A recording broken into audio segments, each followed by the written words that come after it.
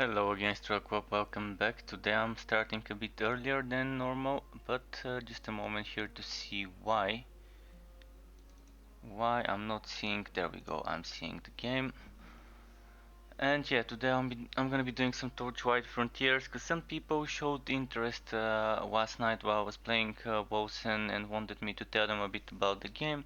So today I'm gonna be spending a lot of time just playing Torchlight Frontiers, so people from all different time zones and countries would be able to join in, maybe ask some questions about the game, and just in general enjoy watching some Torchlight Frontiers gameplay in its current state.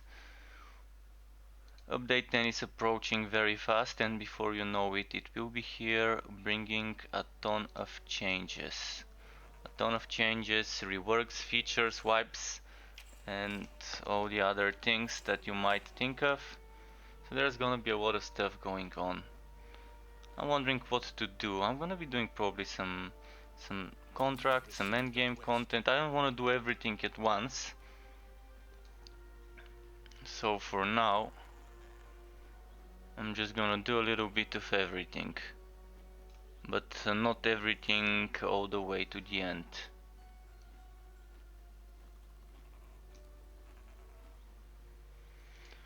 So first things first, let's do a bit of mapping. Maybe... what gear have I got on? At the moment I've got a mixture of Hivit and Goblin items. I don't think I can get any more Hivit stuff, so let's do some Hivit. Chaos Bane? Oh, Lynx801, welcome back, Jude. If I were to recommend between Wosen or Chaos Bane, it would be Wosen. For the full prices of the games, I would recommend Wosen. I would recommend Chaos Bane only if you're a hardcore Warhammer. What was it called? Warhammer Fantasy World. So if you're a Warhammer fan, I forgot what it was called. Just a moment. I don't wanna use the Age of Sigmar, Warhammer Age of Sigmar. If you're Warhammer Age of Sigmar fan, you definitely would enjoy Chaos Bane. But the itemization in Chaos Bane is kind of boring, kind of limiting, and there's some stuff to be desired there. Also, the balancing currently in Chaos Bane is very bad, and there's a limited number of builds and skills that are viable. The rest is complete trash, and there are some skills that never see use in builds for endgame unless you're doing some of the easy stuff. Whereas Wosen currently for the asking price, you're getting a good bargain because if you get it now, you're saving money if you're planning on getting it in the future. So yeah, getting it now it's gonna be 10 euro cheaper than getting it in the future, and it definitely would be able to offer you more content, more detailed itemization system, and you're also gonna be able to customize your items properly and better. Chaosbane still has an item customization in regards to blessings, but that's just it. You only have the blessings. Whereas with Wolfson you're gonna have sockets, you're gonna have regions, rerolling stats and stuff, so you can negate some of the bad RNG if you get a very good item, but you wanna slightly modify the rolls on it. This can happen in Wolfson, whereas in Chaos Bane you can't. The only thing you can do in Chaos Bane is try and get another of the same item with better rolls. And it's not that it's that difficult to do, it's just a bit boring. So both games are fun, but if you have to pick one of them, the short answer would be would be Wolsen instead of Chaos Bane, unless you really are a Warhammer fan. Okay, starting off very nicely with a very good death. I'm doing double HP monsters here, and I'm taking a lot of heat. So I started doing a goblin map when I was planning on doing a Hivit map. So I'm gonna quickly switch my items to goblin defense items. So this one is goblin and fire. This one should be goblin and fire. And I think that's it, 3 items. Well, this one is also a bit more goblin and fire, so let's equip it. And I think that's it for equipping additional items. Okay, let's move on. I So play yeah, Chaos Bane and Wolcen beta. Wolcen is better. indeed, same here. I do play, and welcome back Cow the One, and thank you for the kapow. Nice emote there indeed. I appreciate all those. I do love those not cartoon but comic book texts. I'm even using a similar font for my offline screen, font called Fighting Spirit. So yes, indeed, I can agree. Wolcen Beta is better than Chaos Bane release, for me. And it's a beta, so just this thing, I'm gonna leave it there to sink. For me, Chaos Bane is less fun than Wolcen's beta. Of course, there's less story and maybe less modes for the end game, but once the game launches, we're gonna have a lot more. We're gonna have a lot more skills, a lot more of everything. So I still do think that if you're a Warhammer fan, you're gonna enjoy a lot playing Chaos Bane, but not for the current price they're asking. If you can get it discounted, 50% off, 60% off, you can definitely enjoy Chaos Bane. And they do discounts every now and then. I was able to buy a second copy for my other account. Enjoying those emotes. I didn't know they're still active, the Haha Holidays emotes. There should be starting some Lunar New Year stuff in different games and platforms soon, by the way. And then after that, there's gonna be some Valentine stuff starting in the games, typical marketing stuff. But yeah, I'm gonna be doing some Torchlight Frontiers today, and I'm gonna try and keep it up until late, until it's time to do the developer stream, the official developer stream on on twitch.tv Torchlight Frontiers.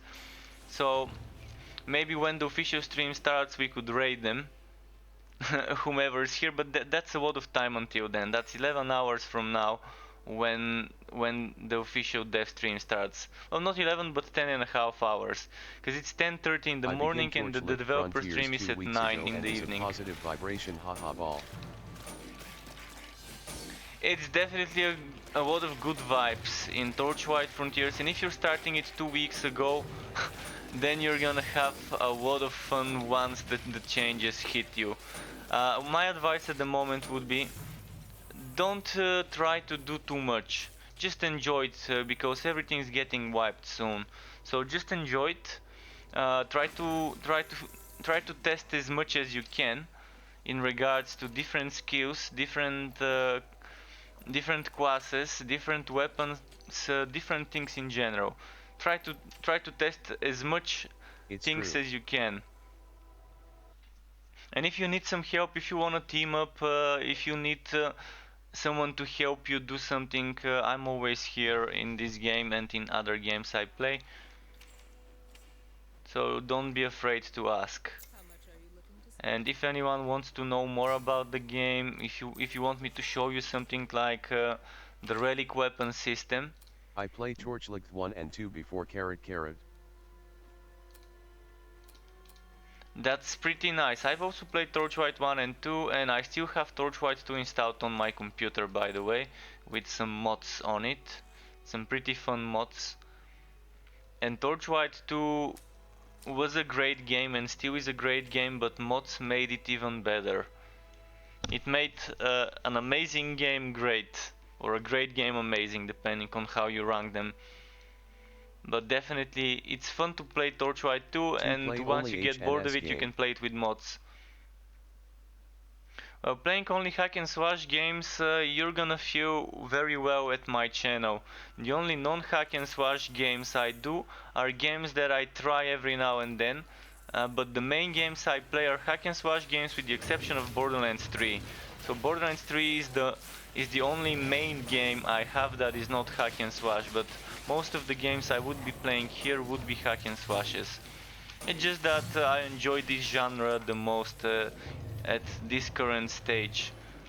I used to be a hardcore MMO fan, but the MMO genre kind of feels not as good as it used to feel when I was younger. Probably my preferences just shifted and I started enjoying grinding gear more than fighting people and doing PvP as I grew up. And I enjoyed playing Two around, stop messing MMO around last and year. testing builds, and hack and slash games are the perfect sandboxes for me to test builds, to test finding builds myself. It's easy to get a build off the internet and that's fine. I enjoy a lot of people like it, that's why I try to make builds. But for me the joy comes of trying to make the build myself. Well, it's good that you stopped MMOs because at the moment the market is in a very bad state. And I don't know what needs to be done to revive the MMO market. I mean, every now and then there's a new MMO that sticks for a while, but the ones that end up staying for longer are nothing too fancy, nothing too special. Most of them are very predatory in regards to cash shops or in regards to limiting the time of the player, so limiting the dungeon entries. I really detest in my guts games that limit the amount of times you can enter a certain dungeon. And time gates, any sort of time gate is a bad thing for me. Of course some games fit very well with having time games and that time gates, and that's fine, but I think time gates just make it more frustrating for new players to catch up with old players in MMOs. And I guess they make those on purpose, to get people to return every day. And daily login rewards and all of that, having to do something repetitively each day, each week, this feel a bit predatory in regards to how it is. Thankfully Torchlight Frontiers is not doing too many of those things. So it doesn't try to be an MMO, it tries to be a hack and slash with a bit of a online element to just for social activities, just to be able to play with people, randomly find people adventuring in the frontiers and team up with them if you want, or just help them do a kill without wondering if you're gonna be kill stealing him or not. Yeah, Torchlight Frontiers for now, in this current state, does have something which is kind of grindy and typical for MMOs. This is the contract system. The contract system, which does feel a bit repetitive, and yeah, there's nothing too fancy and special about it, but they're gonna rework it. The only thing I'm not liking is the rewards are good, the rewards are amazing. This is such a nice steady income of rewards, but the quests are boring. They're the exact same quests every week. So if they were to just change them up and maybe one week you get one set of quests, then the next week you get a second set of quests, then the third week a third set of quests, and the fourth week fourth set of quests, and then it restarts back from week one. So taking turns, week 1, 2, 3, 4, then again week 1, 2, 3, 4, it would make it a bit better. Then people would need to do a whole 4 weeks before things start getting repetitive. And that's fine. But I think they just wanna completely change the type of quest that we're doing, because the quests themselves are boring in the regards that they're asking us to do low level content. And if you're a high level character, level 50 character, it might feel a bit boring to some people going into a level 20 zone, knowing that the enemies are only dropping level 20 gear there.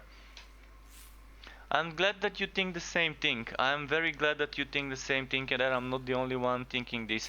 And I always try to be blunt and honest when I'm doing criticism. Sometimes I might even go a bit too vulgar when making the criticism, but it's not with offense to the game or to the developers that are making it. I'm just trying to make sure I get heard by making those remarks sometimes. Celestial Pants for the Hybrid Frontier.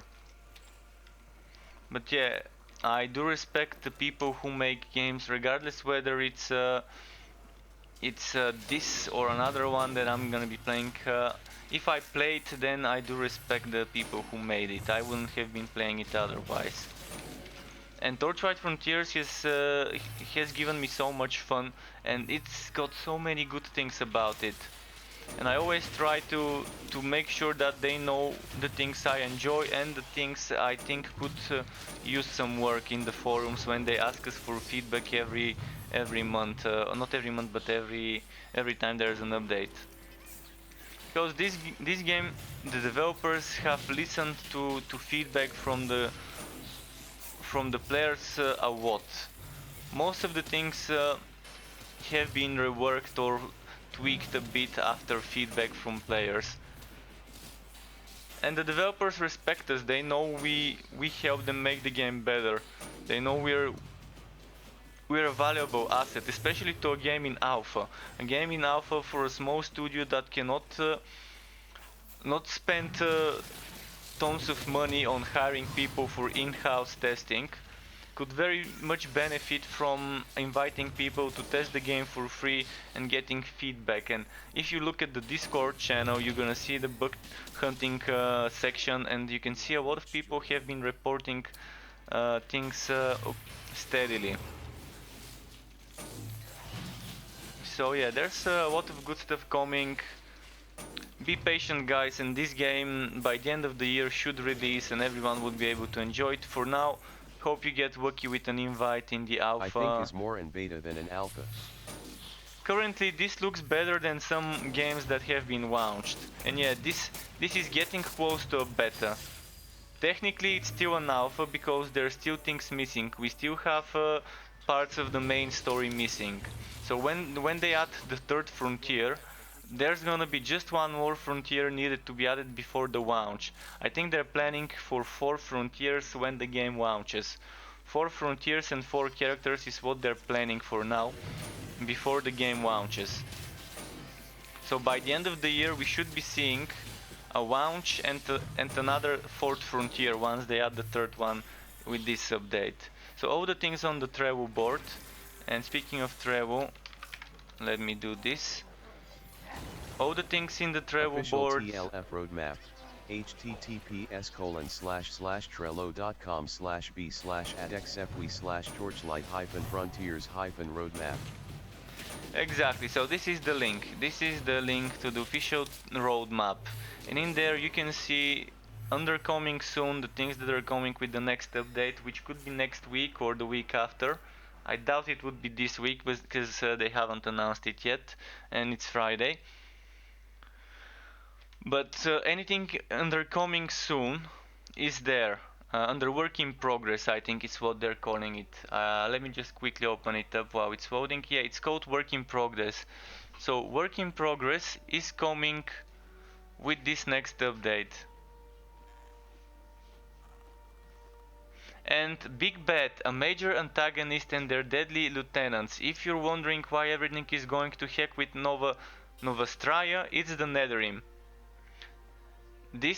Yesterday they moved this card from long-term goals to work in progress. That means we would be seeing the Big Bad with the next update, which probably would be next week or the week after. So we know things like that are coming, and then we know that things like competitive area, the second town, the 4th frontier, character customization, the 4th class, and other goodies such as 4th UI revamp, 4th decor collection transmogrification, and all of that are coming with long-term goals. So not with this update, but eventually before the game launches. So there's gonna be a lot of good stuff coming. So we just gotta be patient. The developers are human and they're a small team, so there's so much they can do at once. And I've got 2 very good drops, by the way, when it comes to leg armor. I mean, this one's not bad with 2 times the crit chance, but this one's also nice if I don't want the crit chance and I want some extra flat damage and defense. And this one's amazing. When it comes to when it comes to crit chance, this is probably even better. I mean, I'm not even losing HP. Probably if I go to the Goblin Frontier, this would end up giving me a little bit less HP, but I think I can safely get rid of this item. And then this can be another one for the Hivit Frontier, and the one I've got at the moment I can keep for the Goblin Frontier. Or I can, yeah, for now I'm gonna do it like that. I've got two different ones for the Hivit. Okay, let's sell this item. And currently this game would not have trading. Maybe they would be making something similar to... Oh, I wanna see this hammer. I've never seen this hammer. I wish I had this hammer on my collection for my video. And yeah, the game developers have already hinted that maybe if they add trading, it would be Jabu style trading, probably, if they add something like this. So if they do go for the route of adding trading, it's probably gonna be Jabu style type of trading. So let's go for this one now. And let's take this one, and then what do I want to grab here? A bit of Hivit defenses, maybe this one. Yeah, I'm gonna lose some crit damage, but that's fine. I mean, I've got plenty of crit damage anyways.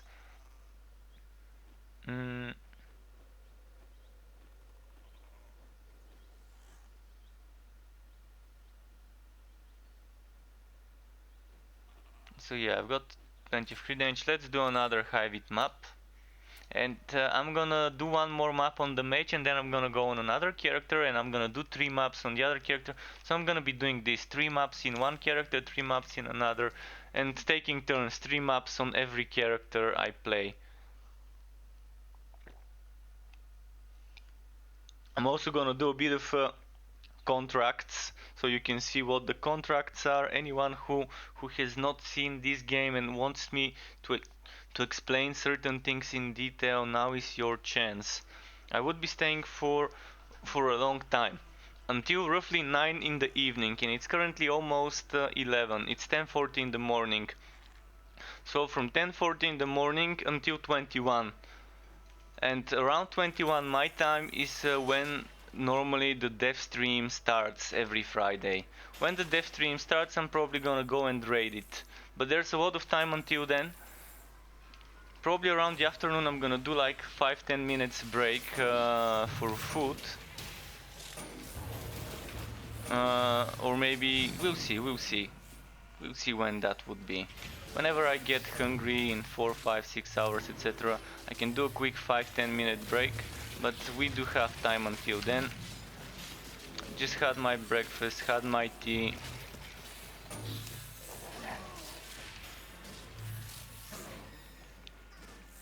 Oh, and I can show you different builds every now and then. Let's see if I can respec. My respec is still glitched, it's not showing up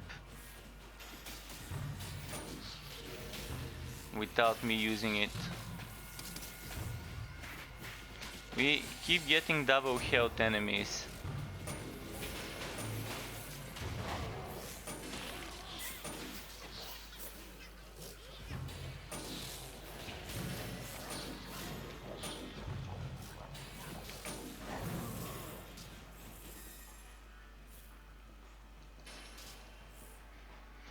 I do wish I can get some items that I'm missing. What I'm doing at the moment is I have a collection of 80 something legendary items that look differently.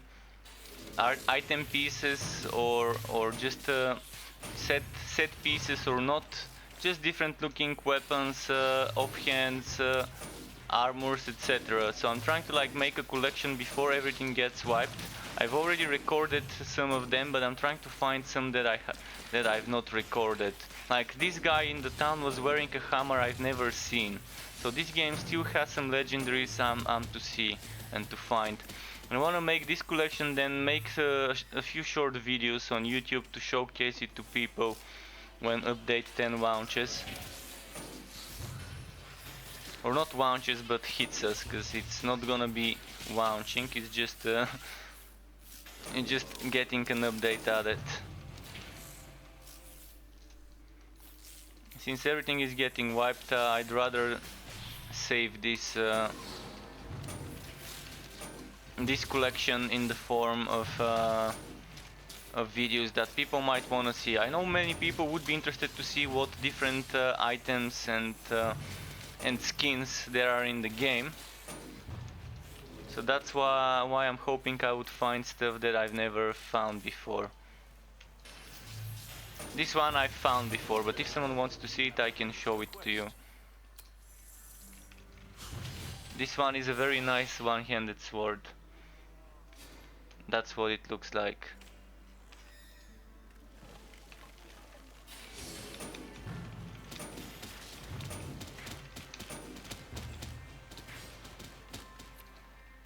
And this one is with 2 sockets, by the way. We can do some enchanting later to show you the current enchanting system. So after this map, oh wow, getting one shot left and right. And as I was saying yesterday in my stream, this game can still be challenging. If you're not stacking the correct defenses, you can get wrecked by the enemies. So it's not a walk in the park if you increase the difficulty. You can make it challenging, you can make it easy depending on what you want. There's casual, normal, difficult, painful and ridiculous. And depending on what you play, you get different gold work, gear work, experience, and what else was it? Oh, and potion work. Actually the gold work is not here, just potion work, item work and experience.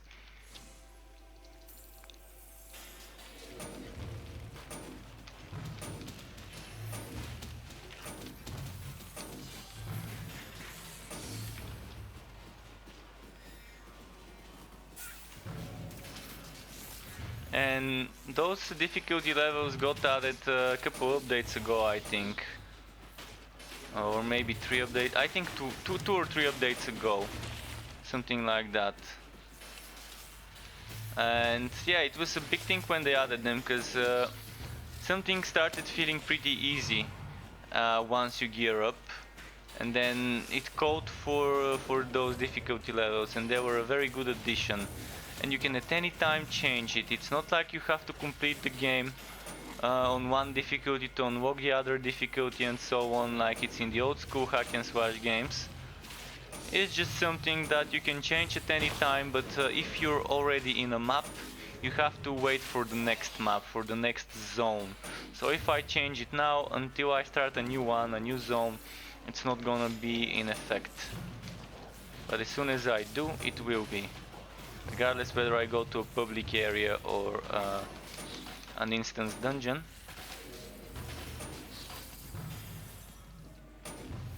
Okay, the boss is near. And if it's a stinger, that means it's probably a glider type of boss. He's double speed, toxic and drops poison pools. So definitely an enemy that could kill me very easily. And since it has double HP, I'm gonna have to be extra careful to kill him before he reaches me. Gotta make sure I'm not missing my hits.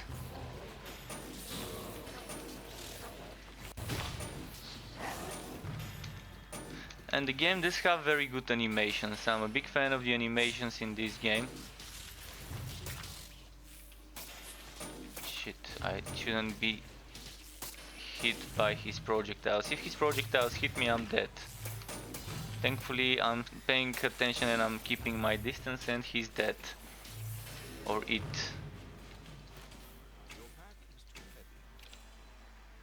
And yeah, I can show you some stuff about the pet system, about the contract system, about anything you might wanna know.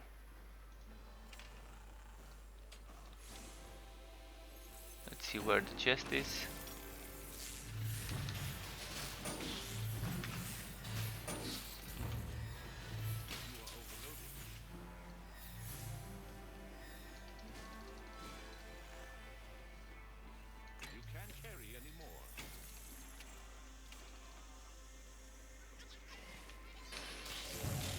So now I'm gonna quickly go to my fort. Instead of going to the town, I'm gonna teleport to my fort and just mess around with this sword I got.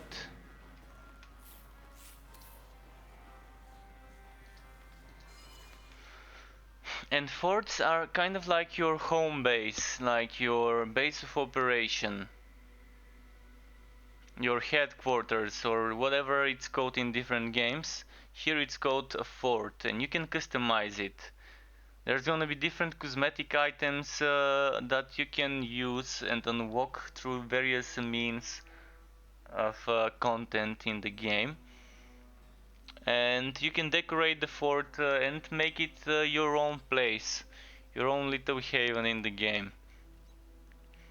So it's waiting to vote, and I have a lot of stuff in it. I do have a lot of things, I'm not sure how many, but it should say it somewhere. I'm not sure where, but I remember there was a place where it shows us how many. I've got 207 props. The limit is 1000, I've got 207. And that's a lot of different props I've got. You can see. You've got things like wardrobes in which you can store separate sets for different heroes. I can't access those because they're for a different character class, but I can access those. Here I've got just this one there. Here I've got those items. You can see those are my mage ones. I got 1, 2, 3, 4, 5, 6, 7, 8, 9, 10, 11, 12, 13 mage ones. I can probably make more, but I really don't need more. There is no room for them. So all of this is gonna get destroyed. And this is the pet shelter. This is where you keep your pets.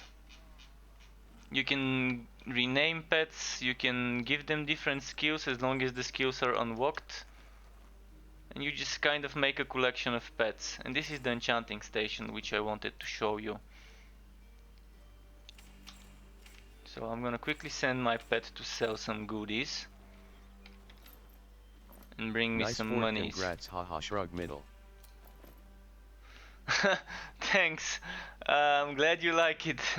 I'm glad you like it. So this is my enchanter here. Enchanting station. Let's enchant this. Oh, not break it down. Let's enchant this item. It's a cold item. Do I wanna? Let's give it.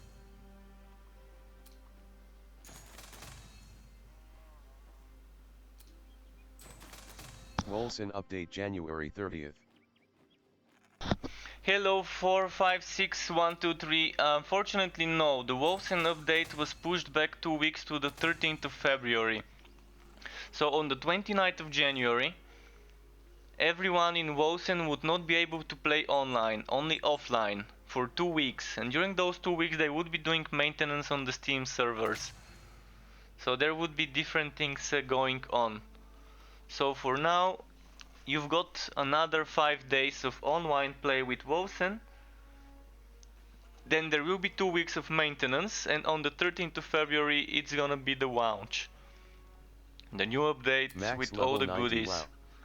Yes, maximum level 90. If you wanna know more info about Wolfsen or about this game, ask me. I'm gonna do my best to provide either some articles on the internet or just give you the info myself. So let me switch characters, and while I'm loading, I'm gonna quickly give you some info about Wolfsen. So the Wolfsen information you might wanna read is in those 3 articles. All of this is something that if you're a Wolfsen player you might wanna read those if you haven't already. Most people probably already have read them, but just in case there's someone watching who hasn't.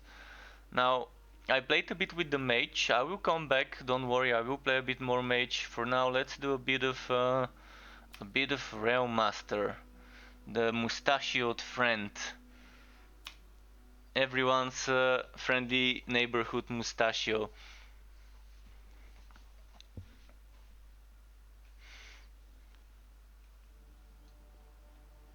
And look at, this is the best thing I've seen in the game, a mustache that goes above the helmet. The mustache has better priority than the helmet. This is a true mustachio neighborhood mustachioed friend. So this is the best ever. My favorite helmet in the game, probably. It doesn't happen with other ones. Okay, let's do some Goblin Frontier. I think my gear is set up for the Goblin Frontier at the moment, or maybe not. Maybe not. Actually, only have 2000. Okay, well, this should give me a bit of Goblin defenses, and then this should give me a bit of. Oh no, it won't give me that much. What else can give me Goblin defenses? Well, on this guy I don't have that many things that can give me, but this one could give me some Goblin defenses.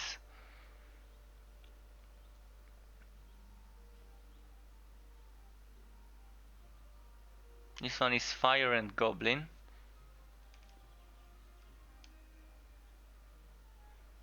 I think I'm fine. I think I'm gonna survive. That's okay. Booker T from the WWF, which was renamed to WWE. He was a great man. I do remember those Booker T against The Rock matches. Back when Dwayne Johnson was a wrestler. Good old times of my early teen years. Even the pre-teen years when I wasn't even a teenager.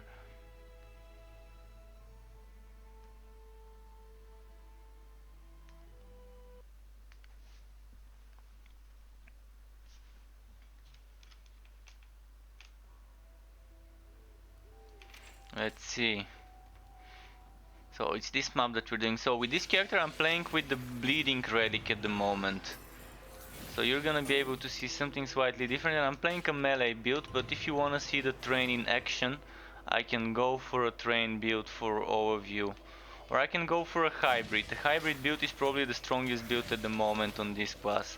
A hybrid shield car with melee skills.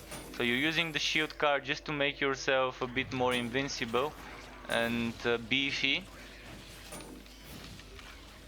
And then you're still using the melee skills and everything like that, and you're stacking. If you're doing a well, I can't. This one, duration for major shield buff from shield car. You want to be stacking this if you want to be doing the defensive setup with the shield car.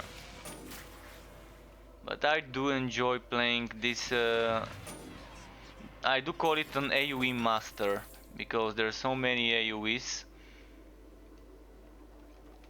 in the lineage tree.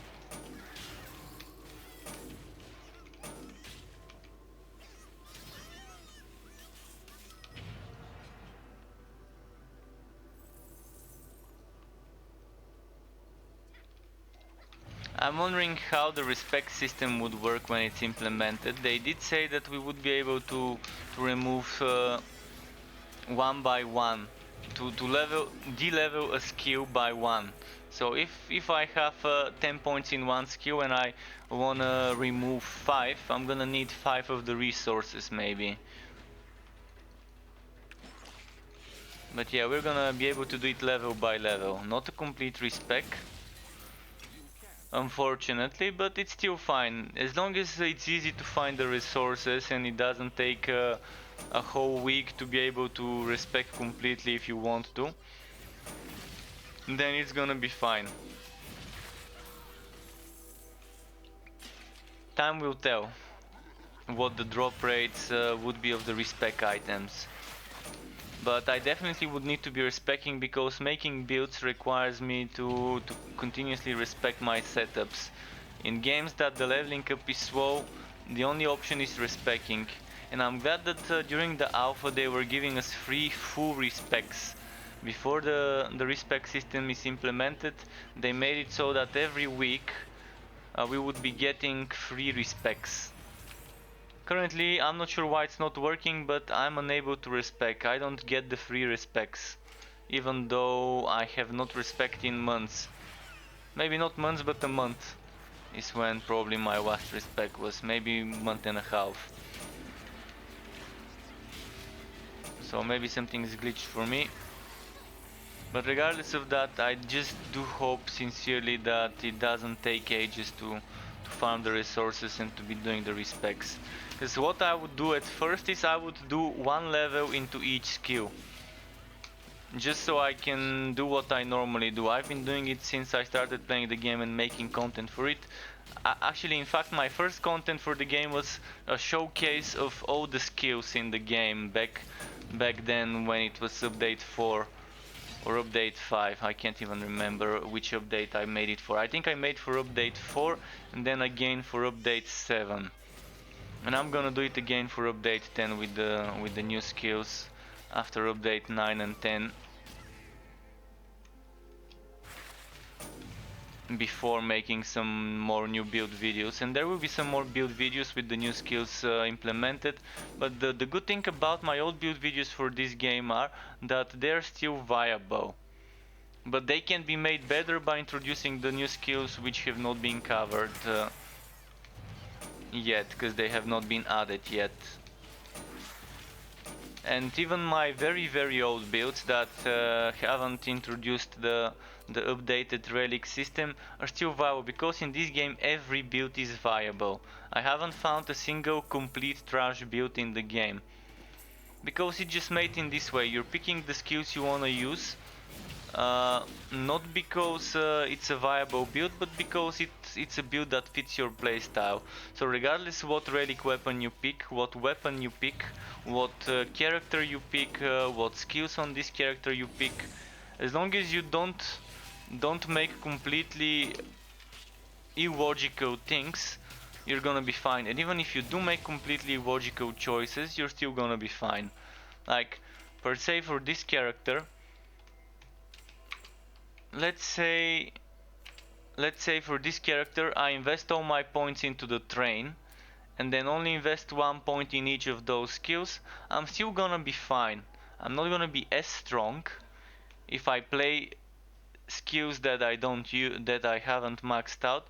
I'm still gonna be strong enough to complete certain things, just not too strong. But yeah, let's say I put everything here, 12 points here, 12 points here, 12 points here, 12 points here, 12 points here, and don't use those skills and decide to just do the exact opposite and play with this build. And just put 1 point in every one of those, it's still gonna be fine. Yeah, it's gonna be a bit of a struggle, but you're gonna be able to do it. And even if you don't synergize your gear with your build. But of course it's like any other game, it's better to synergize the gear with the build. And if you're playing a train build, you want train bonuses. If you're playing a flying pigs build, you would want bonuses like this, where was it? Flying pig, flying pig, flying pig. There is flying pig somewhere here. Maybe I've got it equipped. Duration for bleed from flying pigs, if you're using flying pigs, this is a great example. Or this one, duration for vulnerable debuff for blasting charge, and blasting charge is this one, my number 1 skill. And if you're doing a train build, you might want things like this one, damage when near your train, or duration for major shield buff from shield car if you're using shield car. So it's obvious which items you would wanna pick up. The game is kind of not that difficult to figure out, and it's obvious what gear you might want to be using if you're using a certain skill, if you want to make the build around the skill. So you don't make the build around the gear, you pick the gear based on your build. Oh, you can do it the other way around if you want as well. You can pick the gear and then choose the skills you're using based on what bonuses the gear gives you. Or you can do it the opposite way and it's still gonna be fine. I just messed up there, so those enemies I was fighting would probably have disappeared and despawned. Let's see if they're still there. The boss has definitely moved to a different place. And yeah, those enemies are not here. I'm not a big fan of this happening. This is just punishing me for dying by not being able to kill those elite enemies I was fighting. I'd love to be able to return and kill those elite enemies and get some wood from them. Now it's just the boss. I mean I can still spawn those because I didn't spawn them before, but there was a legendary enemy there. And if you die in some maps, in some boss zones, if you die and there were enemies spawned, when you respawn all those enemies would be dead. And not dead that give you XP or wood, just despawned. The boss of course doesn't get despawned like this, but all the other ads do.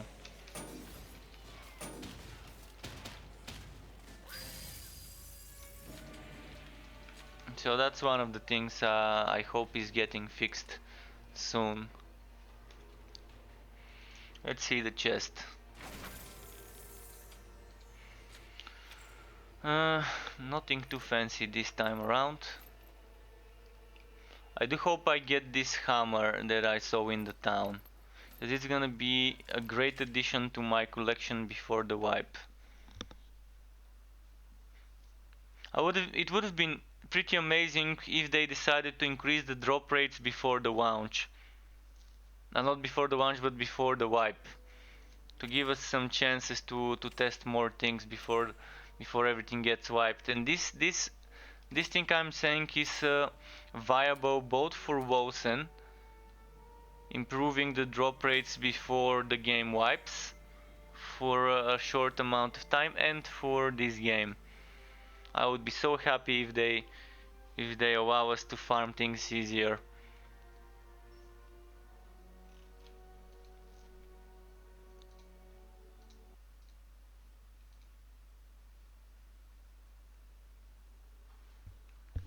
This little goblin. The same map. Okay, this time I'm gonna do the bottom of the map instead of the top. And I keep getting double HP monsters. I'm not sure what's happening, but the game just keeps giving me double HP monsters, which is fine. It's one of the modifiers I like, because it's not giving them extra damage or crit damage or anything like that. It's just making them a bit more energy spongy, in this case endurance spongy.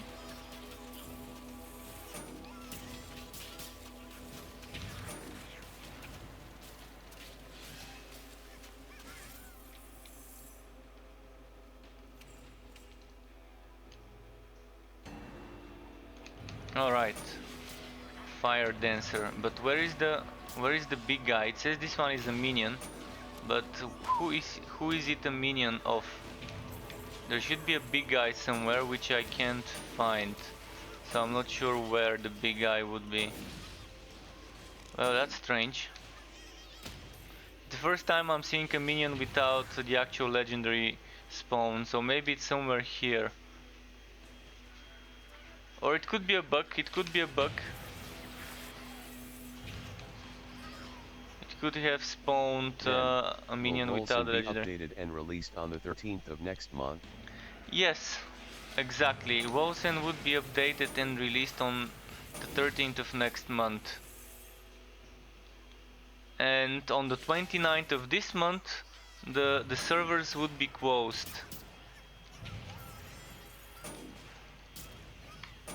So you would be able to play offline, not online. So they would be updating, they would be doing some maintenance on the Steam servers for 2 weeks.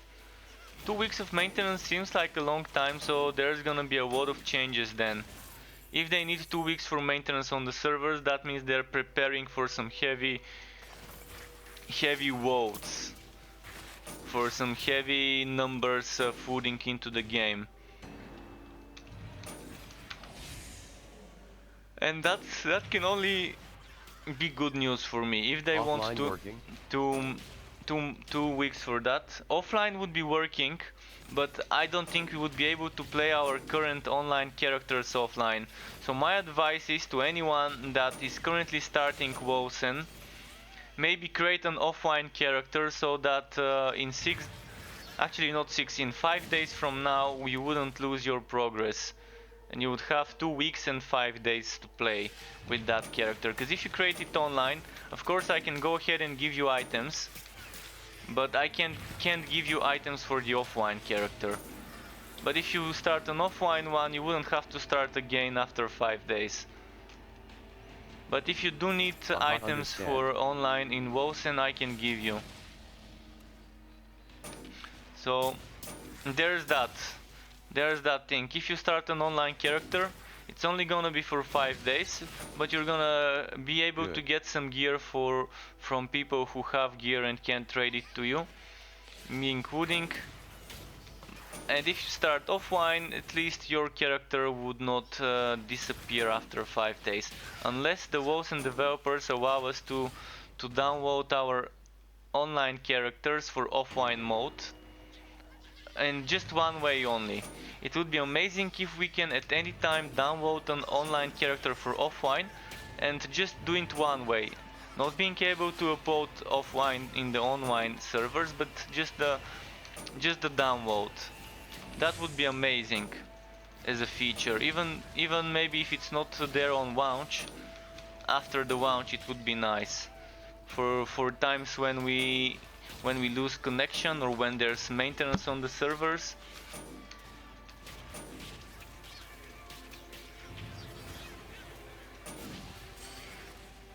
But it is good to know this if you're a new player starting WoSen right now,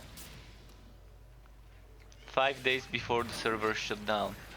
As for Torchlight Frontiers, we really don't know when update 10 is coming, but it should be this month. It should be this month, at least that's what they said, but you never know.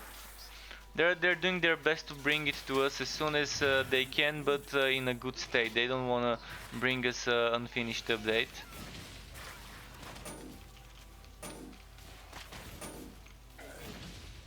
So we'll see how it goes. But there are so many things, and just noticing that yesterday they added something new, being the big baddies, the Netherrim being added into the story would be nice. So we would know about the big baddies in the game when update 10 hits us. And I've been wanting to know more about them. I've been really wanting to know more about that. I am really looking forward to WoSen. Same here, dude. I'm looking forward to a lot of things, and WoSen is one of them. WoSen is currently somewhere in my top. Together with update 10 in Torchlight Frontiers, WoSen is top 1, and Torchlight Frontiers is also top 1. I'm looking forward to both update 10 of Torchlight Frontiers and the WoSen launch equally as much, and I do hope they don't come at exactly the same time. I do hope Torchlight Frontiers comes maybe next week, so I can have some time to play this game without worrying that the other game is launching at the same time. It's good when games you enjoy playing don't launch at the same time and don't try to compete for our times, because they're games in the same genre. And I do know update 10 is not a launch, but it's a huge update. It's the biggest update the game has ever had since the start of Alpha. So it's definitely gonna be a fun update. This is how we get pets. Of course, you can send it home, swap it with your current pet, and send your current pet home, or you can release it.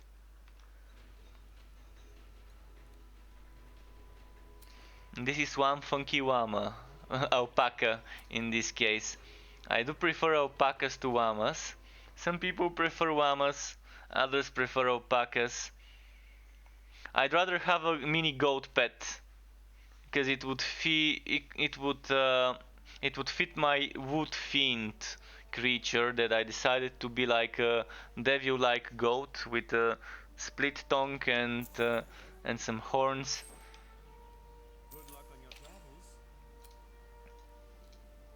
Okay, I'm gonna do one more map on this guy and then I'm going on the forged. So if you wanna see some forged gameplay, it's coming soon. Let's quickly sell those items. Selling those items, and let's do high wheat.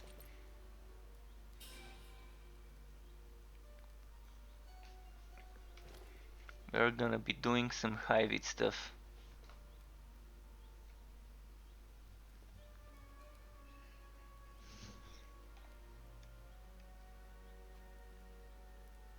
Probably gonna use this one, actually. Or never mind. Let's use this because of the poison defense. So the poison defense. I think I've equipped everything high wheat I need. I could equip this for extra crit damage. How's my crit damage? It's maxed out, so I definitely don't need this one. When does Torchlight release? Torchlight currently doesn't have a fixed date. They're saying 2020, but they're trying to take their time and make sure the game is ready before releasing, so for now we won't know. And welcome back Daniel Svensson. So guys, I see that a lot of you are already here. If anyone has questions, wants to see something, wants to see different skills, wants to see different relics, relic weapons in action, different classes, different zones, enemies, etc., do let me know.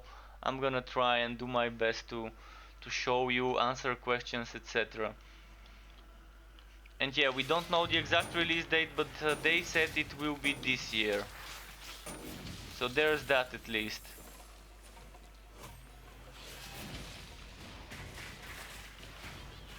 My guess is probably around the end of the year. Second half of the year is my guess. Maybe the fourth quarter, around the winter somewhere, is my guess. But you never know.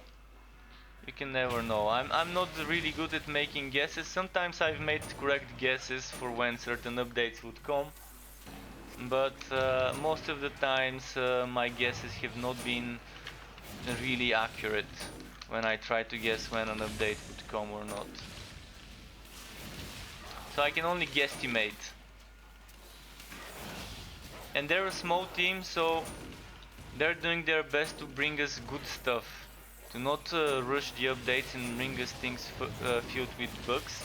And even on an alpha, they're adding a lot of polish.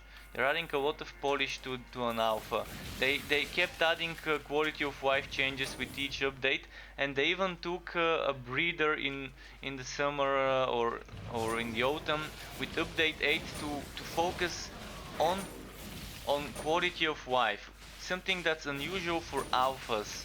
Normally on alphas, developers don't focus for quality of life, and I love Echtra for doing that. They decided to dedicate one update specifically on a ton of quality of life changes for all of us, which was amazing to have something like this.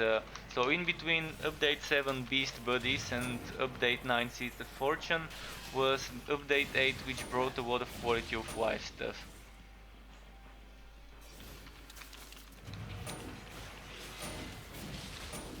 And this is an alpha, and it is pretty crisp for an alpha.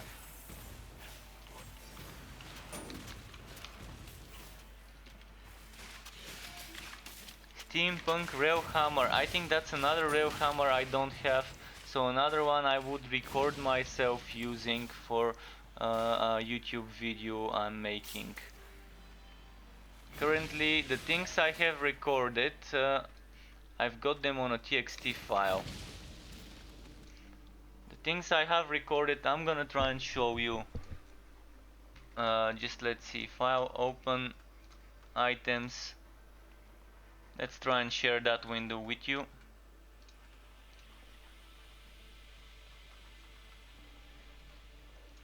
At window window capture, txt, okay. So this is just quickly showing you what I've recorded footage for. So Celestial Mage set, Goblin set, High Wit set for the Mage, for the Forge, this with some blue stuff, those with some blue stuff. Then those swords I've recorded.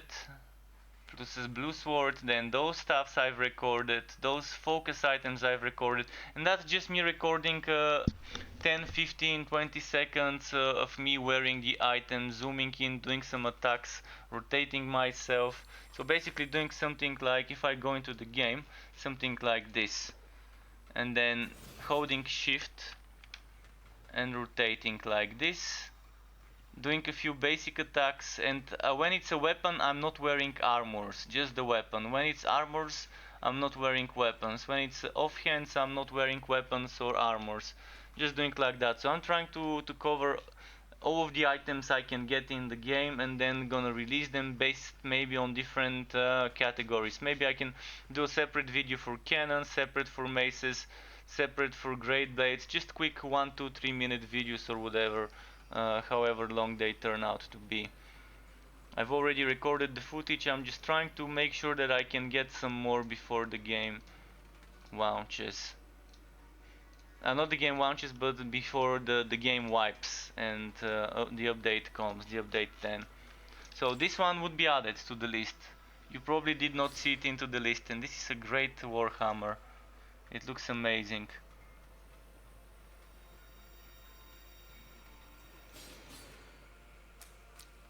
Steampunk. And I do have a character called Steampunk. Alright, let's keep moving. Enough off topic. I do tend to go a lot on off topic.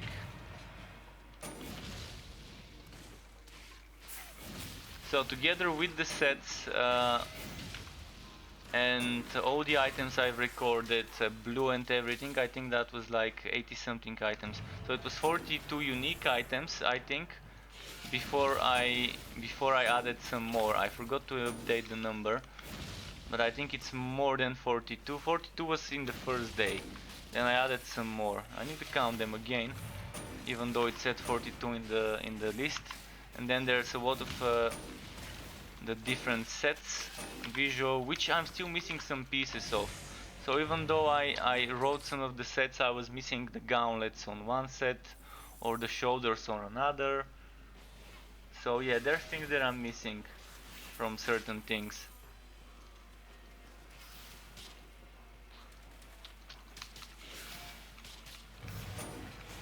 Oh wow, wow, wow, a lot of damage. This map is nimble, so the enemies have a lot of attack speed on this map. Should try and keep my distance, even though this is a close range build, so it's not supposed to be keeping my distance.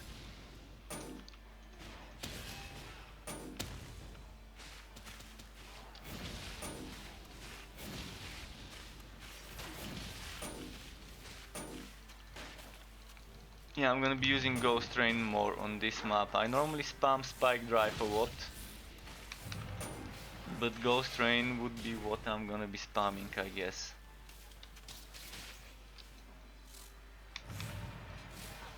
Oh wow, he wants to play rough. Oh, look at that, he didn't get hit.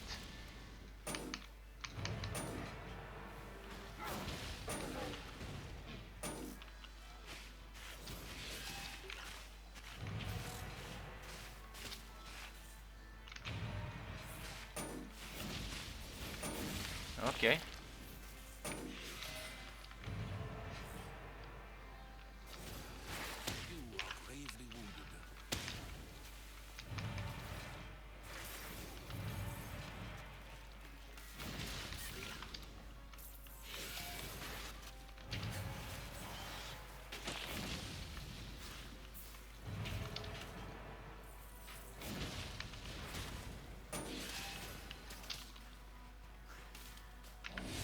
let's use the ultimate. And currently what we have here, this bot frenzy, this is a relic weapon active skill, and the relic weapons would be changed to relics, so they're not no longer gonna be weapons that we equip like this one. Currently you can see it changes my weapon combination to this one, and I'm losing the stats from my current offhand and main hand, and it's not gonna be that way.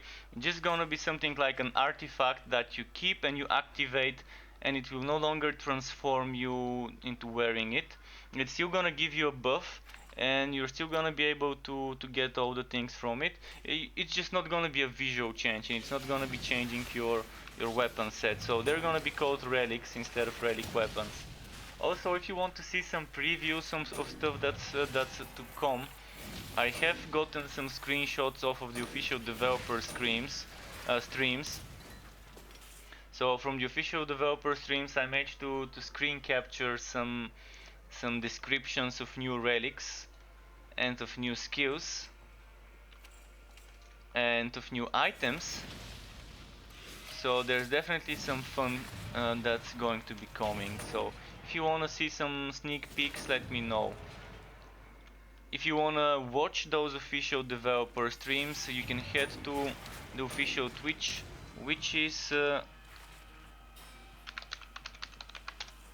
let's see if the command works. https://www.twitch.tv/playtorchlight official TLF Twitch. Yeah, what he said. Exactly what he said. And if you go there and you go on videos, you're gonna see some replays. Tonight, hopefully, there's gonna be finally a developer stream if they're ready. They're pretty busy with update 10. So for all we know, maybe tonight is gonna be another night without a developer stream, but I'm certainly hoping there will be one.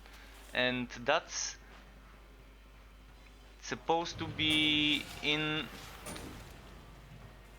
11 in the morning Pacific time, 7 in the evening United Kingdom time, 8 in the evening Germany time, and in my time zone that's gonna be 9 in the evening. Currently in my time zone it's 11:25 in the morning, so roughly 10.5 hours from now. And when that time comes, I'm probably gonna send all my viewers there as a raid, because I'm gonna be streaming Torchlight until the official developer stream starts, and then maybe raid them and go have dinner and watch the official developer stream if there is one.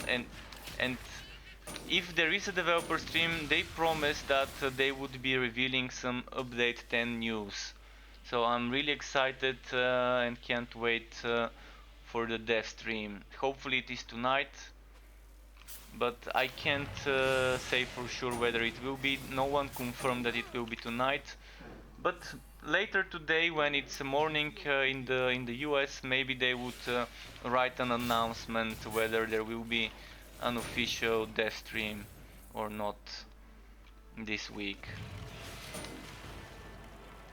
But I'm a big fan of those Friday Fun Day streams. Sometimes I may not be there to watch it live, but I would catch the replay when I can, and there's been so much good stuff there revealed.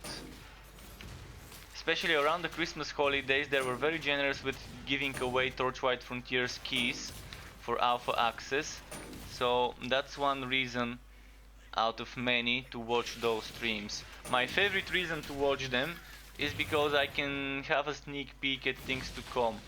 I can see some previews of items, of armors, of relics, of skills. I can see some behind the scene footage of how they're working with the Unreal Engine, and hear some interesting stories about the game and its development. So a lot of reasons to watch those dev streams. But if you want access to the game, Friday Fun Day streams are a great way to try and get a key given away to you. They've been giving away keys more and more recently. Before there were Friday Fun Day streams when there would be 0 keys given away, but nowadays I don't think there has been over the last month and a half a single death stream without at least one key given away. But it's not a guaranteed thing, so don't rely on keys from those streams. But it's a good place to go if you want to test your luck. And if you haven't signed up for the game and you think it's fun and you think you want to try and play it, you can head to torchlightfrontiers.com, sign up, and pray to RNGesus, because it's completely RNG who joins the alpha. You cannot buy access, which is good, because early access on Steam, for example, ends up resulting in a lot of bad reviews for people expecting a full game when it's early access alpha. So that's why this game currently is not on Steam or other platforms yet. It's only on the Perfect World Arc launcher. They're the publishers of the game, but this game would probably launch on Steam as well when its time comes.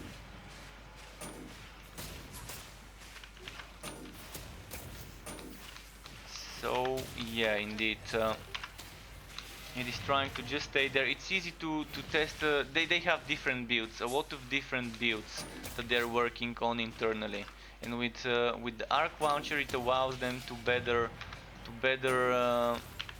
switch between a certain build that is the live version that we're playing, and then a build that has some new characters and new stuff, then a build that has some new frontiers and all of that. So they can switch between builds easier with the Perfect World launcher. While they're in the alpha, it seems like a good way of having it. Okay, I'm standing behind because this boss is very dangerous and can two-shot me. So I'm just trying to be a bit of a cheesecake here and use my range skills instead of my melee attacks.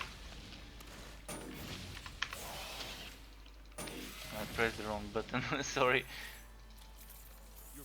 So after this guy, after this mission, I'm gonna switch to the robot class, to the Forged. I did 3 missions with the mage, I did 3 missions, 3 maps with this guy, and I'm gonna be switching. A bit of this, a bit of that, a bit of this, a bit of that. That's how it's gonna be today. And I'm gonna be switching the different types of content I'm doing. So after doing map works, I'm gonna start doing some contracts. And contracts are like weekly missions, weekly quests. And they're gonna be reworked again, I think. So we do earn fame, and we do get different rewards based on our fame levels. And it's all the way to level 60, and then after 60 it starts giving us some extra additional rewards, and after a certain level like 66 you stop seeing those things. But yeah, you do those missions daily, and each mission can give you 100 fame, and each 360 fame gives you a level, and each level gives you a reward. You can see different rewards, like there's some things for your fort, like decorations that you can put in your fort, which is a base, or some map bundles or essence bundles and resource bundles, which is for crafting and things like that, or wardrobes where you can put extra sets of gear.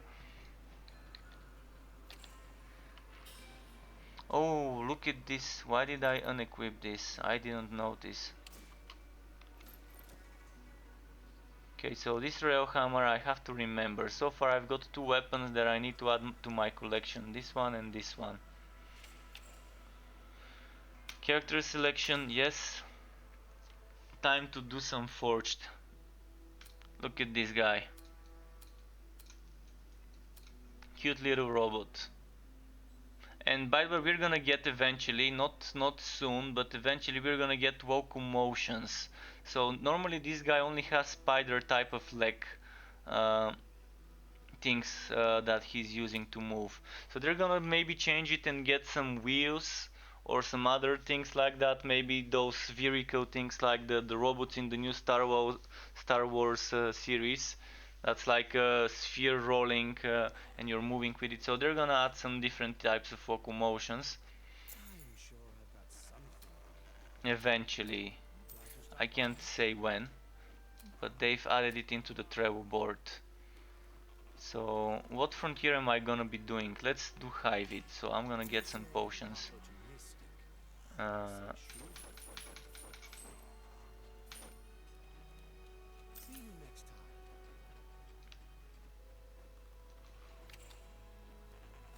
Yeah, I need to sell some stuff.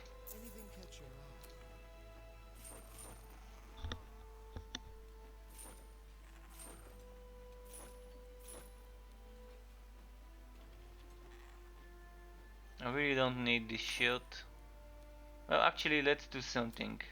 Let's grab this shield. Ah, never mind. It's gone. I don't need it. Everything's getting wiped anyways, and I've got 4 of those shields, maybe 5.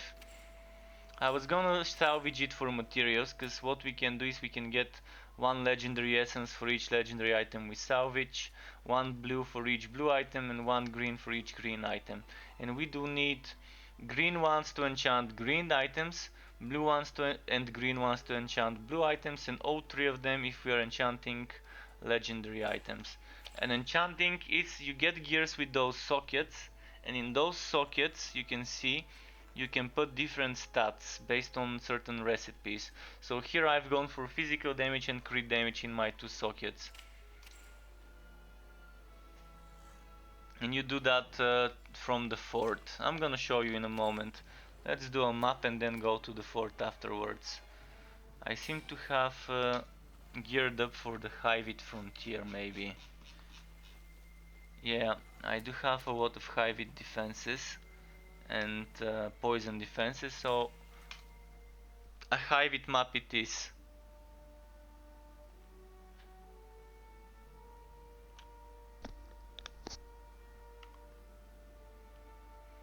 Let's see what we get. Maybe an open area. I've not seen the open zone yet. Oh, by the way, there was on the Twitter, the official Torchlight Frontiers Twitter. There was yesterday a https://twitter.com/playtorchlight official TLF Twitter. There was a preview of some new looking areas in the Hive Frontier, which looked amazing. If you've been following the game, you might wanna check this one out, the one they posted yesterday. It looks like a swampy zone with some wooden platforms to walk over, but it's all poisoned swamps or poisoned lakes or whatever. So it looks amazing, like a poisoned river or whatever. Similar to the river run maps in the Goblin Frontier, but with poisoned Hive looking things around the wooden platform. So definitely has that Hive vibe going on, captured perfectly. I love how good they are at building the world of the game, at making each zone being very befitting of the frontier that it belongs to.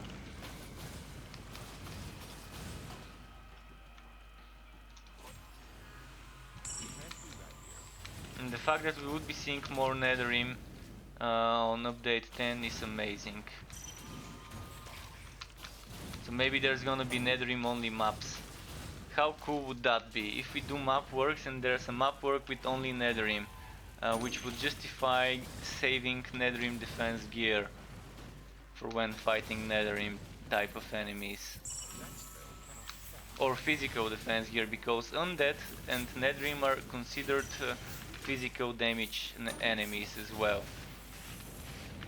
And there's separate status undead defense and separate status Netherim defense, and it would give you more, but it would only give you against the Netherim or against the undead. So if you're going, actually my build is currently ranged, I was using the wrong skill. The right skill to use for this build is this one, because with this one I have 102% crit chance. That's why I'm stacking cannon damage stuff. And the shield is there just to give me defensive stuff, whereas the sword is a stat stick which doesn't give me any bonuses to my cannon damage. This character is a bit specific because it has one more item. Normally with the other characters you have weapon damage, and I still have weapon damage here, but then I also have cannon damage, and I have skills that benefit from cannon damage, and I also have skills that benefit from weapon damage. And this build I've made it to benefit from weapon damage mostly. Like my main damage source would be Swag Shot, which is a cannon damage, not weapon damage, pardon me, it's a cannon damage skill. I'm still doing certain things with weapon damage, like the Sonic Pose.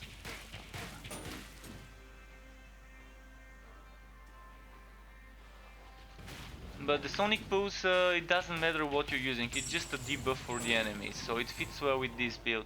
But this one is weapon damage, and I'm only using this one when there's enemies like very spread out. So this is a cone of attack. And if the enemies are spread out, I'd rather use that than the piercing Swag Shot. And since it's a 102% crit chance, that means you don't need crit chance from gear, and you can focus on getting your crit damage to the maximum, and the maximum crit damage you can get in the game is 300%. So there is a hard cap on the crit, and I'm pretty close, 274 with the cannon, and only 4% crit chance because, as I said, I don't need it. The skill itself has the increased crit chance. So you can see every hit is a crit with the cannon.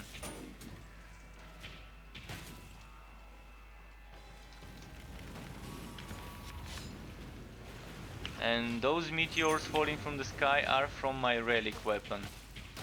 My relic, currently it's a relic weapon, but later on it would be just a relic when update 10.1 hits us. You are dying.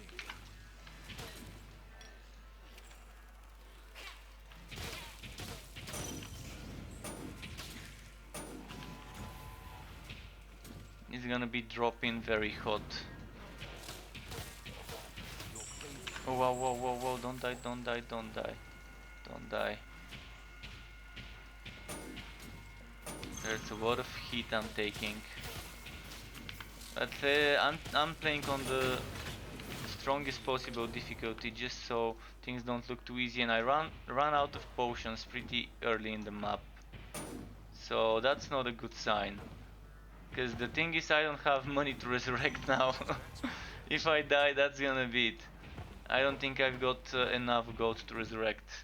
So I might send my pet to sell some stuff. But the thing is, I haven't even looted much stuff.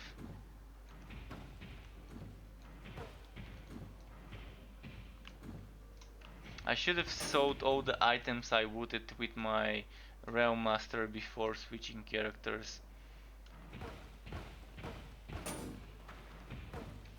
So pet, he only has one item to sell.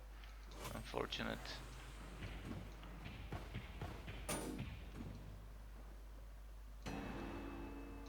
Oh, and now there's a...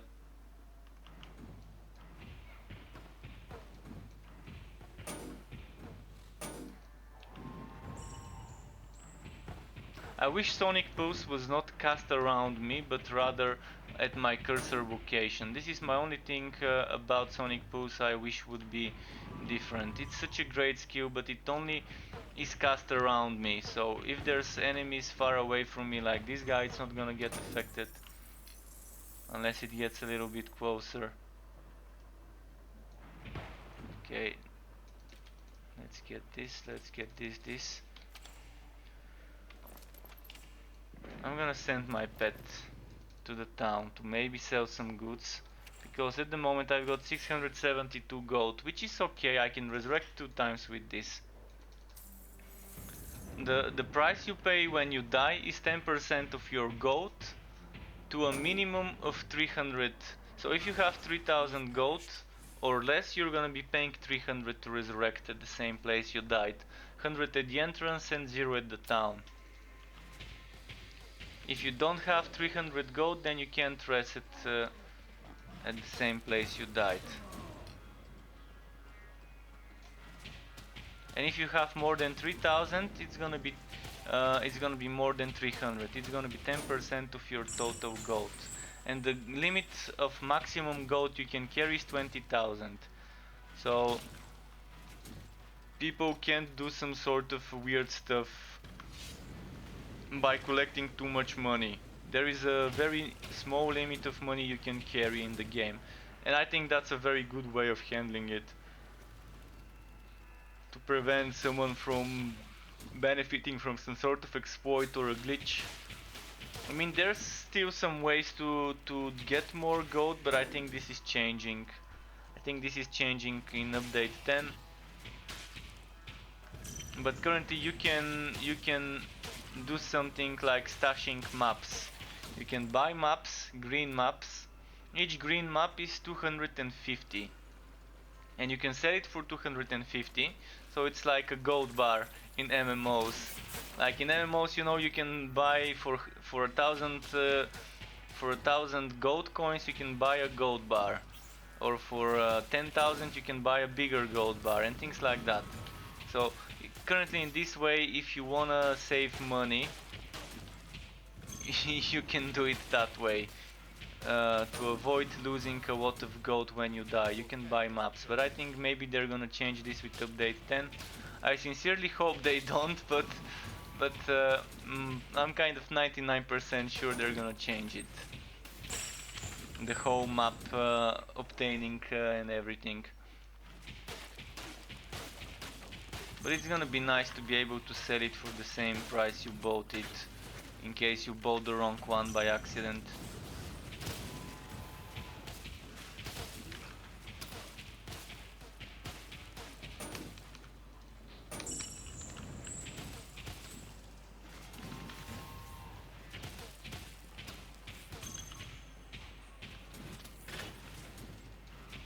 And maps can only stack up to 5 per stack, so that's 2,500 gold for green maps that you can get from the NPC per stack, if you want to be saving maps for money. Have a good day and fun by Kapow. Thanks dude, Kapow to you, and you have a great day as well. Thank you for being here this early in the day. Hope you had some fun learning about certain TLF stuff. And guys, feel free to ask questions if you want to see certain things in the game. I can show you. I can show you different classes, I can show you different skills. Oh, interesting. Oh, don't tell me this enemy got this bug. Yeah, I hate this bug. It makes it keep returning back. At least I know. Well, I don't know. I thought I knew a workaround around this, but I guess I was wrong. So I can't pull the boss too far away from its spawn. So I'm gonna have to stay here and try and kill it before it despawns. Your pet is running away. And now my pet is dead. Okay, I killed the boss before. So when I got too far away from his spawn, he kept resetting. I've seen this happening 2-3 more times, so it's not something that common. And I've already reported it long ago. And the greatest thing about this game is it's very easy to report bugs and to give feedback. Even if it's not a bug, if you just want to give feedback about certain things that you want to see in the game, you can type blah blah blah, click submit, and what this sends, it sends this information, which is the information you're seeing in the bottom right corner. And all of this gets automatically sent you without you having to copy paste it for them, which is something useful. It shows you the monster level range, it shows you the instance you're doing, and it shows you the seed, the specific seed of the game, this seed. So I'm doing that seed of this map. Mapworks 1_1f1 caves 1, and with this seed. And it shows them a lot of useful stuff. Also connection to the server that I'm connecting to, ping, etc.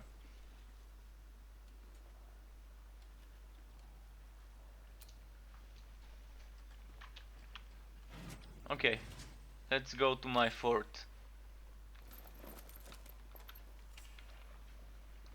So pretty easy to give feedback and to report bugs from within the game. Big kudos for them to making this a thing. Some people really don't want to go to a certain forum or to Discord or whatever to report a bug. It's much easier to report a bug from within the game, unless you need to upload a screenshot. Of course, when I need to upload a screenshot, I'd rather report it in Discord because it's very easy. Or if I need to upload a short video. And when it comes to giving feedback, yeah, I've given some weird ideas throughout those past 9 months or 10 months I've been playing the game. Some very, very weird ideas.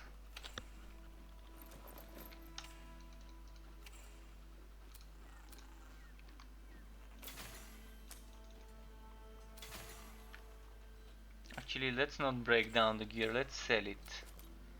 And speaking of crazy, weird and good stuff, just a quick preview. Your pet has I'm gonna show you some stuff, just a moment. Let me cut it and paste it in the correct folder. Where is it? Torchlight Frontiers Mayhem. Paste. I'm not sure whether you're seeing it. Just a moment to see if you can see this. You cannot see it. Not yet, I guess. Just a moment. Window capture. Add existing honey view. There we go. So this is from the stream.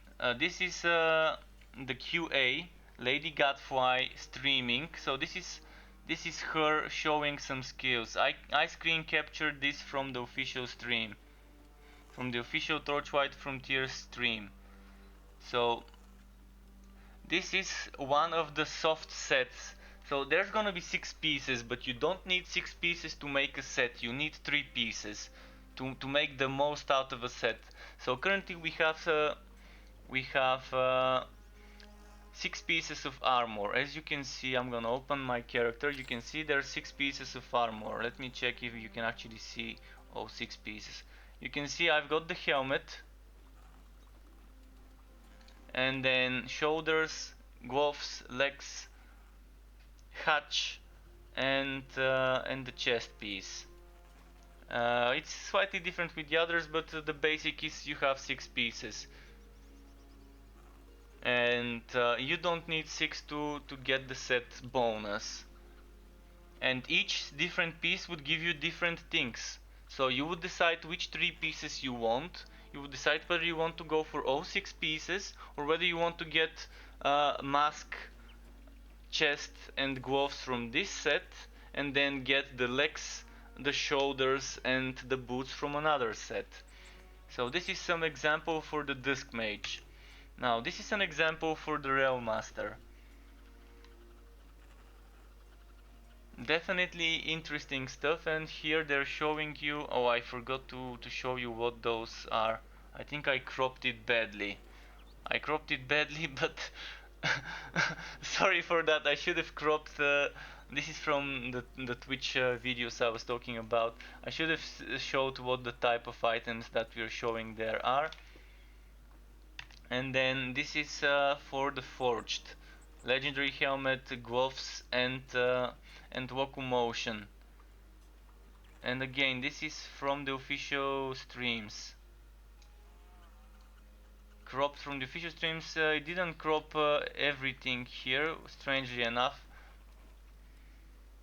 but definitely some good stuff. I'm not sure why it didn't crop all of it. There should have been more underneath this window. There's this, which is a new relic called the Guardian. More of a defensive, but you still can get a ton of damage. You can get up to 50% damage from this and stack it with this 20% damage. and that's 70% increased damage for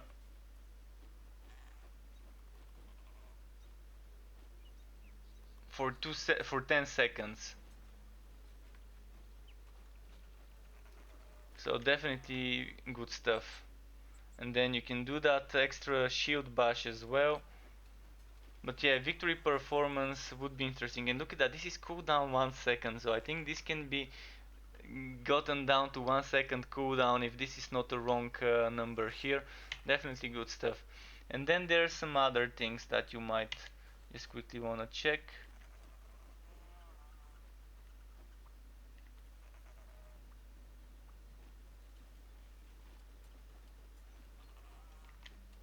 So that's items that are coming into the game.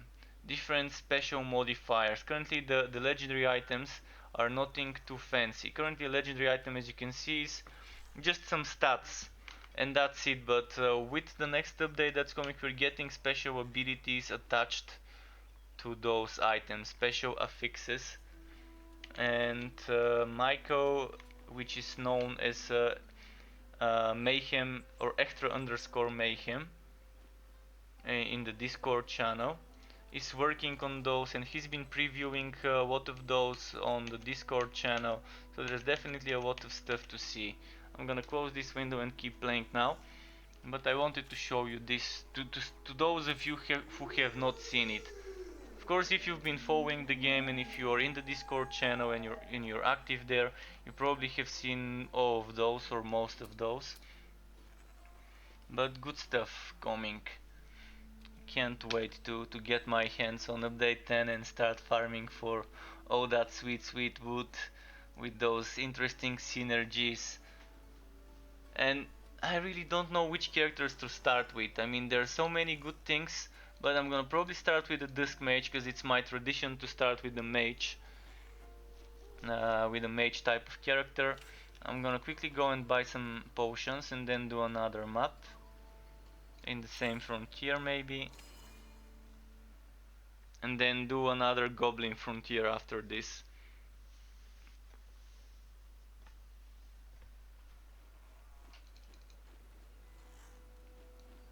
Take a look around. So potions.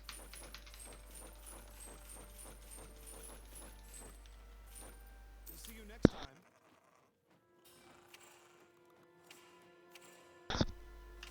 Okay, I'm ready. I had to mute my mic for a second. If you're wondering this beeping sound and what it was.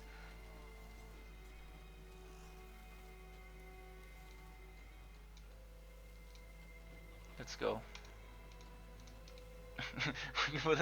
wouldn't let me enter the portal. Now let's roll my mouse with the wheel. Make the wheel spin. Make the loading get faster by spinning the wheel manually. This is the holy ritual of getting the loading screen to spin for me.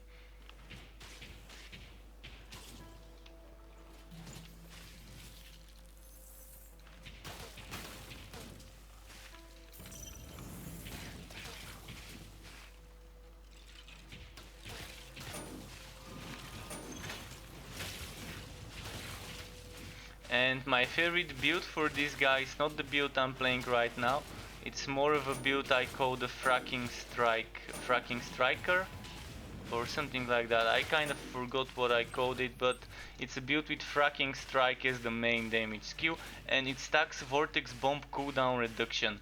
And with the items I just previewed for you, with the special set that I previewed for you for the forged, this would be such a good synergy, because when spending heat, based on how much heat you've spent, you have a chance to regain some heat. And basically what this fracking striker build does is doing 3 or 4 fracking strikes, depending whether you spent in shotgun blast. If you didn't spend a single point in shotgun blast, all you're gonna need to do is 3 fracking strikes would be enough to get your hit to the maximum level, and then you do vortex bomb.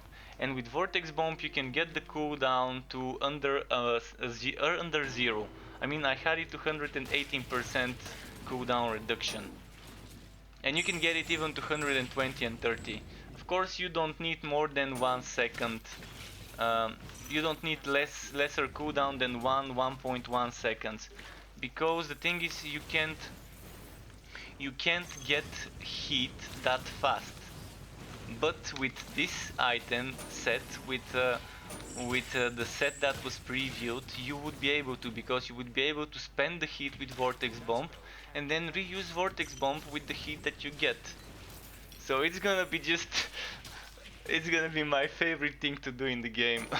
I mean, long ago they were asking, show us some weird builds that you want to play with the Forged, and I did that. I showed them this setup. At that stage it was still experimental, but it was me stacking up items that give me this stat. Where is it?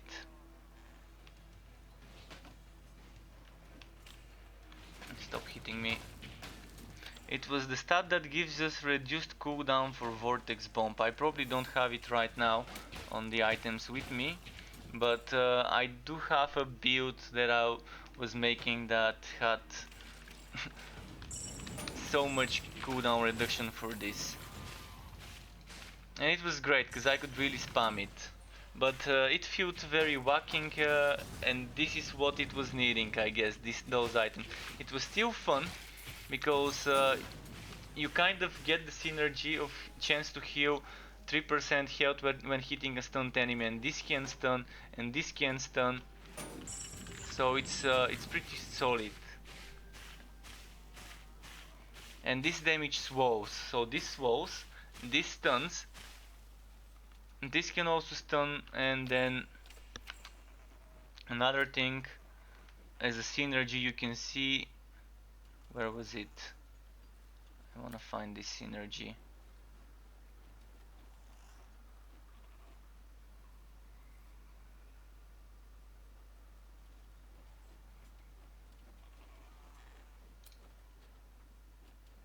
I think it was in another character, but there was oh, this can also stun, but this was part of that build, but I was not using it as a main, just as a melee crit chance passive. But currently I'm going for a barrage build, so yeah, not that specific thing. But it's still a good synergy, because you can stun with this and you can stun with this. And if you keep spamming this one, you would be having a lot of chance to stun the enemies and just keep pulling. It's gonna be the Condemn setup, kind of similar to Diablo 3 Condemn. And it's great, as long as you can keep yourself alive. The only problem would be toxic maps.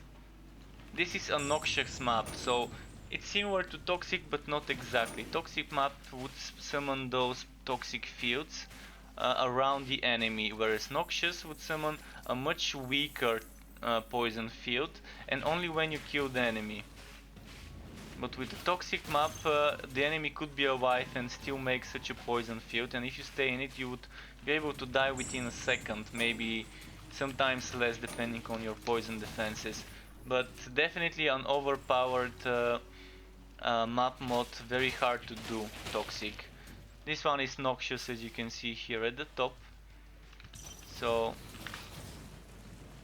it is not too bad. But even with a noxious map you have to be careful, because if you end up killing 10 enemies and all of them make a noxious field, that's gonna be a lot of poison damage on the same place if you're doing a melee setup.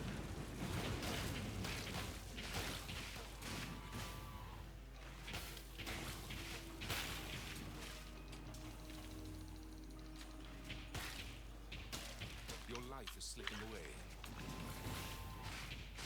Almost got killed. Those enemies hurt me a lot because they are fire damage in a poison zone, and I'm stacking poison defense, not fire defense. So they're enemies out of place, and I'm wondering what they're doing here. You can see most of the rangers and skeletons have poison weapons, and they're called putrid. So they're either gonna be physical or poison. And then there's those enemies out of place with fire, as if they're as if they're coming from the Goblin Frontier into this one. And which is a bit difficult, because you're kind of stacking poison. Look at those are poison. So you're stacking poison and high beat defenses, and then you end up doing a map with only undead. That means there's gonna be fire undead, there's gonna be poison undead, there's gonna be physical undead. So pretty mixed. So it makes you kind of switch to maybe undead defense items or wear a mixed set with a bit of fire defense, a bit of poison defense, a bit of physical defense if you can get from some sources. So this high hit defense currently is not gonna do much for me because on this map there's not many high hit. That's why I wish we had some place to store items and switch with them on the go. Like yeah, we do have wardrobes, but for wardrobes you have to be in the fort to switch. And you can't do it in a map because some of those maps, if you go back to the base, you can't go back into the map. So if I go back to my fort to switch my set, I'm not going to be able to return. And if I see a map that I'm not geared up for because I didn't expect fire enemies, then I'm done if I'm not carrying items of the right type. So as much as I do love the game, there are some things that I really think would be nice to have before it launches as a quality of life. Of course, quality of life is probably the last thing they should be worrying. And as I said earlier, I do appreciate that they took a whole update in the summer or autumn, update 8 to add quality of life changes. But it's not something that serious at the moment, having fire enemies in a high hit map.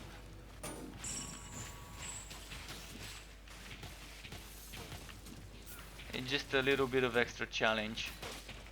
And look at that, there are still some high hit in this map, not too many, but there are still some of them. So this map has almost everything you might need. It has physical damage, high hit damage, goblin damage, poison damage, skeleton, which is actually physical, but yeah, it's got it all. I've not seen a Netherrim yet, but if we see a Netherrim, then this map would have all of them. The rainbow map.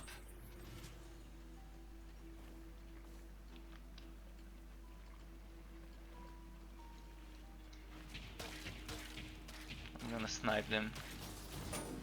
Let's give them sonic pulse and snipe again. Since they're not ranged enemies, I can do that and snipe them. Oh, and then the ranged enemies showed up.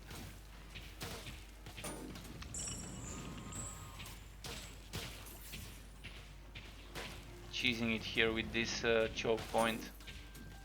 You can't cast that here. Oh, my pet got downed maybe. I can actually heal my pet by using potions. But I think oh yeah, he's gonna get downed.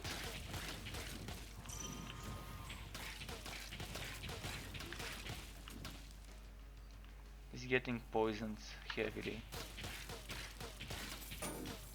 I'm gonna send the pet to the town. Let's give him some wood.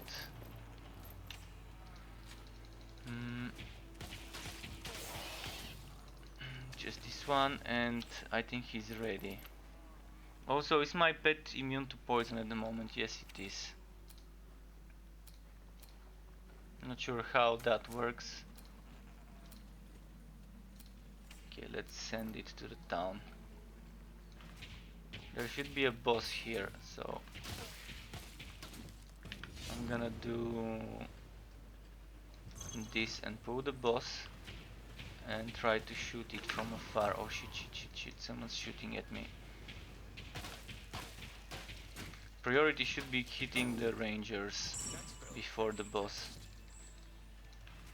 The boss is not that big of a problem because he's slow. If I keep my distance, it's okay. It's one of the easy bosses if you don't get close to him. If you get close to him, you die in a second or two because of the toxic field that's always around him. But eventually you learn the different end of map bosses and what to expect from them and how to play against them. The mechanics are not that difficult to learn of those boss fights, but they're gonna be making some more and more challenging proper boss fights. Of course some of them got nerfed because there was one boss that was really ridiculous in regards to what it can do and how it can kill you. So they're saying that one of them got nerfed, and I think that's probably Psora. Maybe it was Psora that they meant, because it was one of the newest added bosses that when update 9 landed. So that's probably the one they nerfed, unless they meant someone else. But I think the only one that was really OP in my opinion was Psora, that could really one-shot you with a very... Of course it was a slow moving projectile, and that's not too bad. Slow moving projectiles are supposed to be one-shot in most games. The more time you have to dodge it, the more damage it does. That's a rule in games, kind of. So if it's a fast-moving projectile that you don't have much time to avoid, probably it's not gonna do that much. But if it's a very slow-moving projectile or a very long charge of a certain special attack, you're definitely gonna take a huge hit if you allow it to hit you. And that was the exact case with that boss Psora.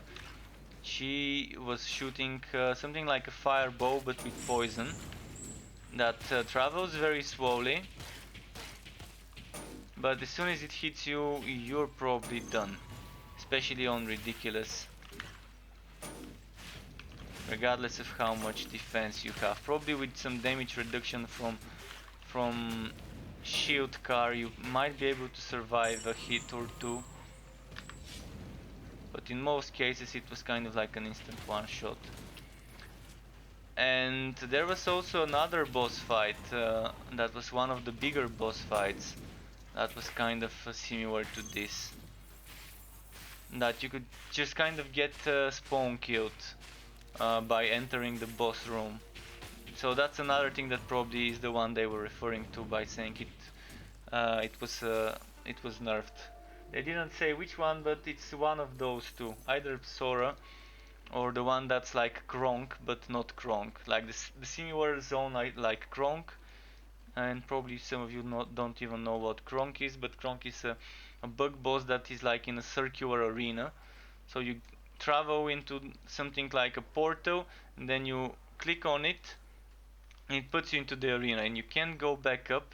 And it's like a circular arena, and the boss is waiting for you at the start, and it does those poison AoE fields on the ground that you can almost not escape, and then there's additional ads. Kronk is easier though. Kronk is the one that once you get the hang of it and you have decent gear, it's easy. But the other one seemed a bit more OP, so I'm not sure whether it's the one nerfed or it's Psora.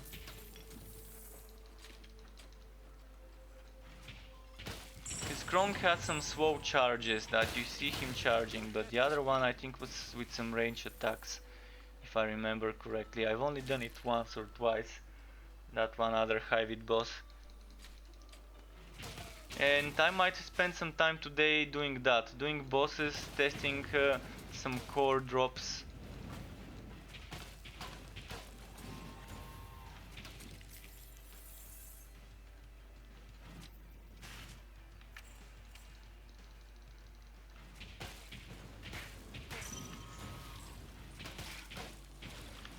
No, no, no, no, no, don't die.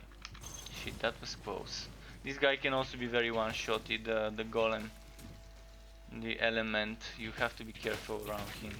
He has this attack he charges. Perfect example for a slow moving enemy that has a slow attack, but if he hits you, you're done. Or kind of halfway done, depending on your defenses.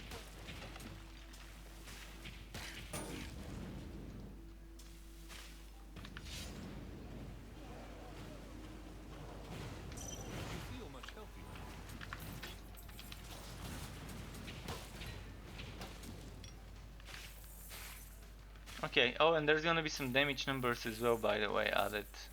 Something I'm really looking forward to. Adding damage numbers, and hopefully maybe in the future they would add a dummy. Everybody needs a dummy to test their damage. Let's go to the fort, and then next I'm gonna do a Goblin Frontier map, and then after that going back to the Disc Mage.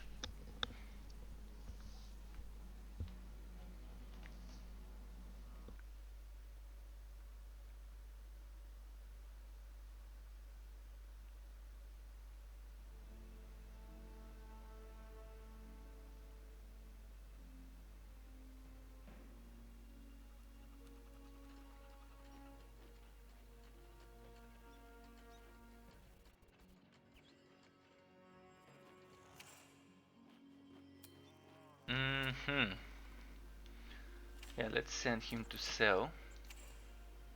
In the meantime, do we have anything to enchant? Probably not, but let's switch to my Goblin gear. Goblin, Goblin, losing this crit damage, but I'd rather get the defenses. I don't want the crit chance, but it's my Goblin shoulder. And I don't want to lose the crit damage, but a lot of good stuff comes out of this one. I'm gonna keep the one with gear work. My pet needs immunity to fire. And oh, and the fire defense shield.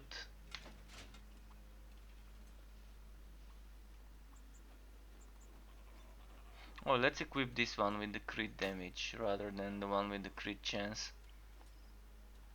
Losing some defenses, but it's fine. We've got the what anyways.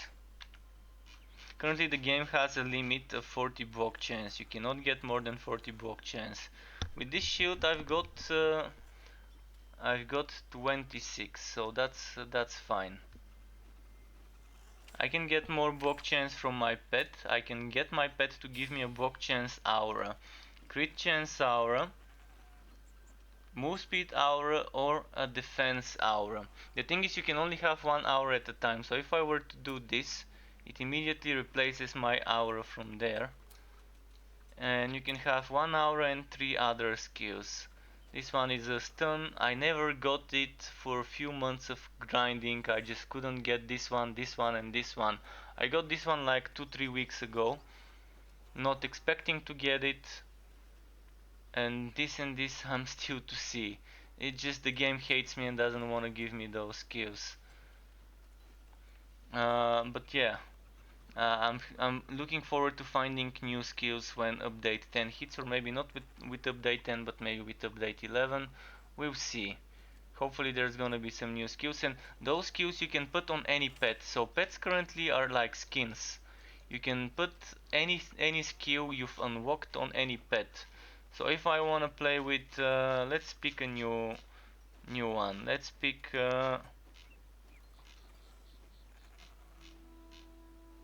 Oh, this one looks weird.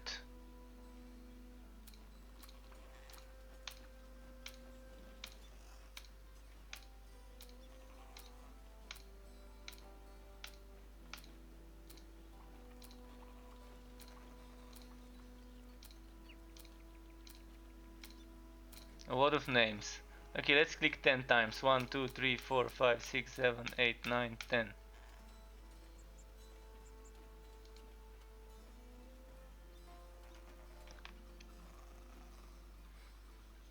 I don't like it.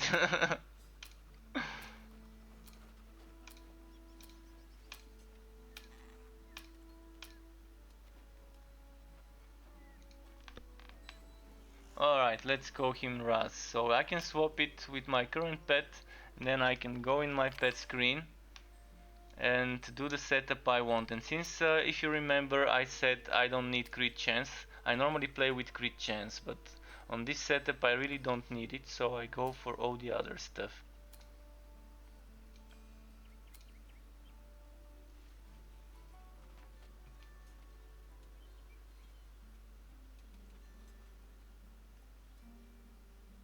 And movement speed is perfect for me.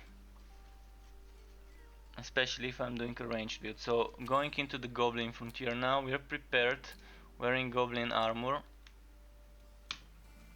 I'm not prepared with Goblin potions though, but screw it, I'm not gonna go to the town to get those potions. I'm gonna be using the damage over time, healing over time potions that are normally used in the Hybrid Frontier. Let's do the ritual by rotating the voting wheel.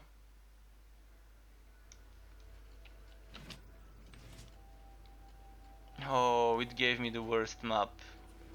It's the worst map because the time it takes for enemies to spawn, it's just a bit more than I would want to.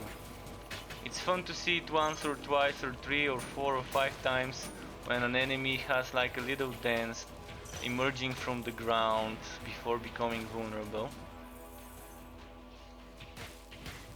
But then it becomes like a bother to just keep having to wait before you can hit an enemy. You see it there, but it's invulnerable because it needs to give you some time. And then the enemies here, the way this game is designed is it's not a game you want to be speed running, because you have to wait for the enemies to show up from their hiding places, regardless whether it's from a building like those crypts that they show up from, or whether it's from the ground, or whether they're jumping from some sort of hiding hole near the river or from a cave. You have to wait for the enemies to show up, and you can't just move and kill stuff. And in a way this is good, in a way it kind of might be boring for certain people. So if you're the speedrunner, if you like doing things very quick, probably you might be bothered by this. So I can definitely tell most of the Path of Exile players, the hardcore Path of Exile players, would definitely not feel at home playing this game. But that's the beauty of it, there's games for everyone, and I'm not someone that enjoys playing Path of Exile as much as I do enjoy playing this game in its alpha, unfinished alpha state. And Path of Exile has been out for years and has shit tons of content, but I still don't enjoy playing it as much as this game, or as much as the Wolsen Beta, or as much as Chaos Bane, which is kind of bare when it comes to end game and itemization.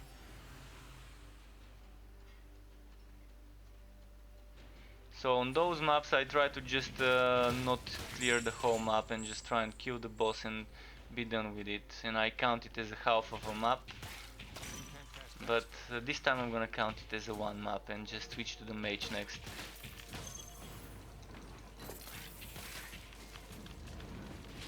Some time ago there used to be a very good map called Pillaged Village. They removed it because it was too good to be true for us. It used to give a lot of enemy spawns, which results in a lot of XP. And for some reason they did not want us to level up quickly in the alpha. They did not want us to max out quickly and test new skills quickly and things like that. But thankfully they at least added the respecs, and the respecs are nice because they allowed us to test skills without having to max out the character. 1 week I can be testing this skill, then the next week they would give me a free respec, and I can test another skill that I couldn't max out for lack of skill points before. Now that we're gonna have a proper respec system where we're gonna be farming resources, so hopefully there won't be any more wipes after the one before update 10. And someone said that there's rumors that I'm not sure who the source is of this rumor, but the rumor that's circulating around it, and please take it with a lot of grains, with a lot of grains filled with salt and pepper and whatever you wanna fill those grains with. But yeah, it's a rumor. Until I have confirmation about it, be warned. And someone said that after update 10 they're only planning on doing one big update before the launch, and I think this is just I don't know, it doesn't sound right. It doesn't sound like that's what's gonna happen. Let's say update 10 releases this month, and they do one update after 2 months more or 3 months more. So what, the launch is gonna be 2-3 months more after that? So what, 6 months from now? It seems a bit... Probably it's possible. It's possible for that to be the case. I'm not saying that it's not possible for them to do update 10, then update 11, and then the launch being update 12, because they probably want to avoid update 13 if they're superstitious as being the launch. That might be a case. There's some logic behind it. We'll see. But maybe that's before beta. Maybe there's gonna be update 10, update 11, then beta, like a closed beta, then open beta, and then the launch, and then that would fit well with within what I'm thinking the game might need. We'll see. This is just me guessing, based on those rumors people have been spreading. And if the rumors are true, then probably there's gonna be beta in half a year from now. I think open betas in online games are considered soft launches for free-to-play games, and this game is a free-to-play game, so if they decide to do an open beta, you can consider the game soft launched. So the closed beta is still not a soft launch because it's still not open for everyone. Same goes for alphas. But as soon as it's an open beta and everyone has access to it, it's kind of equal to a launch for me with online games. Free to play online games.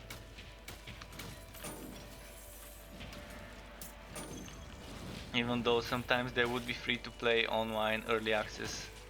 Like, perfect example for this would be some of those BR games. Many of them are free to play and they're open to the public, even though they're early access. So of course that's nowhere near a launch. But Torchlight Frontiers is shaping up so well over the past 10 months or so I've been playing it.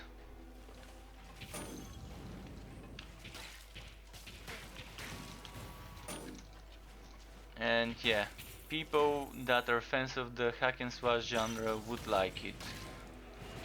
If they're looking for something a bit more casual, a bit more funky, doesn't take itself serious.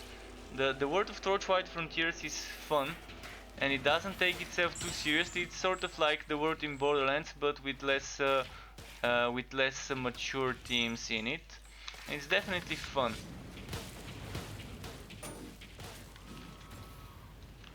And I think this is the game they wanted to make for a long time but never could, and now have the opportunity to make it. And this game, guys, is made from one of the creators of Diablo 2, so it's Torchlight is his baby, Max Schaefer's baby.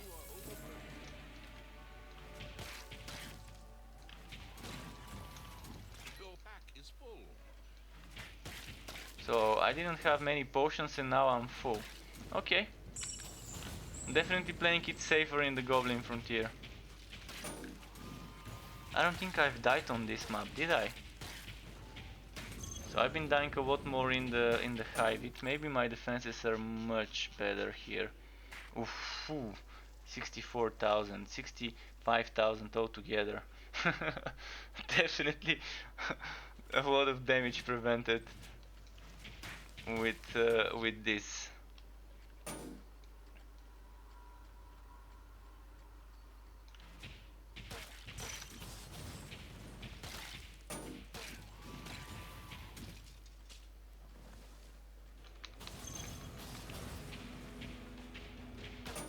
This guy can be very dangerous if you let him hit you. He has lethal, which means increased crit chance and crit damage. I think my pet is doing the tanking, keeping him there.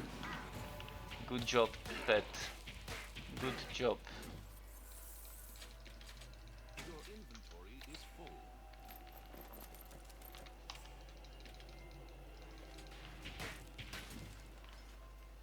Alright, next we're going back on the mage for some contracts. I already did some mapping on the mage, so I'm gonna do some contracts this time. Just wanna pick up this item. But first we're gonna go to the fort and get rid of those items I picked up. Sell them, get some money. Money, money, money.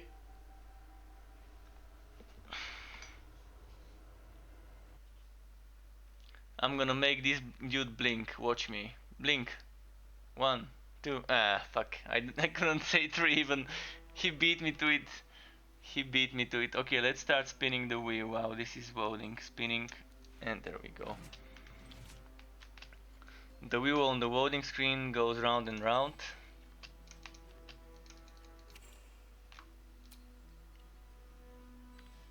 Oh, wife-bound items. If you guys don't know what wife-bound items are, they're slightly more powerful than regular items.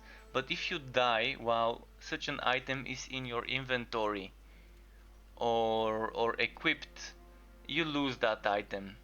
And you lose all those items that you have in your inventory that are wife-bound. So wife-bound items are temporary items, like a temporary buff. That's how you should think of it. If you're playing a hardcore character, wife-bound items are probably gonna be your bread and butter if you find a very good wife-bound item. Because a hardcore character loses everything when it dies. You lose the character. So having items like that for a hardcore character is gonna be perfect. But for a regular character, you have to play very carefully if you wanna save a wife-bound item. I think you should just look at them as something that is there while it lasts. It's good while it lasts, but it's not gonna last forever. So always have a backup if you have some wife-bound items that you're using. Never sell your old gear if you replace it with a wife-bound item. You can read this here.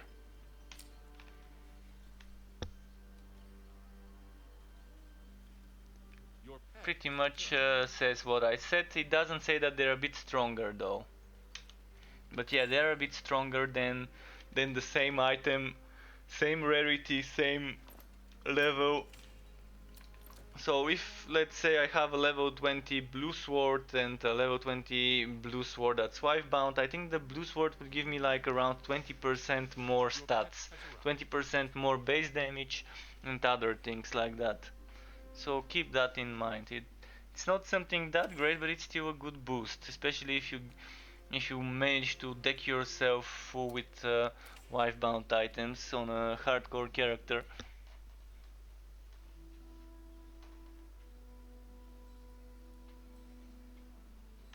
So choosing the mage now. The game even selected it for me. It knows what I wanna play. Clever game. The game's been listening to my mic. I don't have anything to sell here. So as I said, I will be doing some contracts. And as I said, contracts currently are, let's call them weekly quests. Weekly quests, so each week they reset and you can take them from each zone. So currently you have 2 frontiers, Goblin and Hivit, and there's gonna be another one here, I think. The third one, the Vulturo frontier or whatever they decide to call it. But currently there's those 2, and each of those 2 has 6 zones. 1, 2, 3, 4, 5, 6. 6 public zones where you can see other players. You can travel to this zone. It will put you in a seat in a different not channel, because you can't switch between them like in MMOs that have channels, but it's kind of the same as a channel. It's a different seat of the map. So based on your ping to a certain node, you're gonna probably get put to the one you have the least ping on. and other players that are probably living near you in similar countries and occasions would probably be put into the same, and you might see those players running around in those maps and even team up with them if you decide to. Of course, it's gonna be rare for someone from the EU to be put into the same seat as an American player, but in hubs like the town, and there's gonna be a second one soon, but not with update 10, I think probably then we might be able to see players from different continents. But if you have someone on your friends list and you add him in the party, then you would be able to be in the same zone. So those are public zones, the enemies keep respawning, and those things in the middle are something like it's just an outpost with a random fort spawned, so a random person's fort. It could be your fort, it could be your friend's fort, it could be one of the developers' forts, for all you know.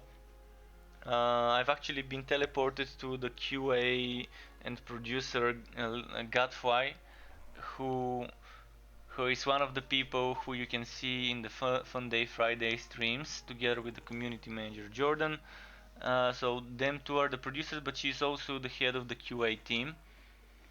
And I once got teleported to her fort by randomly teleporting to some of those zones, and then for all I know I'm in her fort. So yeah, you can see a random person's fort and just a waypoint. So that's like a middle zone connecting the public zones. And all those public zones would have 3 dungeons in this one and 4 dungeons in the Hivit. In some of them. So here it's 3, 4, 4, 4, 4, 4. Whereas in the Goblin it's always 3, 3, 3, 3, 3, 3, 3 dungeons. And in this dungeon it's just you and your party. So they're private instance dungeons, but the zones are public. And in those zones you have places from where you can take quests. So if I go to this one, I think I can't travel because I'm not on the waypoint. There we go. If I go to this one, you're gonna see me getting some quests from a notice board, and each week those quests reset, but they're gonna be changing the ways we obtain fame. I think they're probably still gonna keep the contracts, slightly rework them again, and then we're gonna be obtaining fame from more sources, either from different sources that are not contracts or from more sources along with the contracts. We're gonna see how it works.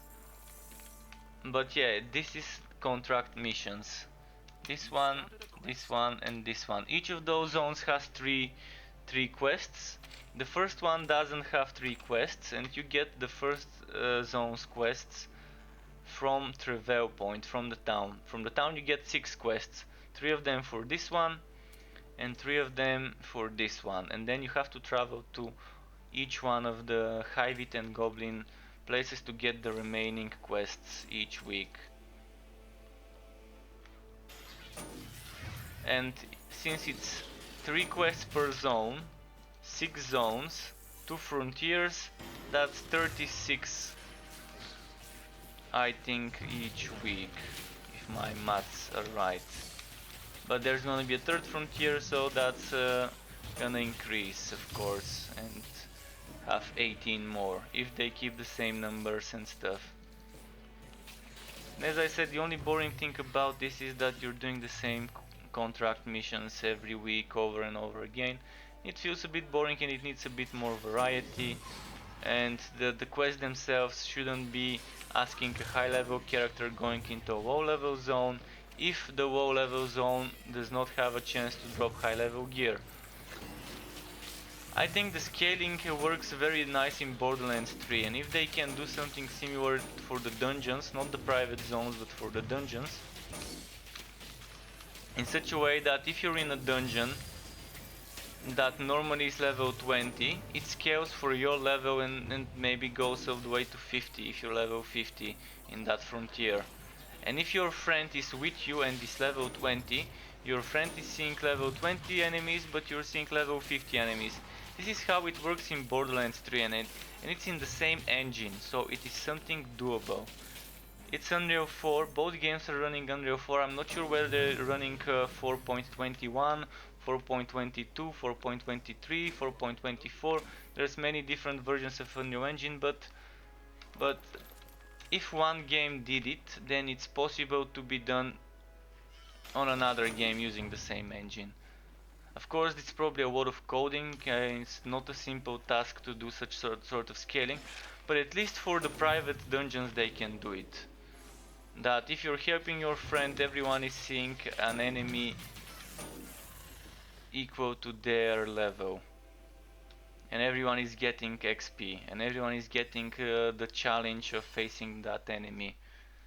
I'm not sure how Borderlands did it, but this is the best thing you can do in regards to social scaling of the difficulty, and being able to help your newbie friends and still get wood for your level and still get decent XP for your level.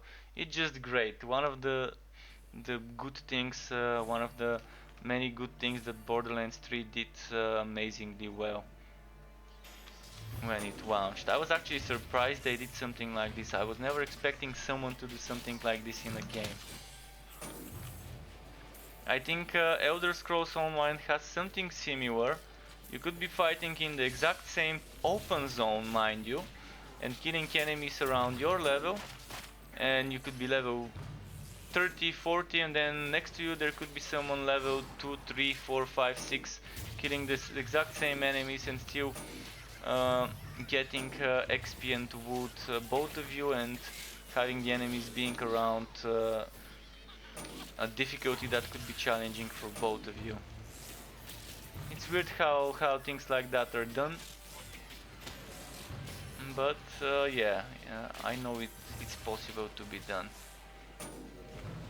Definitely not easy, doesn't seem like an easy task. But in game like Torchlight Frontiers, something like this would fit very well. The way they're designing the game, the way they're making the frontiers be, it just seems like it's something that would be the perfect fit here as a system. And this would remove the whole problem with contracts that some high level players had. Not being able to fight high level enemies from the contract missions. Of course, the easier way would be to just change the contracts and make them ask you to do map works based quests that you can complete by doing map works or other end game content if they are adding some more end game content. Things that I can just go buy some maps, open those maps and complete them there. And I know the map is always opening a portal with enemies around my level. But if I help my buddies in low level ones, it's still gonna scale. So I'm gonna have to pull them into the high level zones with me. Which is still good workaround and it's okay. I'd rather have it that way than the way it works right now. Oh, by the way, am I wearing my goblin set? I don't think so. Yeah, I'm not wearing my goblin set. I'm gonna quickly swap some stuff. My crit damage, let's get a little bit more crit damage. And some goblin defenses maybe, or do I want the extra crit chance? This extra crit chance is something that's very good, so I probably won't change it.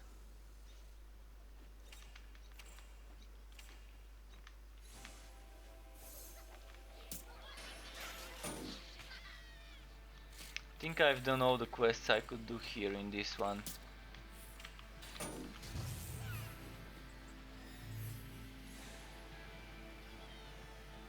Oh, this is the break all the things. This is my favorite quest, where you just have to break stuff. This is a quest made for me. Asking me to break all the things.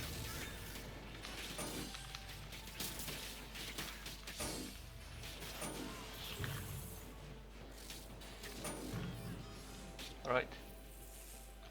There's a lot of stuff to break here. There we go, we're breaking stuff.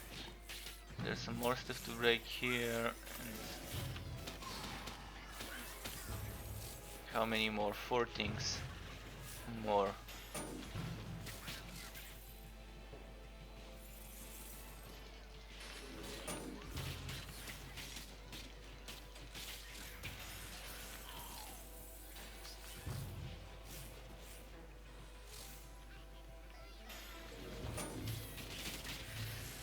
I need to collect Joe bones. Yeah, I know what I'm gonna do. I'm gonna take a detour. And detour would be... oh, wait. So I'm gonna take a detour here. Because there's a lot of things to break. Where there's buildings, there's crates, there's urns. And there's lots of other things like bones and everything. I can't pick this one. Okay, got it.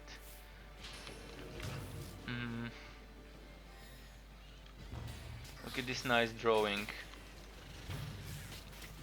I need to make this a Twitch emote. Woods be stop. 2 sockets, level 27. Should we sacrifice it to the wood gods? And hope for a drop of something that I'm missing for my sets. Let's sacrifice it to the wood gods. I'm gonna drop it on the ground. Can I even drop it on the ground? I don't think the game has a function like that. I can destroy it, so let's destroy it.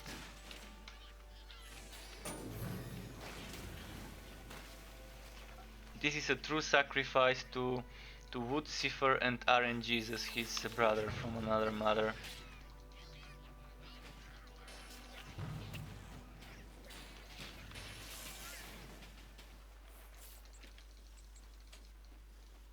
Okay, one more Joe bone. Here maybe? There we go. Got it. And a fame level up. Where's my rewards? There we go. Wood! Wood, get the wood. I actually need to... wait, stop hitting. Pet, defend me pet, I know you can. It's okay, I got the wood. Can't see what I got, but I used it already. So I got some resources.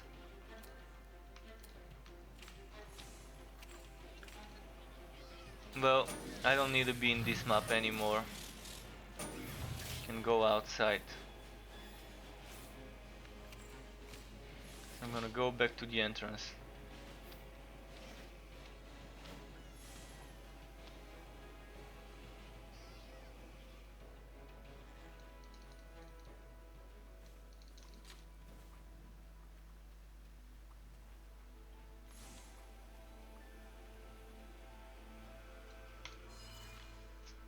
Back to the entrance, and then I'm gonna do a few more quests and then switch to the Realm Master, do some Hybrid Frontier, maybe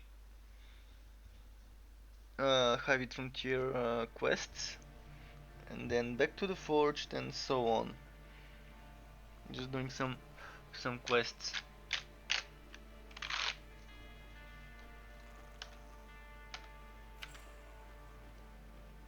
Snotskin Grove would be the next one.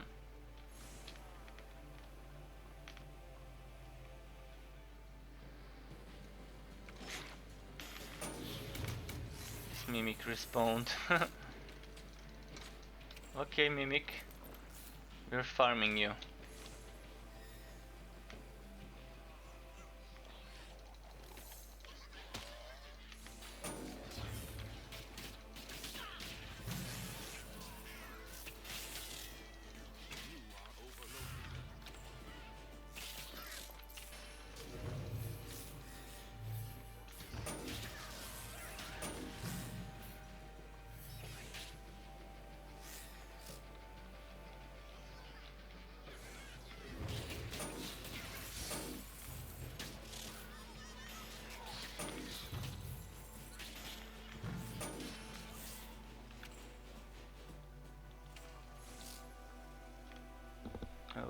Okay.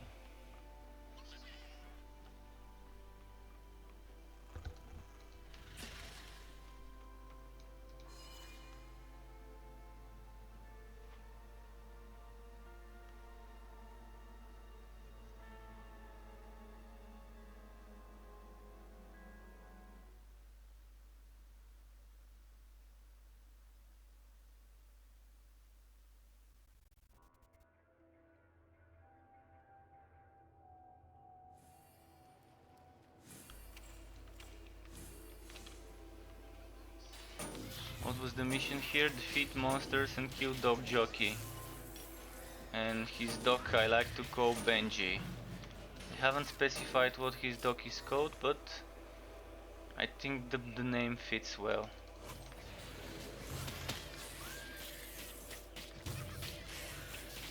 It's definitely not a Cujo.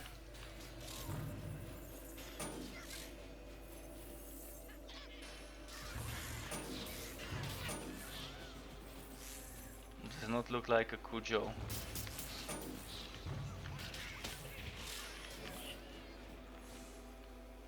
Let's get this. You never know where the legendary is hiding in this game.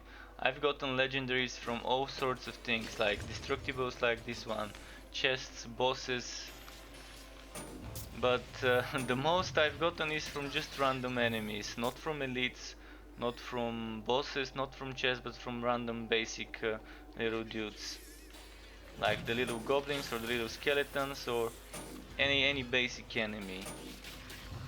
Of course bosses and chests do drop as well, but my work has been like this, just killing some bunches of the regular enemies and getting the loot from them. And even some of those destructibles like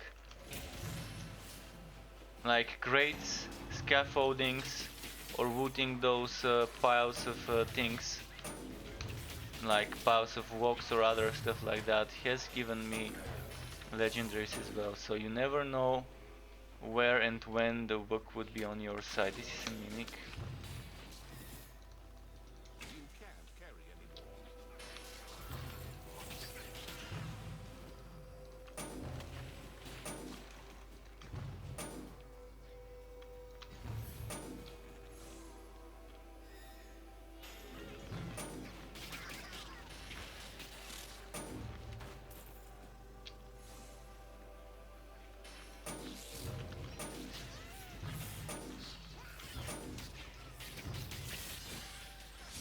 Okay, let's keep moving.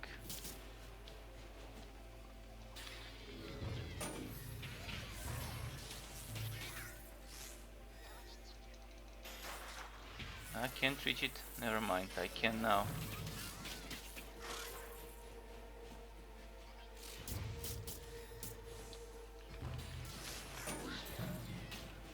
Okay, that's nice.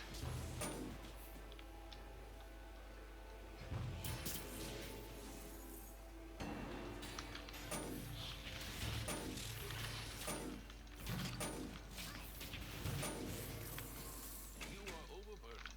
Overloaded pet, help me. Be my mule.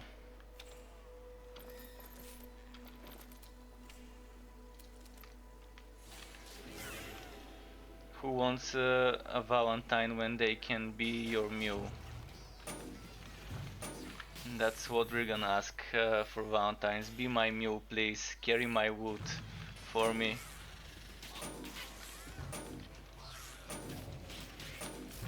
There we go. Let's see how many more mine.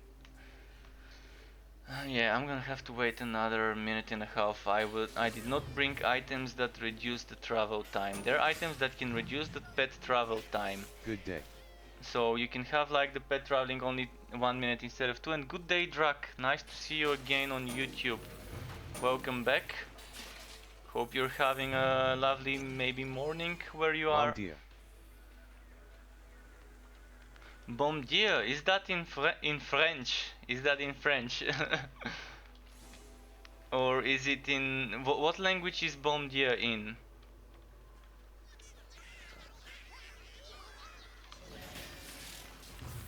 Not sure in what language this is, but Bon Dieu to you too, if that means good morning. Portuguese Brazil. Oh, Portuguese in Brazil. Okay, okay. I think I know sim in Portuguese.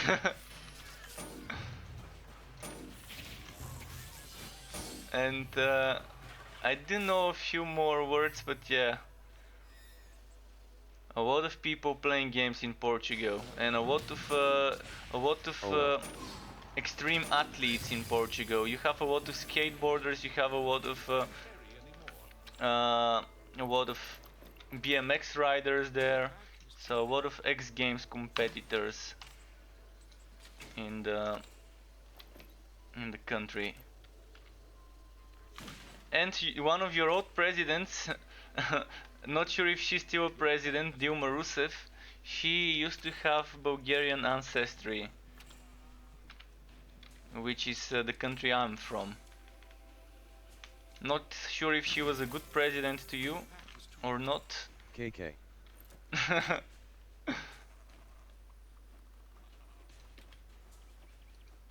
Your pack is full. By the way, why do people in Brazil write laughing as Hue, like hue? I've never understood why All it would corrupt. be like that. Yeah, all politicians are corrupt. I mean, people go people go after politics because they want power. They don't go they don't become politicians because they want to change the world and because they want to be good people. At least 99% of them do probably. But probably the number is close to 100. There's other ways to make changes than being a politician.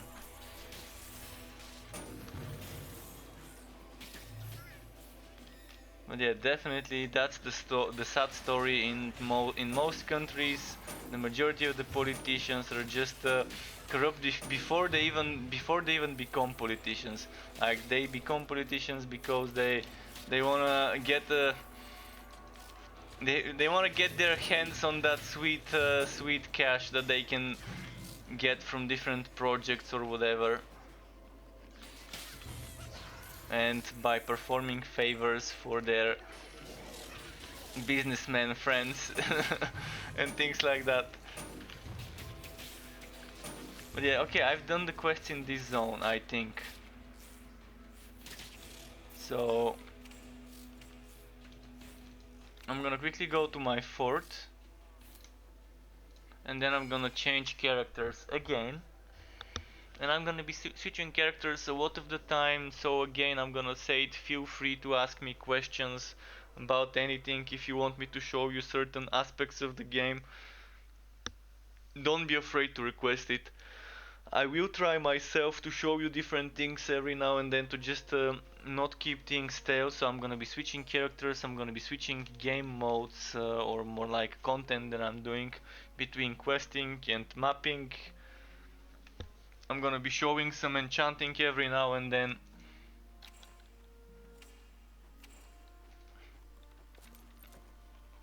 Like I've got 3000 gold, I can probably do a couple of enchants.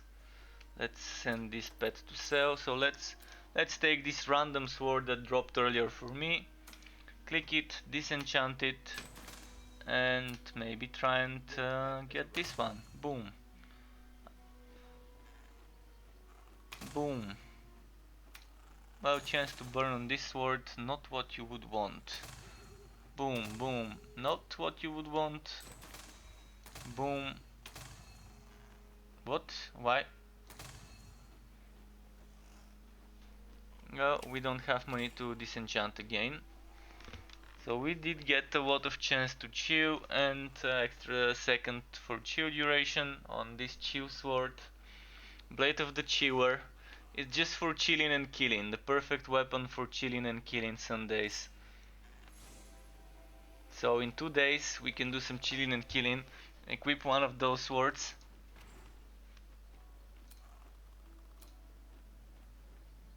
It's definitely better than this one, so it is an improvement. I'm gonna put it right there, and then I'm gonna do something with this one. So we take what we don't want and boom, break it down. Wushu from Overwatch would be very happy with all the breaking down.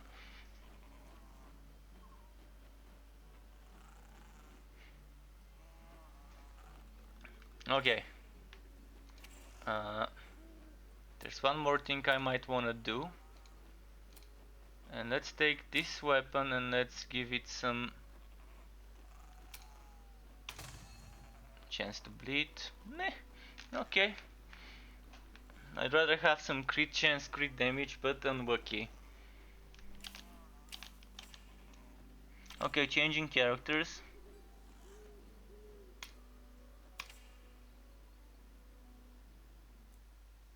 It's hammer time. Can touch this.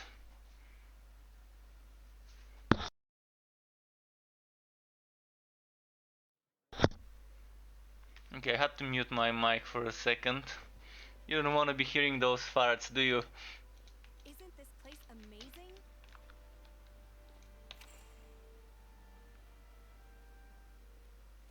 Mm.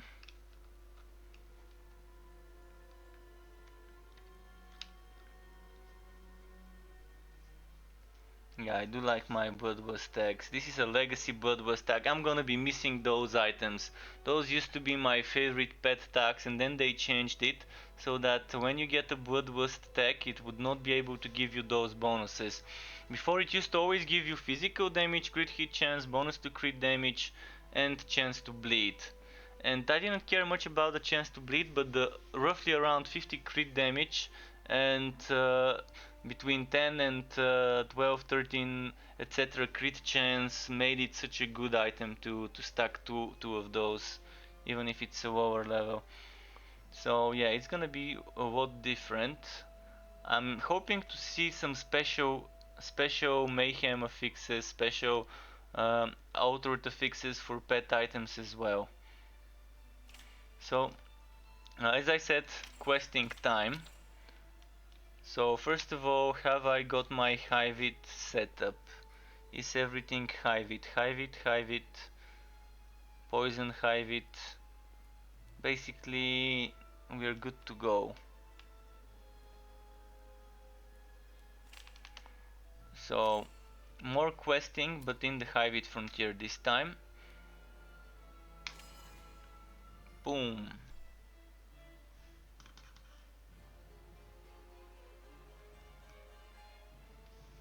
Skitter, skitter, skitter. Let's roll the rolling, the voting wheel. Let's make it spin faster. Come on, come on, come on. Oh, it starts spinning slower now. Okay. You have received a quest. So we took 3 missions, and we're gonna do them.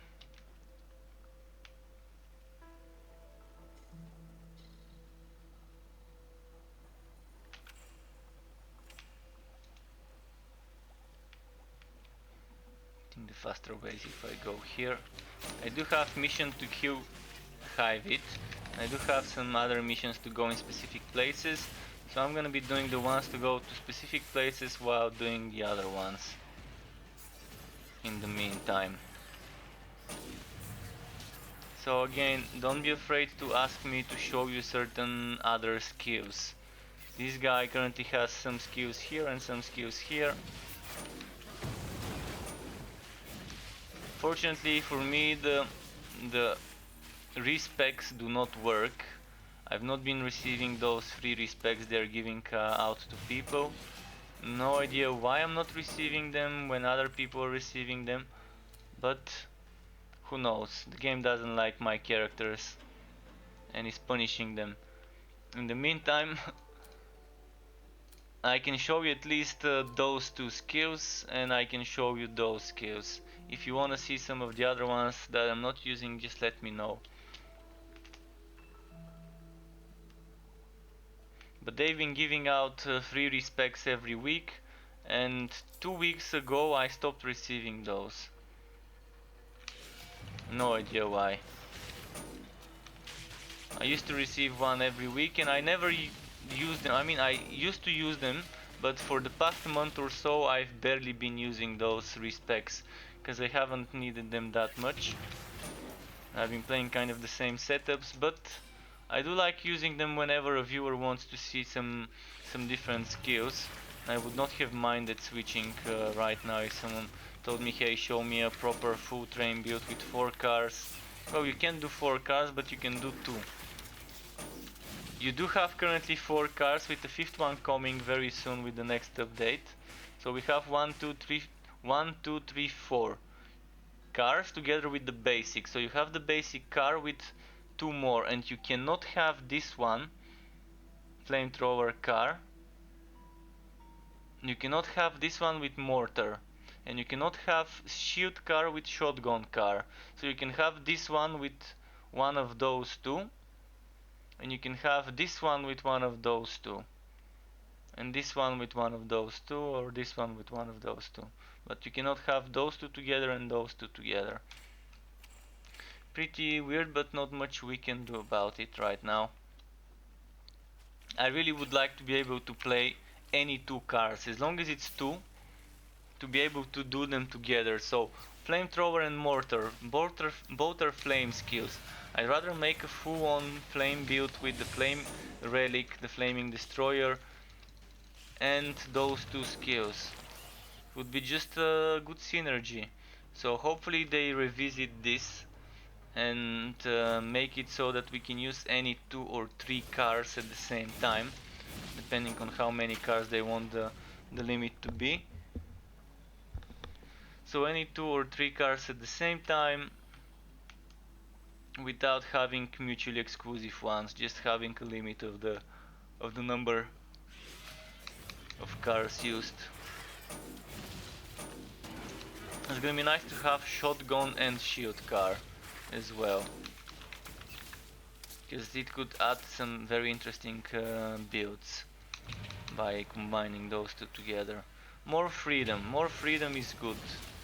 And they were preaching that they like giving us freedom and they don't like removing freedom by doing certain things. And it is true, the way they're handling certain things, they're definitely trying to avoid removing the freedom of doing certain things and to make it easier for us to experiment with certain combos. But things like that go against this.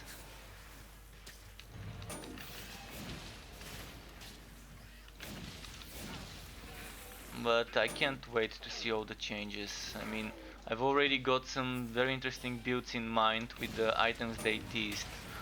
The set items that they've teased, with those soft sets with 3 pieces needed to get the set bonus, are amazing. And being able to pick any 3 pieces and mix and match it with a different set would be perfect. It's gonna be nice combining 3 pieces and specific 3 pieces of one set with specific 3 pieces of another set to form a certain build. Definitely not like Diablo 3 style sets where you collect the set and then you're done. You don't get any other stuff together with it.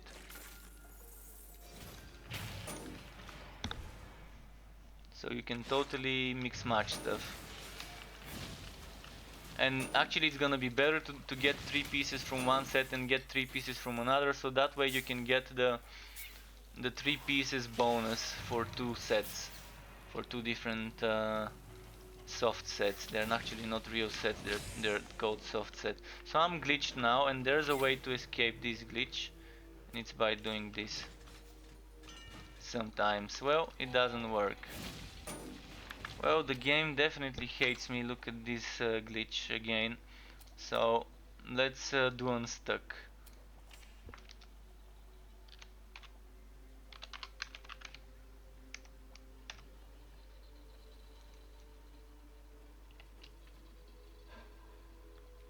So I have to walk all the way. Yeah, that's not gonna happen. I'm just gonna do a different zone. I'm just gonna do this.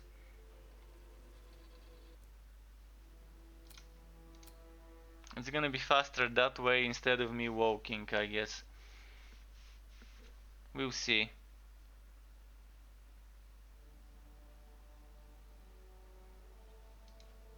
I'm gonna do a different zone. If this zone doesn't like me, fuck it, I'm gonna do this one.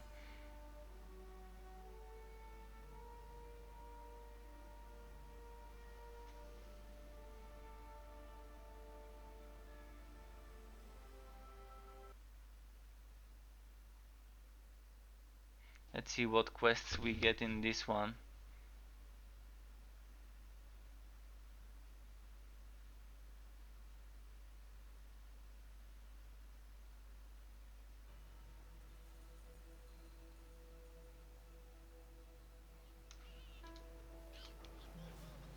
A new quest.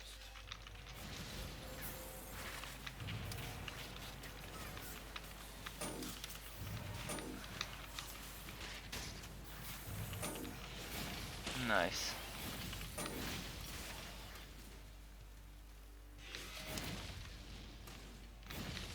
Quest complete. One quest done. Let's do this nearby quest here in the deforested. Oh, we're gonna be killing the Frack Master. Wait, that's not the right place. I need to go here.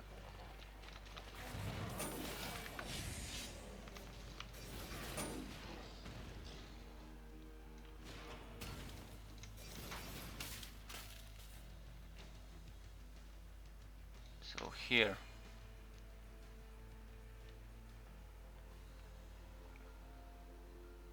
Come on, come on, come on.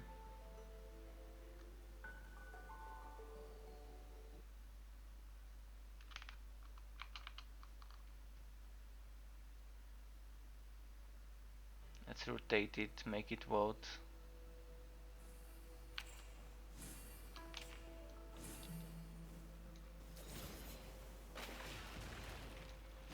Keep moving. Keep moving.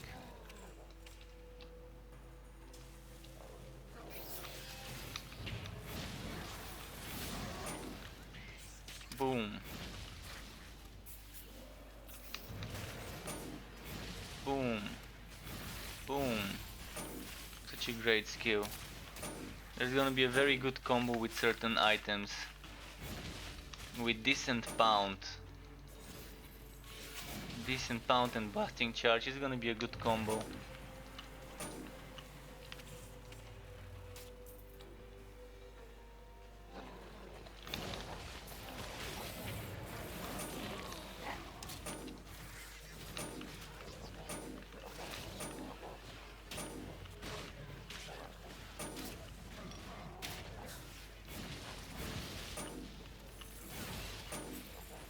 I really wish this sound could be turned off. Sound where you have, where you don't have enough, what's it called, enough resources to do a skill, or a skill is in cooldown. You can see this dun dun. This is the sound I'm talking about. I mean, I love the sounds in this game, but this one is the only one that I've ever had problems with. It's the only sound I've sent feedback about, requesting an option to be able to switch it off or change it for something. Normally in games where they're telling me not enough mana or this skill is still in cooldown, whatever, I like options to remove it because I like spamming my skills. Even though they're in cooldown, I like spamming them so that as soon as they go out of cooldown, it can be cast again, or as soon as I have cooldowns, because sometimes my ping would lose me some DPS if I don't spam them. If I try and see for when the skill is ready and then cast it, there's gonna be some delay between me noticing that the skill is ready, casting it, and I'm just used to playing this way. I'm a masher, keyboard masher and smasher. So yeah.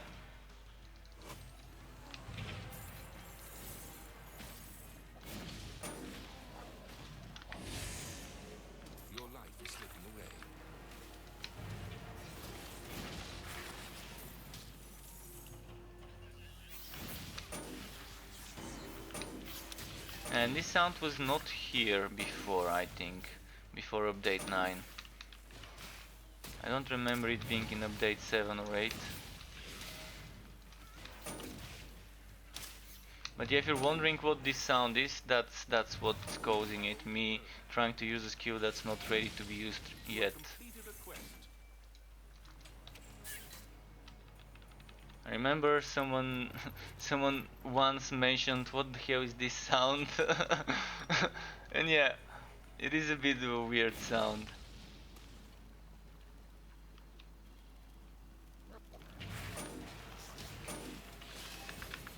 I think Erika was the name of the sound engineer, the sound designer. And there was one fun day stream some time ago where she was explaining some fun stories about how they make the sounds, how they record Foley effects and then edit them, and how some of those Foley effects have been made, how they originated. And it's fun to hear some of those stories.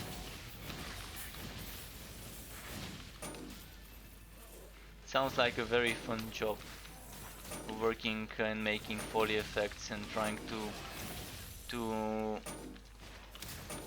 change how something sounds to make it produce some extremely weird effect that fits a nice skill or a nice buff or whatever.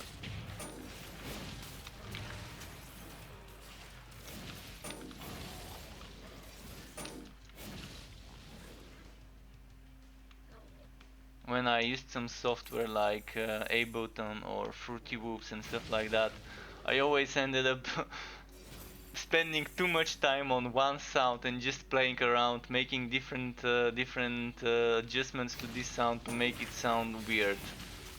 Like once I spent probably 3 or 4 or 5 hours just on one single 1-2 second sound, making it extremely from one end of the spectrum to the other end of the spectrum, just testing so many different sounds from this one clip. It was fun. It's definitely something enjoyable.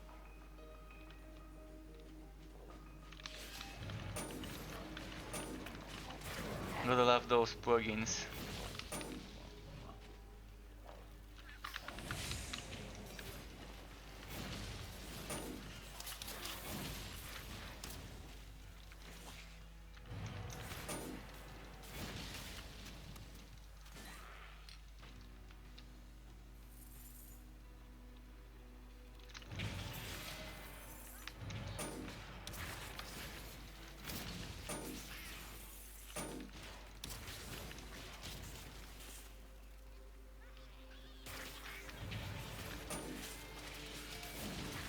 Boom.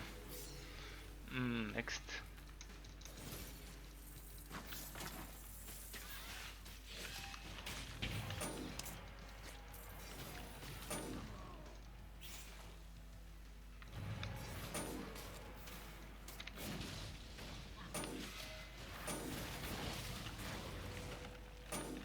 Gotta be careful with those big guys, they can hurt. Even if it's level 24, my gear is getting downscaled. So this game has some downscaling and my gear is currently scaled down for this content. So you see this is from 48 going to 21, from 50 to 26, again 50 to 26, 50 to 21. So 21 because it's from the wrong frontier, and normally the wrong frontier goes down 3 levels. But that's if it's high level content. If it's lower level content, I'm not sure why it goes 5 levels lower than the content you're doing. Or never mind. It's still 3 levels lower. I'm doing level 24 content and it's going down to level 21. Not sure why this one is going all the way to 26 though. That's strange. This should be staying to 24 or 25 because the level of the enemies is 24, 25. So maybe because it's the right frontier. probably it's giving me some extra bonus to the level, to the maximum level I can wear without the scaling kicking in. But if you're a max level item on a max level zone, it's only gonna be 3 levels difference, so keep that in mind. Level 50 would get scaled down to level 47 if it's an item from the wrong frontier. You can have 2 of the exact same item dropped from a different frontier. So not all items are only frontier specific, but there are items that only drop in certain frontiers, like this one. This Iker Bane shield only drops in the Hybrid frontier. This only drops in the Goblin. This only drops in the Hybrid, that shoulder, which I'm not sure why you're not seeing it. There should be a shoulder pad there that you can see. I think it's buggy. Yeah, it is a bug. You should be able to see this shoulder pad. Is this causing it? This? What's causing this glitch?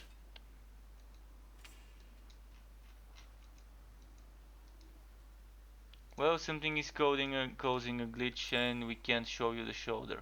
What about this shoulder? This shoulder can be seen, this one can't. Lovely. Just perfect. Thankfully I recorded it. I recorded the footage for this shoulder.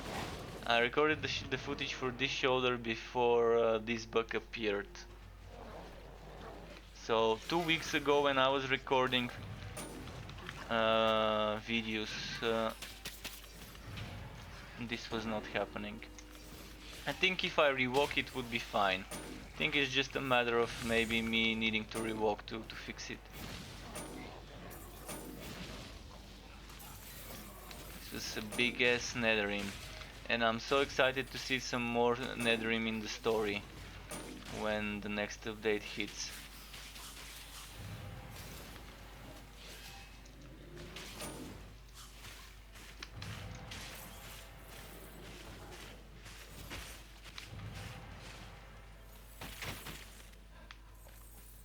Look at this blood splatter, amazing.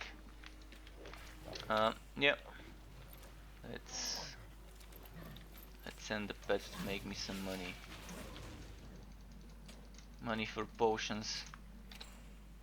Oh, and the gambler. Oh, this is something that is just gonna give me such pleasure. Being able to gamble away my gold coins. My hard-earned gold coins, being able to gamble them away for a chance to get legendaries. Just what this game really needed. A gold sink, another gold sink. So perfect. I'm so excited for a gambler being added with the next update. Let's send my Bino to the town.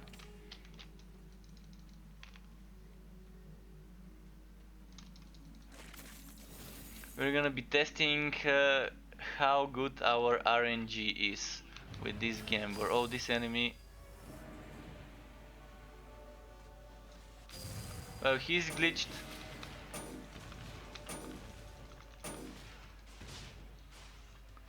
I'm gonna have to fight him in his area. And that's pretty dangerous to fight him in his area.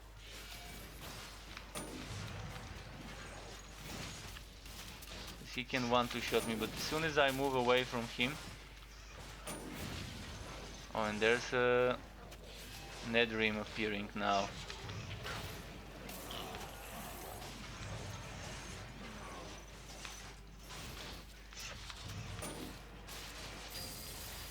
Okay, we got him. But yeah, normally he can follow us, but this one was glitched, and as soon as I moved here, or here, he stopped. He disappeared and healed up. But this is an alpha, it's expected to be rough around the edges, and not just slightly, but quite a bit. You are overloaded. This is one of the best looking hats, the condom hat. The condom Cyclops from X-Men hat.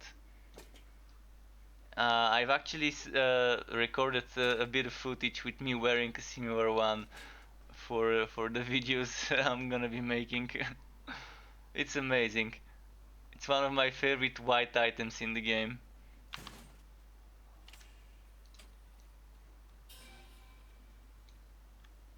What's this one? Your pet is back. Oh, it's a chest armor. Alright, the pet is back, just what I was waiting for. How could you get a beta key? Tongue Oh, sticking out. Alpha asterisk. yeah, you fixed it before I could say it. But yeah, you can sign up on torchlightfrontiers.com.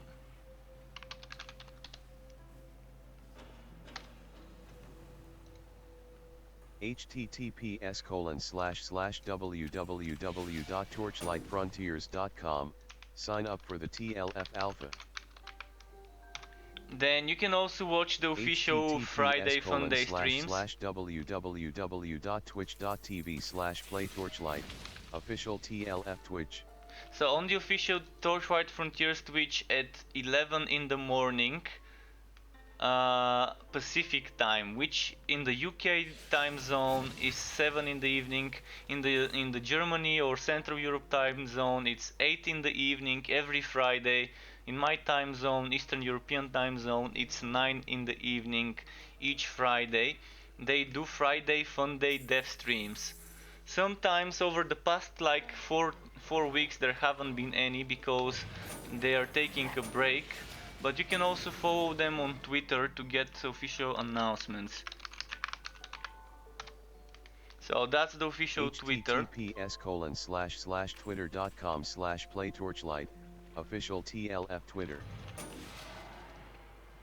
So you can follow them on Just Twitter to saying, get reading notified when there's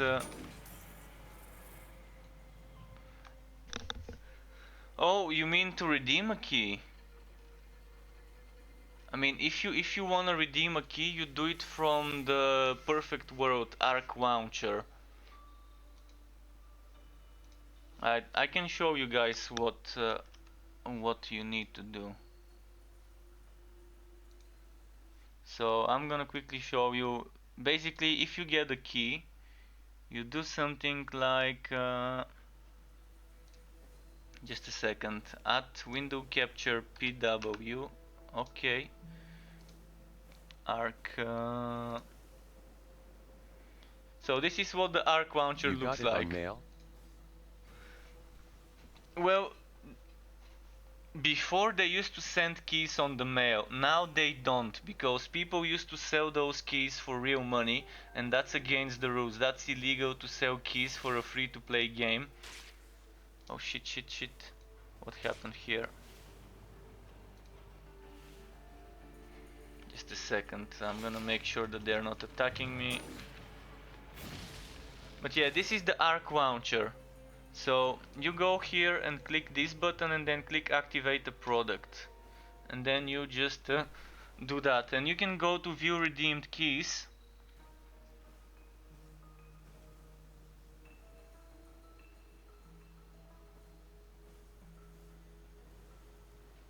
And you can see I got my beta access on the 1st of April, a nice April's joke last year.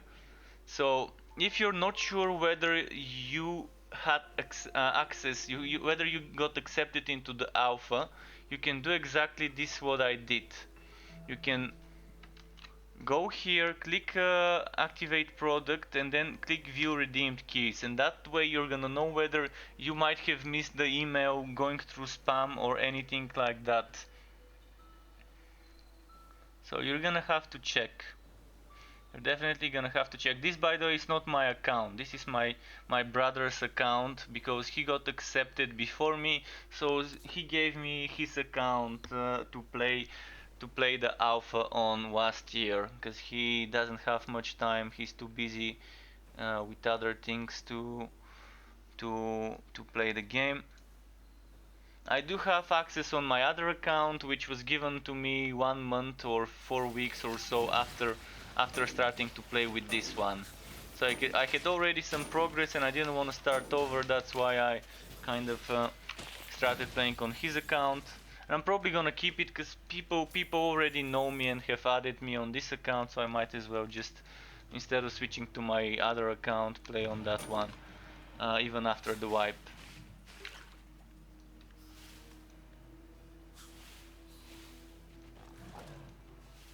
So I just started a high level map from a portal that spawned from a nether beast, by the way. So this is a level 50-51 map with two modifiers, poison resistance and damage enhanced.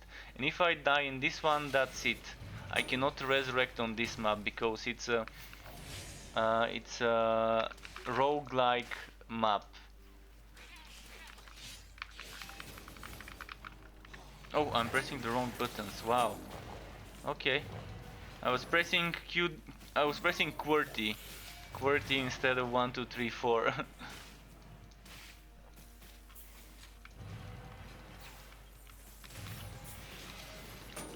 So yeah, check your emails.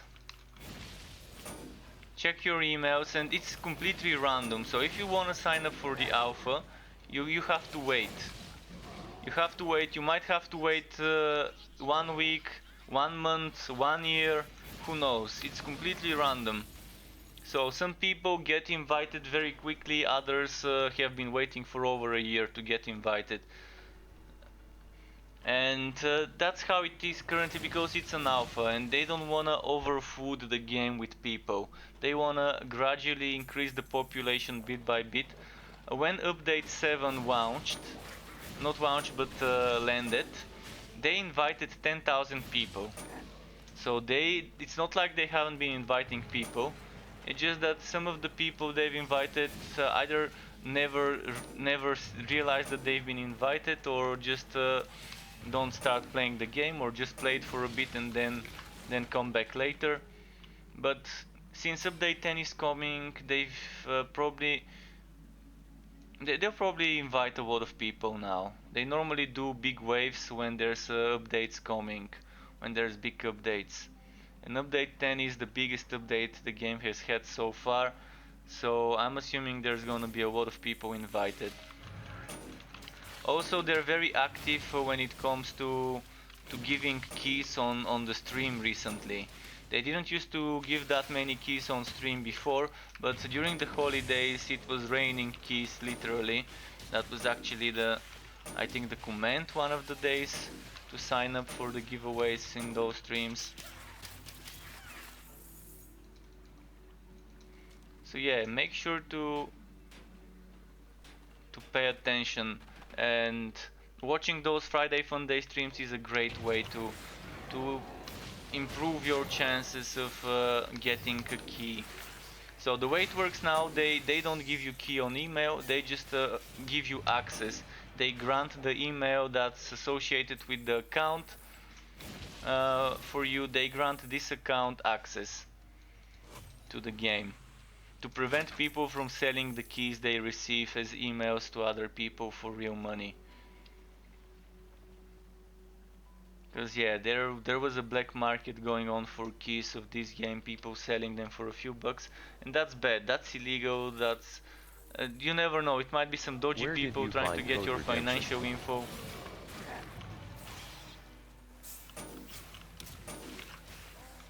Code redemption? This is the Arc launcher. You can go to arc.com maybe?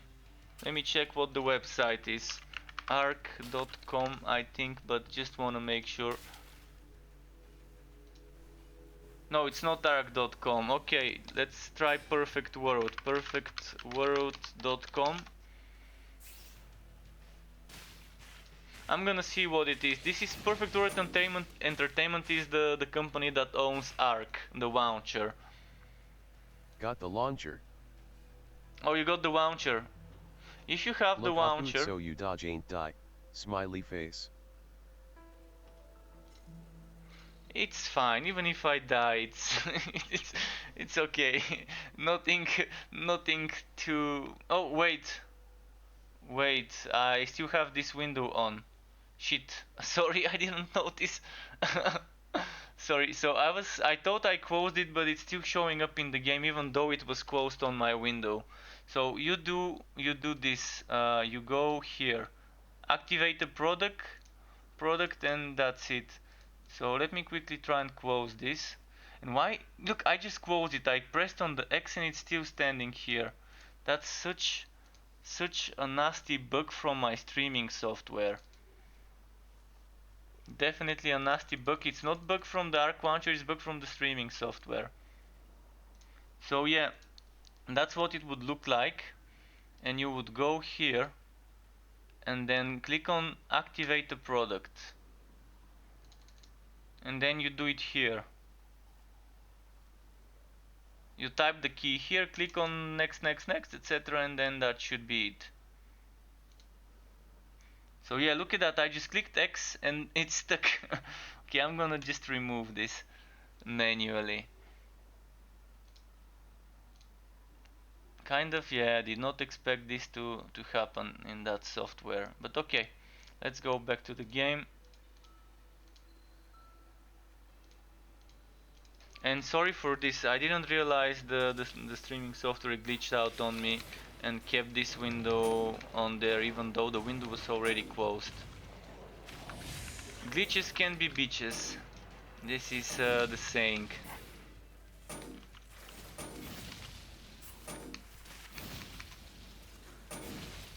Wow, okay, those ones are tanky. They're poison resistant. I'm not doing poison, so they shouldn't be that resistant. But yeah, in this map if I die it's over because it's a roguelike dungeon. It's similar to how in Grim Dawn you have Steps of Torment and Bastion of Chaos and Port of Aubrey and all of that. So those maps are maps that are summoned by finding Nether Beast. Nether Beast is similar to like a random encounter of a wood goblin in Diablo, but instead of a wood goblin map you just get a random free map, which is better than the green maps and the blue maps I've got in my inventory. Maybe kind of equal to a legendary map. So what happened just now? Did you just see? Oh, alright, that was weird. For a second I clicked on the item, then it disappeared. And those legendary maps we can do next. At least one of them. Oh, wow. Wow, so much damage on me.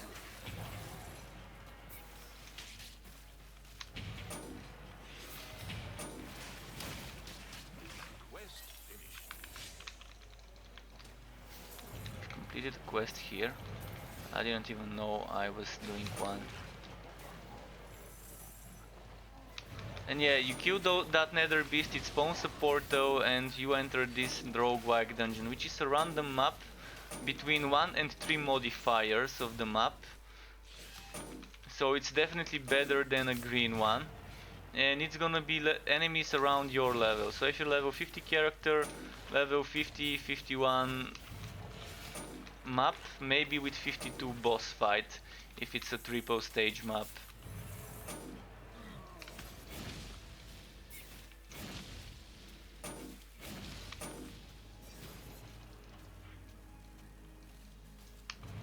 Stop running. Why are you running? I can't say it with the voice, but you know what I was trying to say probably.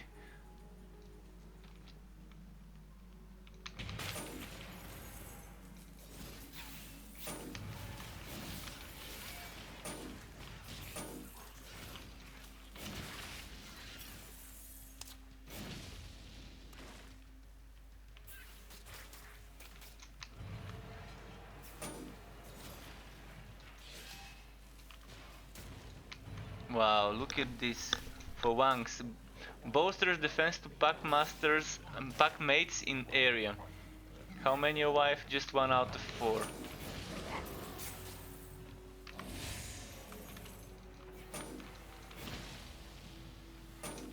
Die, you nasty insect.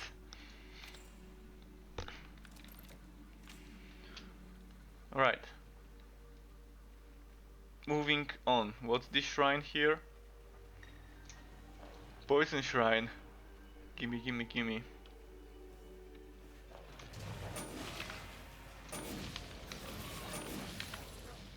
Gimme, gimme, gimme wood for free. give me the poison shrine. Well, okay, I'm getting kind of stuck here.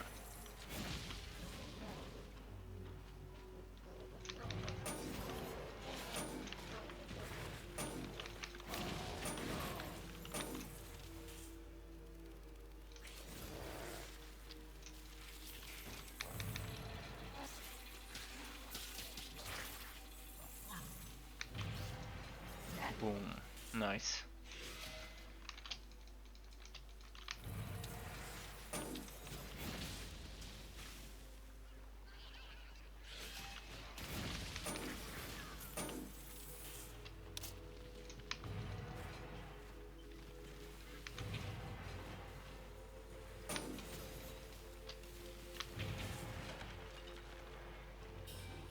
Trains in his face.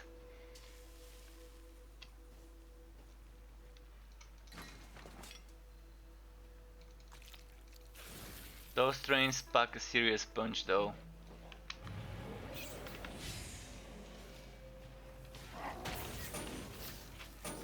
And with this build, by the way, there is a combo, which I'm not doing all the time, if at all.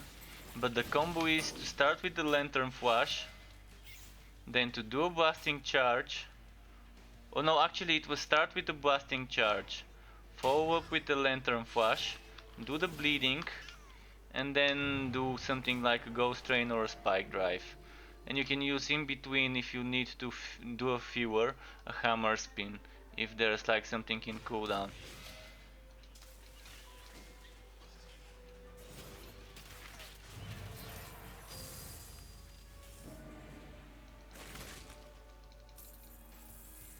So this boss would be difficult because he's glitched. I cannot kill him outside of this little area here. Normally that's not how it is. Normally he can follow you a bit outside of his spawn spot. But at the moment that's not how it is, and just one shot probably is gonna kill me here if I'm not careful.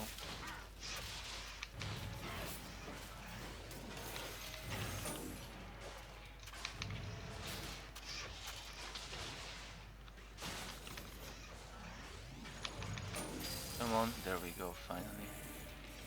Let's get the wood. So much.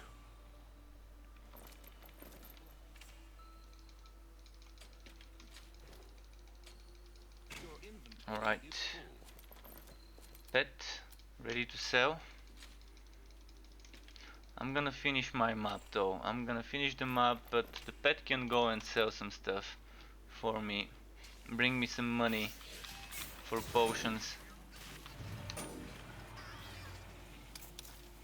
And yeah, this game, by the way, as I said, update 10 is gonna bring a wipe, because they're changing fundamentally some of the things when it comes to progression, and it's an inevitable wipe that they weren't planning on having. They were promising there won't be wipes, but it was always a possibility that they would end up changing things so much that a wipe would be needed, and here we are. So keep in mind, if you're starting to play this game, just try and enjoy it. Try and just test as much as you can before the wipe, because the wipe, for all we know, could be next week or the week after. Most likely it would be either this week that's coming, so around next Tuesday, Wednesday, Thursday, something like that, or the week after that. Hopefully it's not in the next month, but it's the final week of this month. But when it's ready, it's gonna come, the update and the wipe. They're making sure that they don't give us unfinished, unpolished update, because it's a Jubilee one. It's update 10, biggest one ever so far.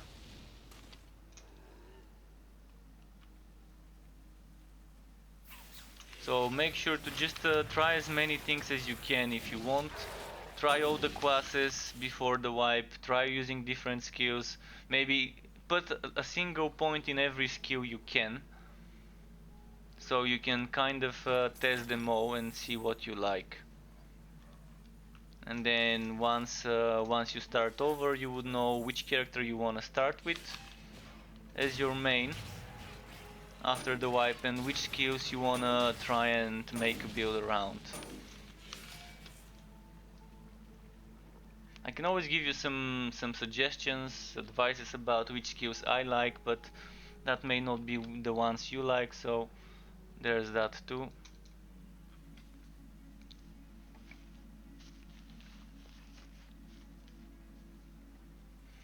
So since we did this mapception, it's like a Zana.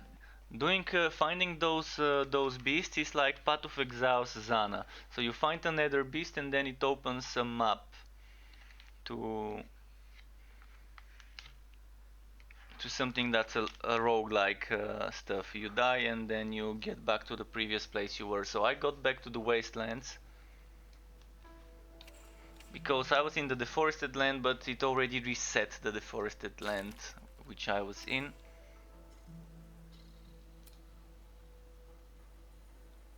So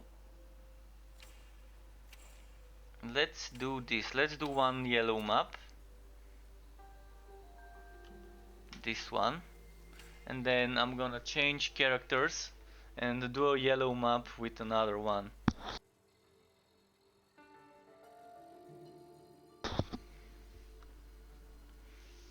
So let's see how it is now. In this map that I summon myself, I can resurrect, by the way. I can resurrect for a fee, for a price.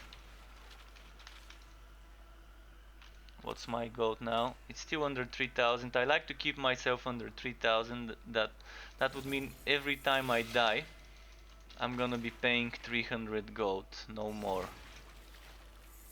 to resurrect at my same place. Otherwise, if I go above 300, if I go above 3000 gold, I'm gonna be paying 10%, so it's gonna be more than 300.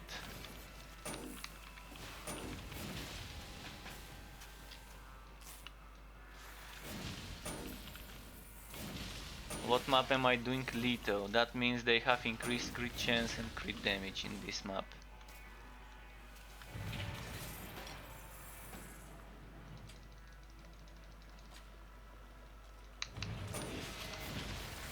Oh, and that was the Jesus Express, a train going to the heaven. It's my favorite bug and I hope they never fix this. It's my favorite glitch in the game, where this skill, instead of going forward to the enemies, goes upwards or downwards. So the Jesus Express, or the Hades Express, as I call them.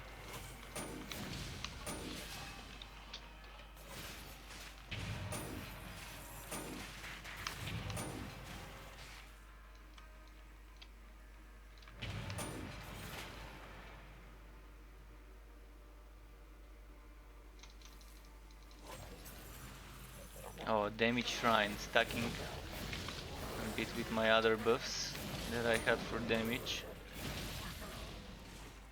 This damage shrine just doubles your damage.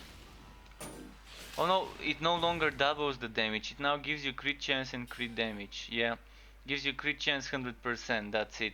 It used to give you double damage, now it just gives you 100% crit chance. Which is not bad, I guess, because it might end up being better in some cases where you don't have much crit chance on your build, because the crit damage is maximum 300%. So even on a build that doesn't have much crit damage stacked, it's still not too bad, but you need to at least have 200% crit damage to make the most out of this shrine.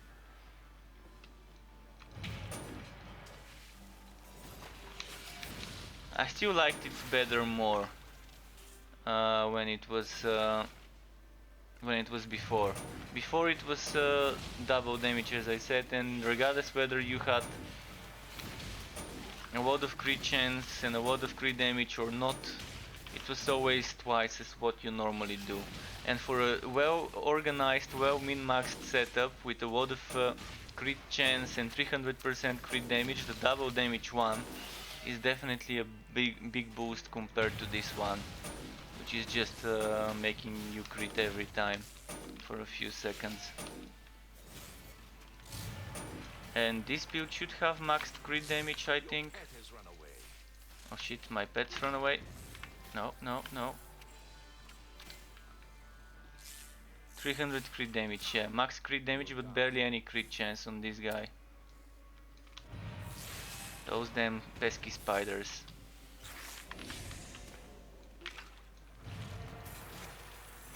They do have a lot of crit chance and crit damage on this map though.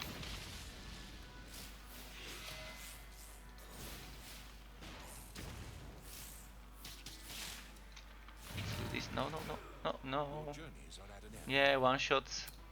One shots. The best shots are the one shots.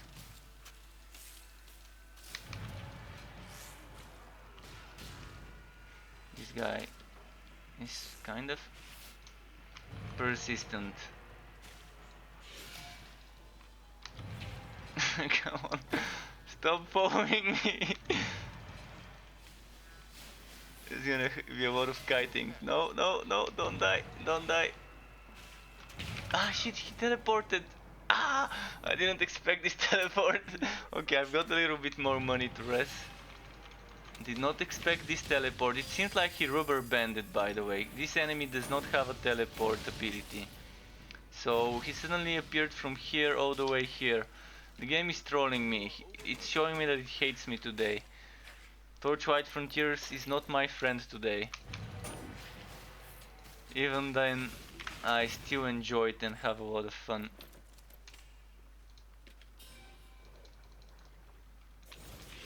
And by the way, the maximum gear work you can get currently in the game is 100. I don't know whether this is 100 without including the one from the maps, but the gear work here you can get is 100 max, and the gear you can get from the maps does not show up here. But I think if you have 100 here, regardless of what the map can give you, whether it's 20 or 50, you would not get anything more than that, I think. And you can get gear work from items or from increasing the difficulty. So this difficulty gives me extra 20%. This one 15, 10, 0, 0. And then you have items like this one that give me 27.9 gear work, and I've already added an enchantment for another 24.4. And then you can get gear work on a helmet. Look at this beauty, 37.9. If it had sockets I could have added some more. So yeah, helmets and gloves are the only two pieces of equipment that can give you gear work, but they're more than enough. So you're deciding whether you want to get some more offensive stats because they can give you some of those, whether you want to get some utility for some skills, for some synergies for certain builds, or whether you want to go for a farming setup, stack up the gear work and get on farming. So I'm trying to give some explanations to people who may not be familiar with the game and the systems in it. If anyone already knows this, well, bear with me whenever I decide to explain some of those things.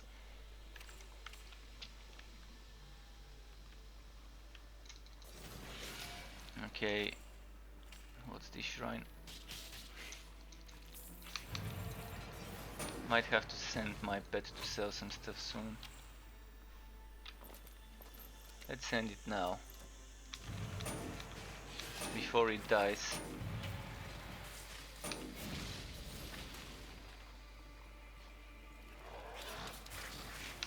Whoa, no, no, no, no, no. Phew. Phew.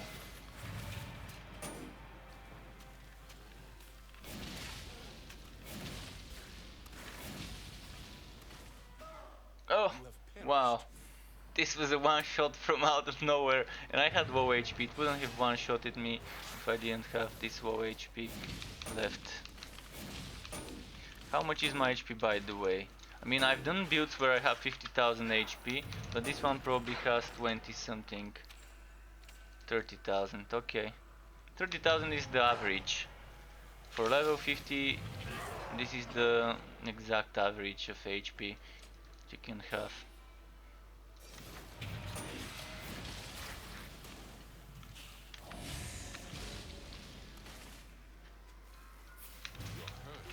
No.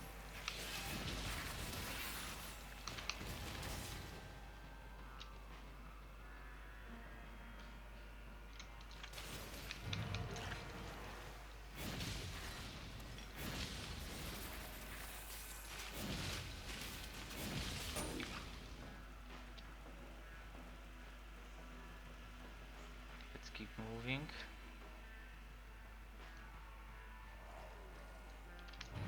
Here. Ah, how did this miss again? This is the ghost bug for the ghost train, which I do hope they fix though. That's the bug I do hope they fix. But the other one where it's the Jesus Express and Hades Express, I don't want fixed. But this one is not a bug just with ghost train. Even it works on other things that are piercing enemies, such as hook shot. If the enemies are too close to you, it doesn't hit sometimes. Sometimes it hits, sometimes it doesn't. So it has something to do with collision. Is returning. Something with the skills collision not properly proccing. Like now. But now it could have been something completely different. Now it could have been just that they're invulnerable because they were still appearing. So I couldn't know which one was this time.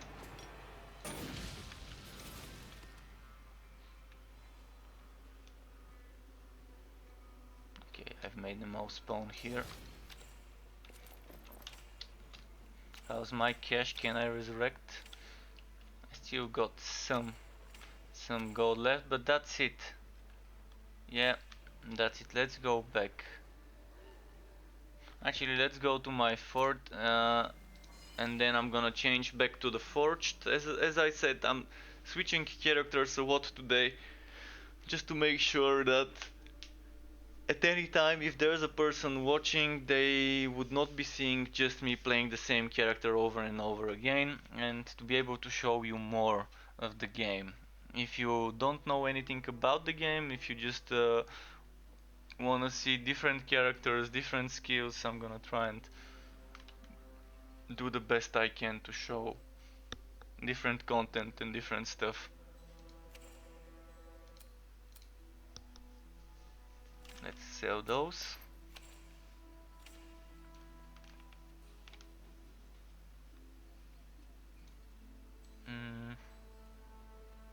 Your pet has arrived. Okay, let's switch to the forged. Oh, I remember now. I wanted to give him some maps. Let's give this and this to the forged.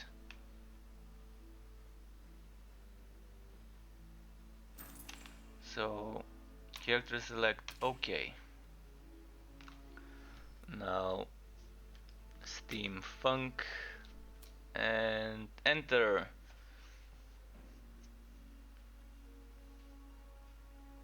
So, still loading. Let's start rotating the loading wheel, the cog wheel.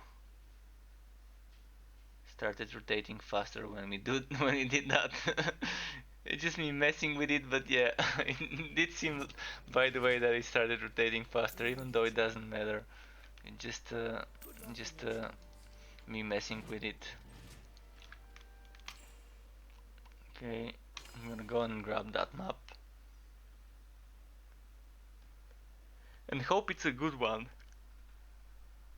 Unfortunately, it's a high wit one, and I do have better defenses for fire and goblin on this little dude.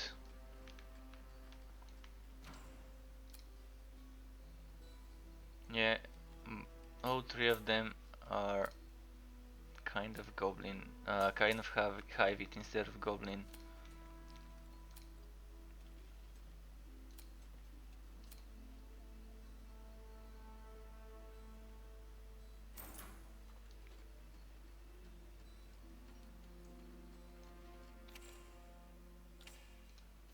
Let's see. A lot of fire and goblin defense. But I need this, and I need this, and I need this, and I need this.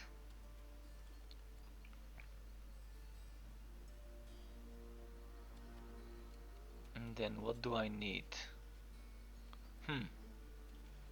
Oh yeah, this one, immune to poison for the pet.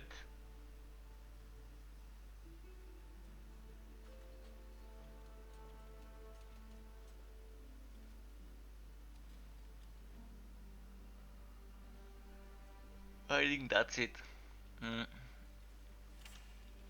Let's go. Gearwork 1 first. I do have some items I really want for this guy to still get. Come on, come on. I wish I could have a a file with the settings they used to make this this logo, this gradient and all of it. I tried replicating it long ago when I started my channel and everything. I tried kind of replicating the effects they did on this, and I just couldn't get the colors on the text to be the exact same. I'm not sure what type of gradient they used, or whether it was multiple things, not just a gradient. But it looks amazing how they've done it, like the fluidity and the shadows and everything.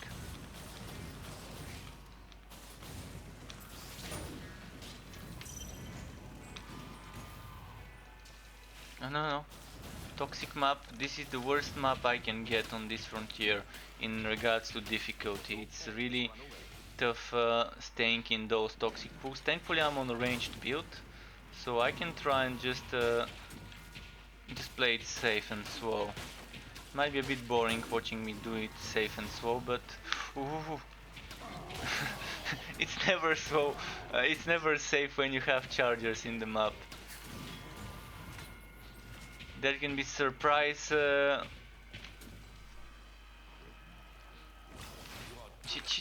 cheat.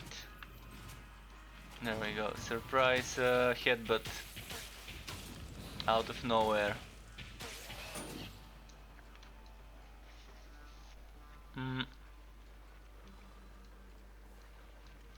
Are they dead? More.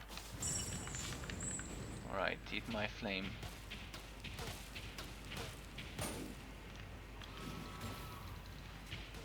He's gonna charge me if I don't burst him.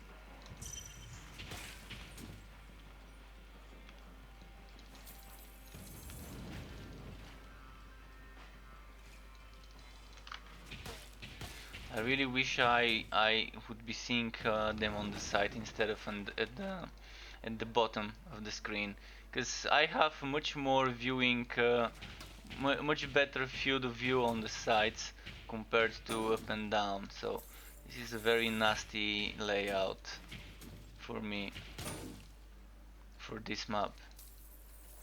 So we're getting there soon.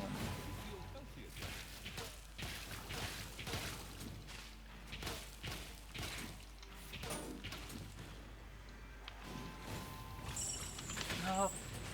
Phew, that was close.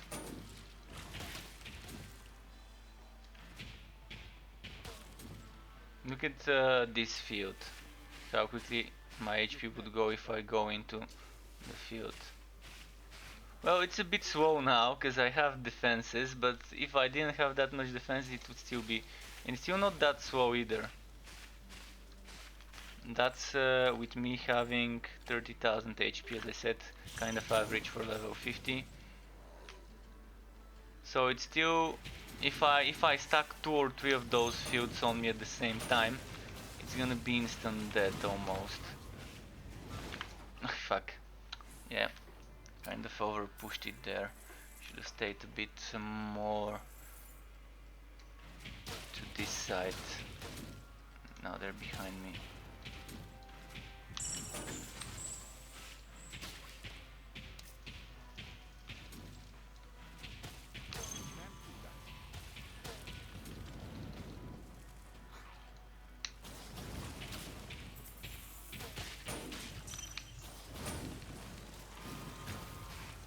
Ah, move!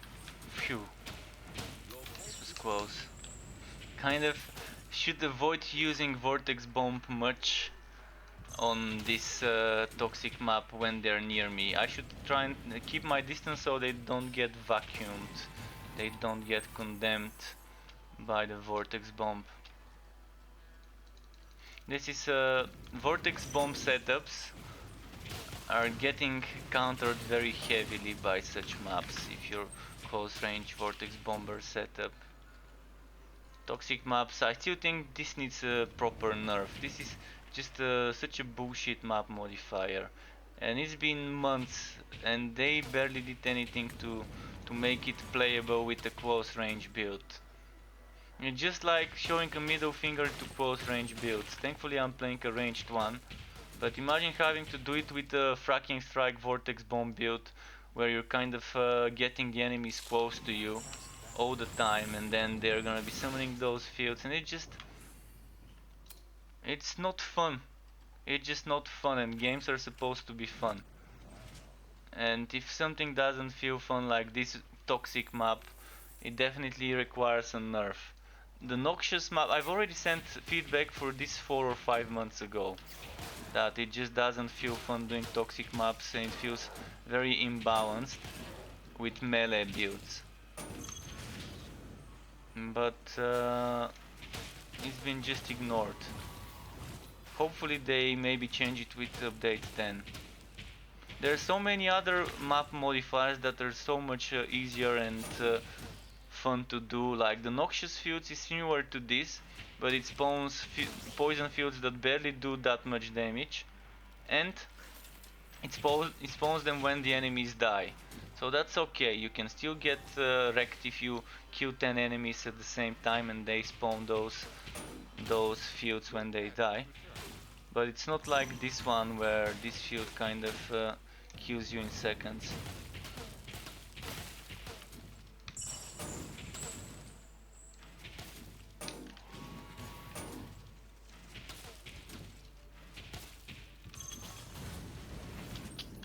Okay.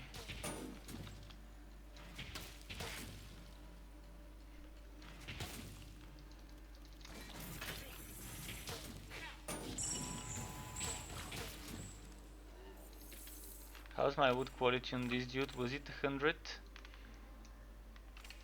100, because I'm playing on ridiculous. Wait, this is 35.4, this is 44.1, okay. And then 20 from the map.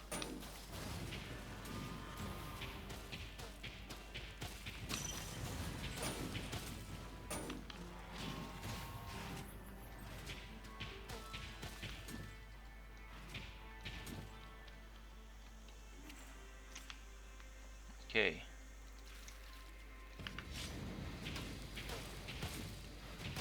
You also get gear work when you're playing in a party with someone. Regardless whether it's 1, 2, 3 or 4 people in the party. I mean 1, 2 or 3 people in the party together with you.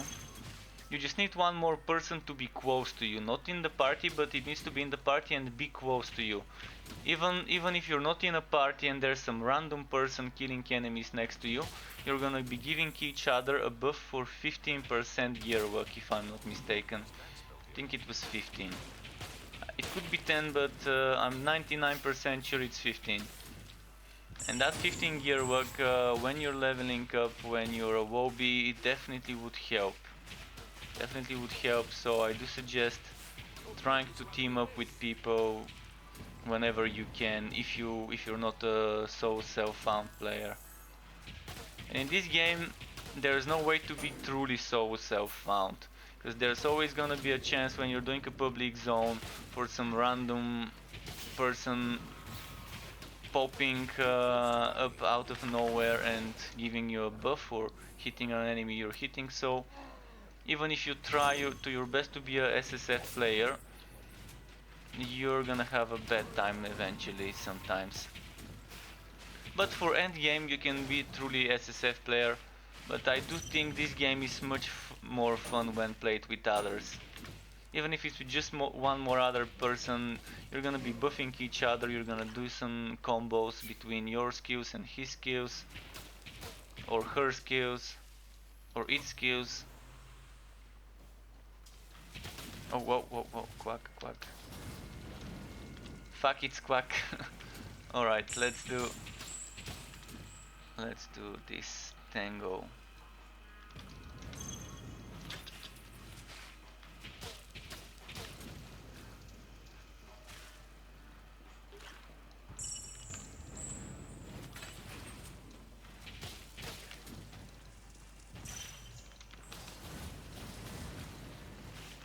No, no, no, fuck. Your struggles are over. So close. Got stuck into some... Oh yeah, that's what I got stuck in. Couldn't see it from the damn environment in the way.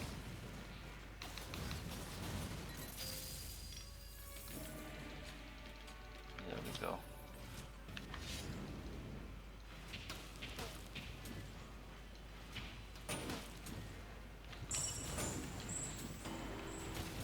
Oh, run, run, run. Toxic, toxic. Toxic, toxic. Your pet has arrived.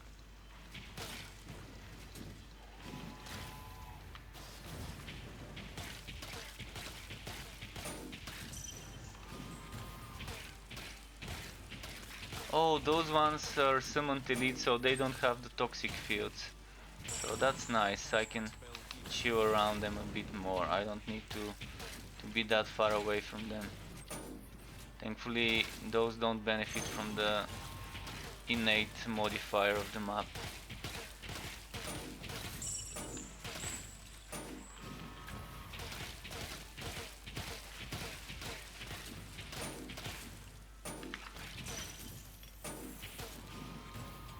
Your pack is full.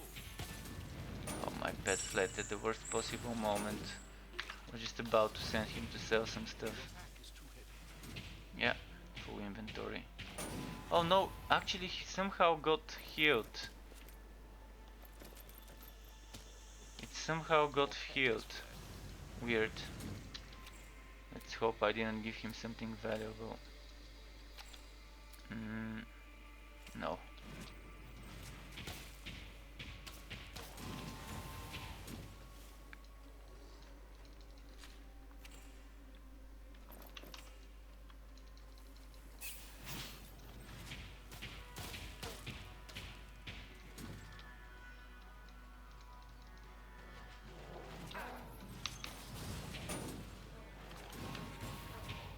Let's get the net. Oh wow, wow, wow.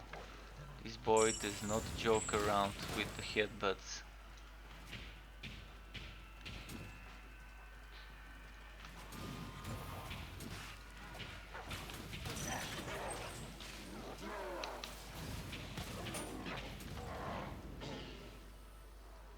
He's like a Zinedine Zidane with those headbutts.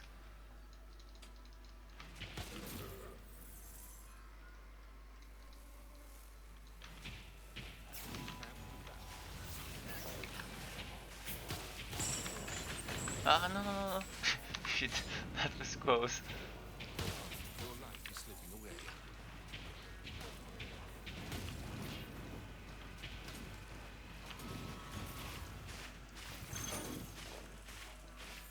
Alright, well, glitchy chest.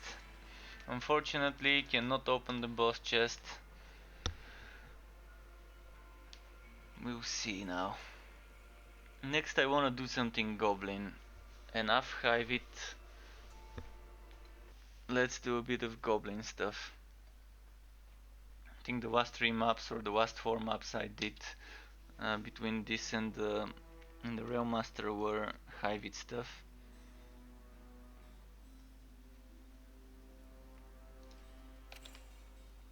Your pet has returned. The pet returned right on time. Good boy. So it's gonna be the Goblin map, but before we enter, Your pet has returned. it goes for a gear change. And I'm also gonna take a leak quickly after changing my gear, cause it's been a while. Need to start my heater too. Shield change. Lex. I don't need the crit chance with this build. I'm gonna keep the crit damage.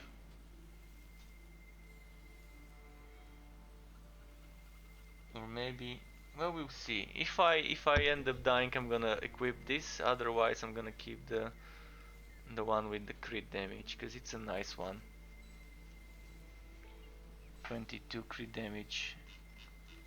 Getting 228 crit damage on my cannon. With 102% crit chance on the skill. Even though it's 5.4 here, it always crits. So quickly be right back. Just give me a moment. I'm gonna start the BRB screen, and if you're on Twitch, I can put something on the screen for you to watch, but let's do 120 seconds break. So I'm coming back. Just give me a moment, and I'm gonna take a leak, and I'm gonna be right back.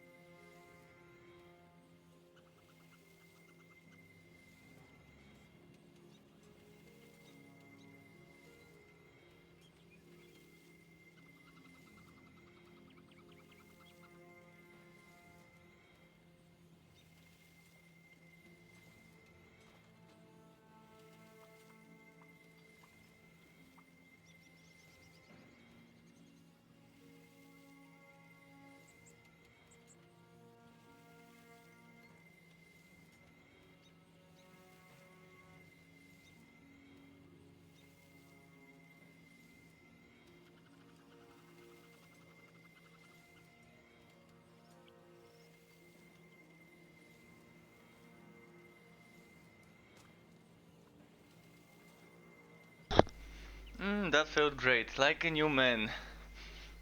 Okay, let me go back and remove the BRB. Boom. And let's enter the portal.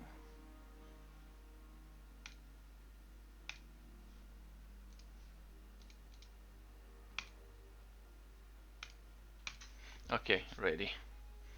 Shall we start spinning the wheel? The wheel on the screen goes round and round, round and round, round and round. I don't feel like singing it. You don't want to hear me singing, it's gonna be bad. I'm just gonna say it, not sing it.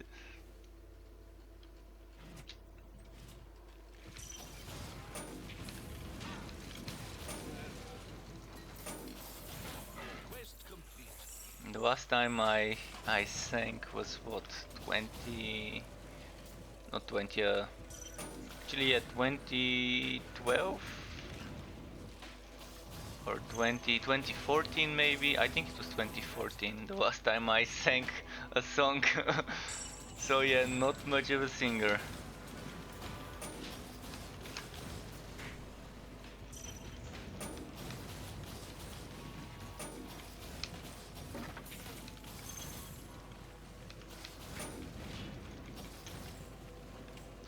So I keep getting this shitty zone. I've not gotten a single good Goblin Frontier cave map, one with 3 stages and the boss being in the 3rd stage, because those ones are the ones that are very densely populated, and you have a lot of stuff to kill there, which means a lot of chances of getting some loot. Keep getting this cemetery map, or the one that's like the river run layout That spell can't be cast. with the dog jockey at the end.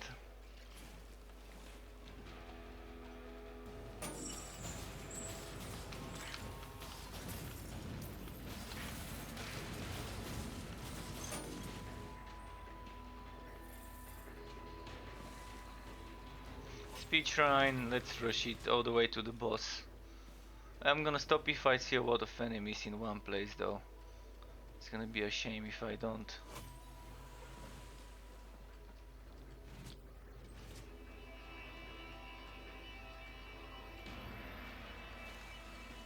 Like here, that's okay. What's stopping? I mean, it's not that much, it's what, 6-7 enemies.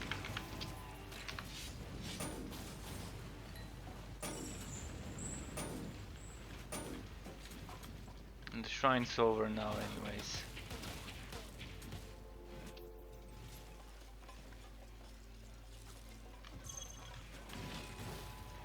Ah! Gent got stuck between enemies.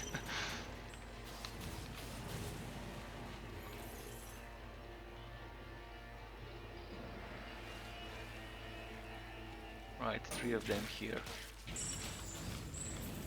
Can't cast that here. There we go. Couple more.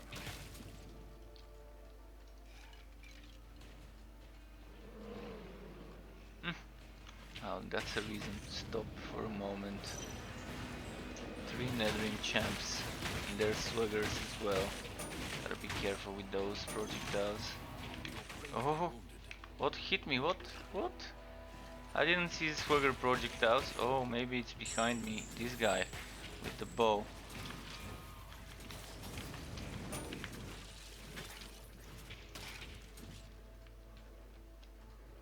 I think the sluggers died. Oh no, they haven't.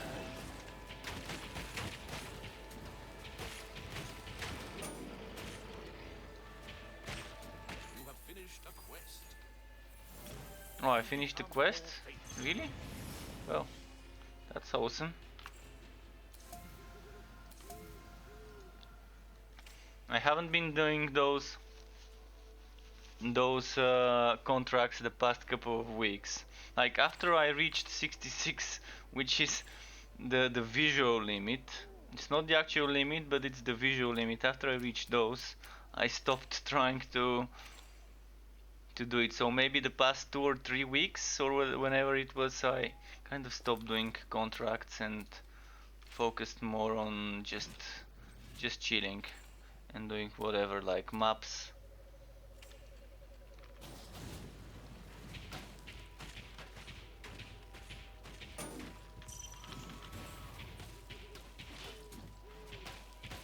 Wondering how this system would have changed. They did say that it's gonna be changing in certain ways. More ways to get fame and so on. So excited about this, even though I may not sound like it. I really am. You can't use that skill. Can't wait to unlock some new cool stuff for my fort and rebuild my fort. I do wish I could I could save my fort layout somehow and then import it once I unlock all the things, but I'm just gonna take some screenshots. I already recorded most of the things in my fort in different types of videos, so kind of have an idea how I had it built before. I'm gonna try to replicate it, not one to one, because I'm gonna be having different things. And the weirdest thing is, shortly before they announced the wipe, like a week or 2 before that, I completely redecorated my fort from scratch, like removed everything and remade it from the get-go. You can't use that skill. If I knew there's gonna be wipe, I probably would not have done this and would have kept the old design. But it was fun. I had a blast redesigning it on stream. It was kind of a long process, but it was fun. It's one of the things I enjoy about this game when I'm too bored of killing and farming and I just want a little bit of a breather and just to chill. I'm just gonna go in my fort and start redecorating and making it look differently. And it's definitely nice in games like hack and slash RPGs to have something like a home base or a base or a headquarters or a fort or whatever they call it to redecorate differently.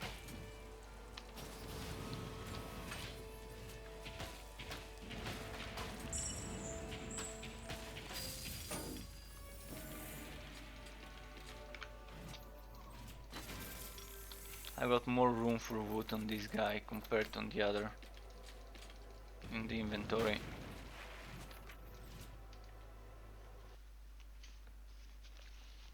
Let's see.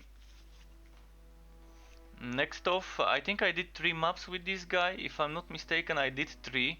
2 Hive-It and 1 of those, so it's Dusk Mage time for everyone. I'm gonna transfer the yellow maps to the Dusk Mage now.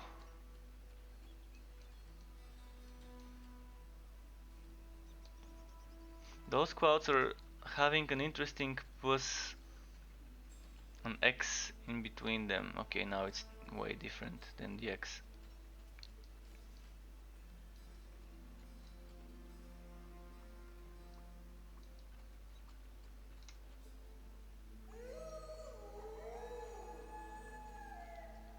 One of the good changes that this game made, and I like, is that there's no longer daytime psycho based enemies.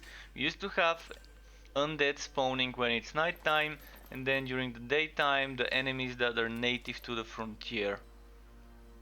And it just felt wrong and they removed it. And I like that they've removed it. Because I had to keep undead sets with me at all times. So when there's nighttime I can switch to my undead physical defense items, and it just, yeah. Now I don't feel the need, I just try to implement the physical defense from different sources, like enchantments is not a bad source to get some extra physical defense if you want to, or maybe keep 1 or 2 spare pieces, but not too many.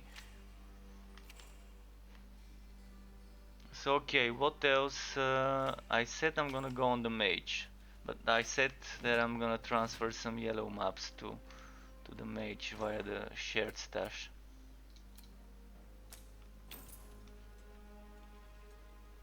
Okay, character select.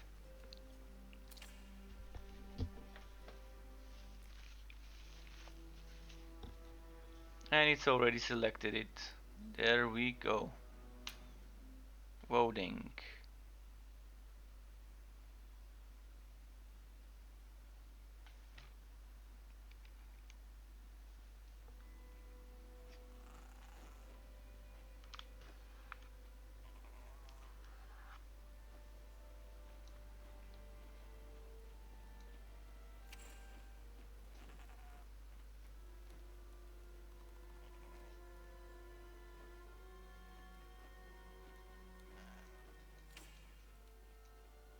Just wanna see something. I'm not sure which piece of celestial items I was missing. I think it was the gauntlets or the shoulders or both. I know I was missing something from the celestial set. I'm just not sure what it was.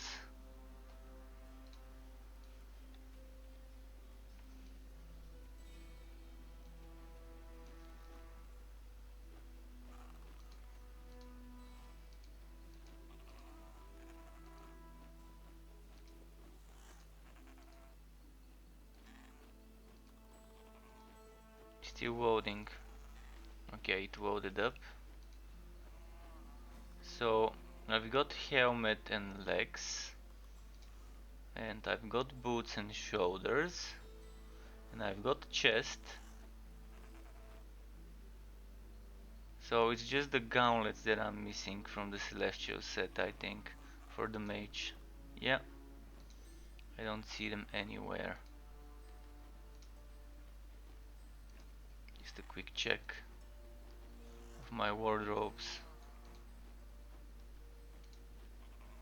So this is the item I'm looking for, preferably before the wipe. If I can find it, it's gonna be great. If I don't, well, so be it. Unfortunate.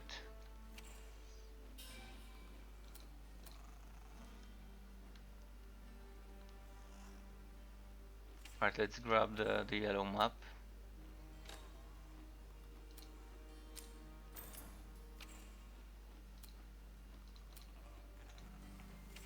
And since there is no trading, I can't go and ask someone to give me some items for a few minutes just to record myself wearing them and then give them back.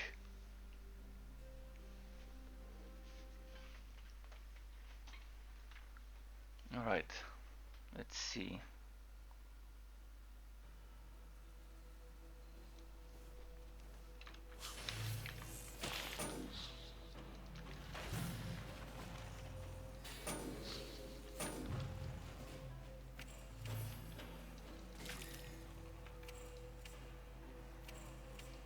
Let's go here.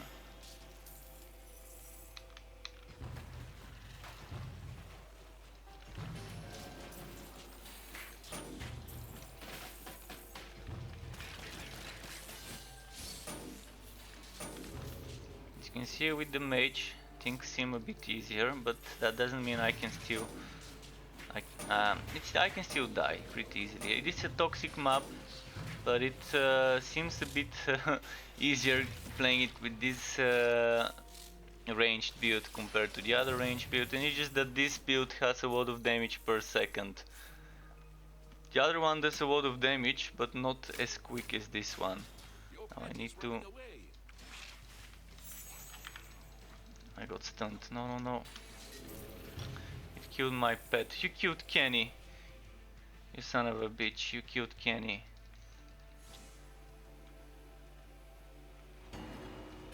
How could they kill Kenny?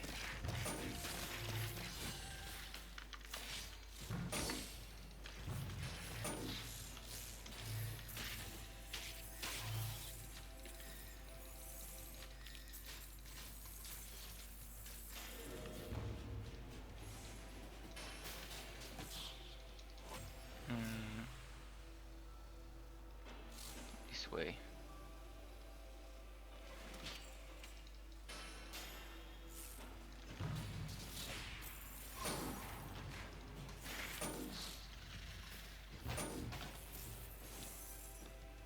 So yeah, toxic map. Not that much of a challenge for this desk mage compared to the other builds I've been playing.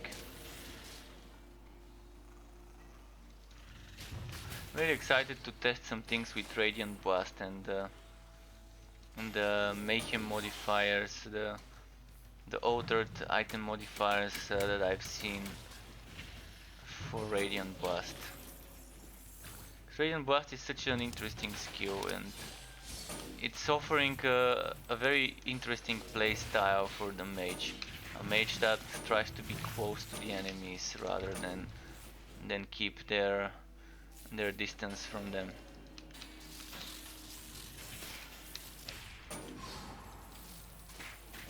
It's gonna be something I'm gonna be testing out as soon as I gear up in update 10 for a Radiant Blast setup.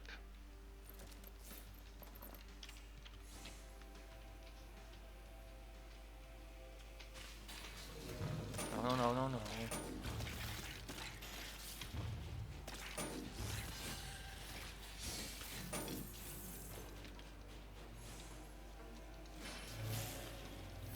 And the way some of those modifiers, some of those affixes would work is they're basically gonna be just altering the behavior of some certain skills to do something different than it's normally doing. Kind of similar to the how it is in WoWs and you're selecting skill modifiers. We're gonna be getting those here in the form of item affixes. So you're gonna want certain item affixes to modify certain skills to behave slightly differently, and you're gonna want other items to buff certain skills after using other skills and things like that.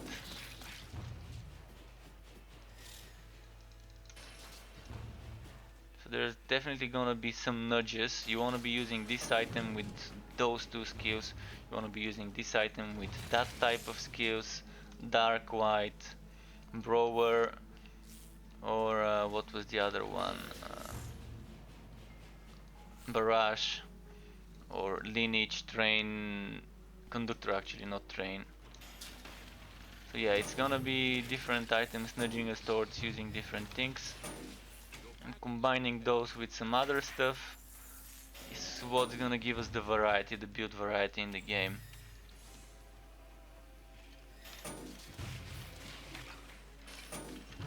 And the build variety really is something that keeps many people playing. People who don't want to stick to one thing and only play that one thing until they can no longer do that one thing without feeling bad. Because too much of anything ends up at the end being bad. Like, eat too much sweets, eventually it will feel terrible. Eat too much salty, it would feel terrible. Eat too much what, bitter? Or the bitter in general kind of feels terrible sometimes, if not like something like a grapefruit or whatever. And yeah, too much of anything is not good. That's why I personally try experimenting, changing characters all the time. It just gets boring for me playing the same character for months and months and months without switching at least my build. And that's why I'm an autist with an L Your pet has run over. when it comes to games like those. Hack and slash games.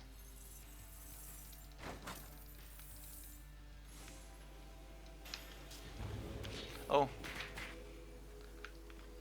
have I had this one before? Oh, yeah, I've had this one before. Disease Grasp.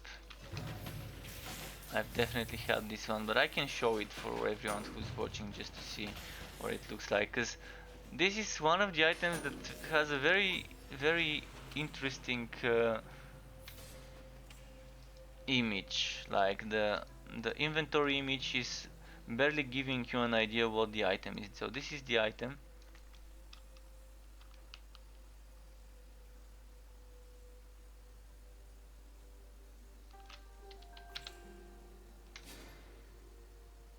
You still kind of get an idea about it, but I'd rather be able to see both ends and it not being a straight one like a wand or a staff, but slightly bent, to see that it's a chain that can bend. Otherwise, the first time I saw it I thought, oh, that's a staff, and I never even noticed that it was a Digitus until like 2 weeks ago, when I was just looking at some stuff in my storage. I just kept it there because I thought it's a staff, and I was like, okay, that's not something I'm gonna use. Not the way two-handed weapons are like now, how underpowered they are. Staffs are actually great, they're overpowered for basic attacks. But basic attacks in general are not as strong right now. But after update 10 there's gonna be a lot of builds based on basic attacks. Staff of the Hivebreaker. Oh, another item I'm missing. Yes. Yes, another item for the YouTube recordings. So I've got 3 items that I can put into the YouTube recordings that I've not recorded yet. That's some good stuff. Definitely happy to get some stuff I'm missing before it gets wiped permanently.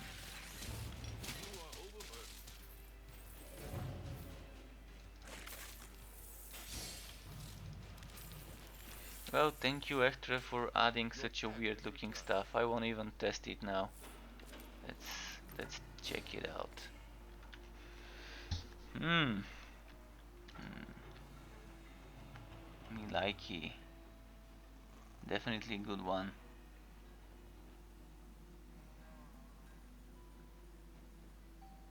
It looks like something that came out of Half-Life. Pretty nice.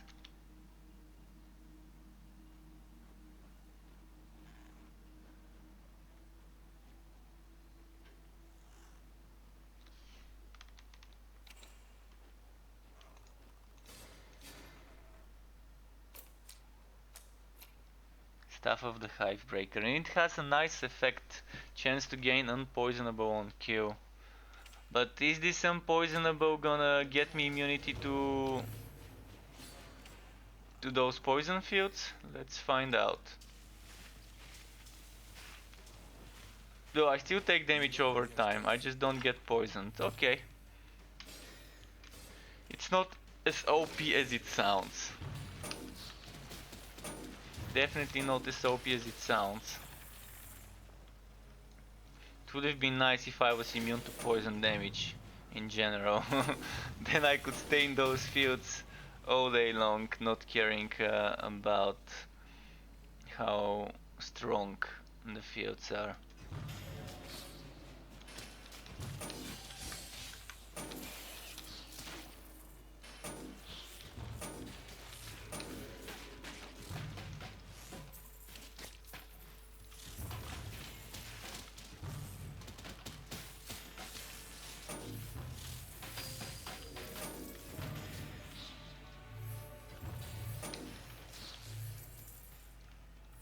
Okay, wood. So much wood. My pet's gonna be having some troubles now. Can give him 4 more items. Alright, pet. Few seconds and it's your time to shine. Your pet has returned. Actually, delete. Delete. Let's give him this one. Instead of the white item, this one.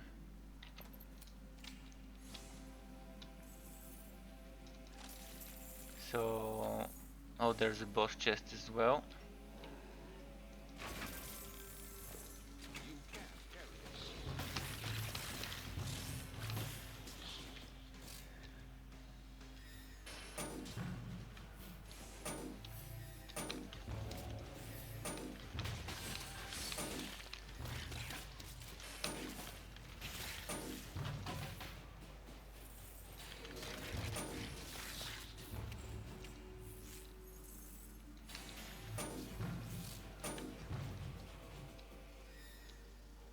You are overloaded. Hmm. Destroy.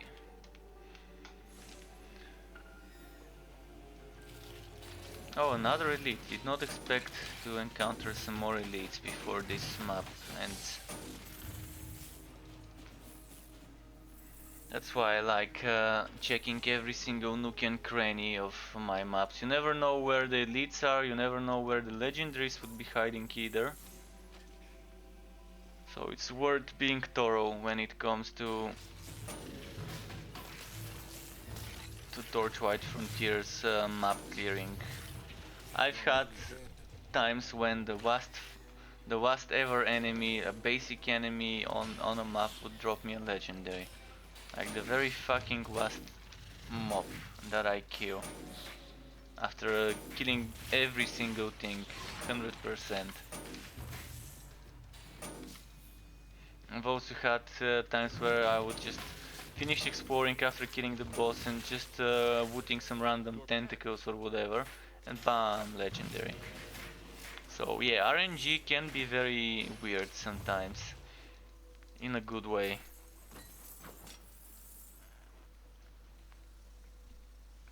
Alright, back to the fort. Need to make sure this stuff is in the warehouse. Maybe dismantle some items. Oh, I'm getting a bit tired, but it's too early. It's 2:43 in the afternoon. More like getting hungry probably. So in maybe 2 hours or so I can go grab a 5-minute break or so for food. We'll see.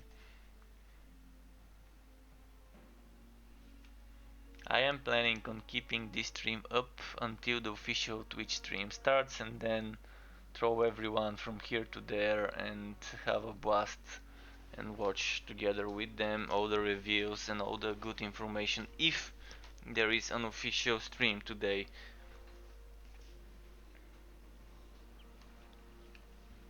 I do hope there is, but you never know. I'm gonna keep checking on the official Discord to see if they're gonna announce something. Oh, I accidentally started something. Okay. So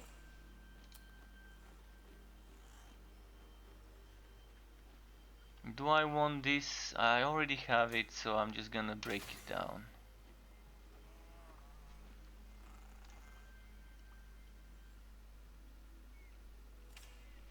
And the rest can get sold.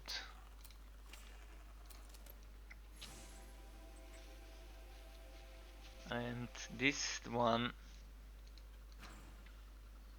look at that, I'm sneakily accessing my storage without being in front of it.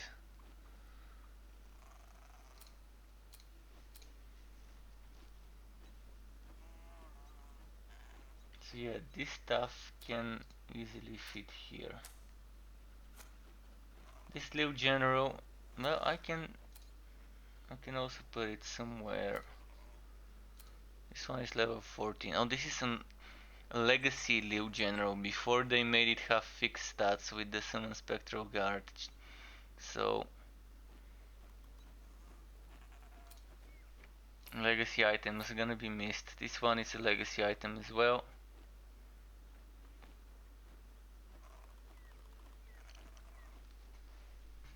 From those, do I have a legacy one? I have two non-legacy and 2 legacy. So those are legacy ones. But everything here would become a legacy once they add Mayhem fixes, so it's gonna be interesting when everything wipes soon. And seeing those old items, those old versions of the items in screenshots and videos. Now, what was the other map we had? Another Hivit map with some gold work.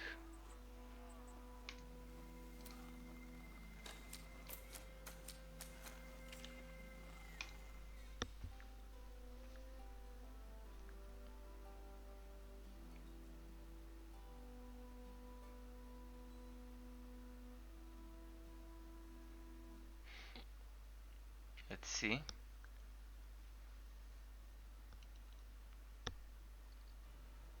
So the first loading screen is loading out and then loading in screen. So we have a loading out screen and a loading in screen. This one is a poison resistant map and I'm using a poison build. It won't help them much though, you can see. You can still get obliterated. Although I went the wrong way, so I need to go this way first. Clear out the dead end.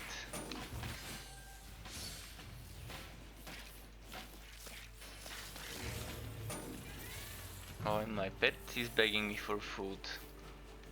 Well, he can wait. He's spoiled. He can wait. He needs to be on a diet, otherwise he's gonna be overweight and that's gonna be unhealthy. Say how hungry you are. And he's running away now. Towards his feeding spot. Yeah, he's gonna wait and I'm gonna feed him after this map.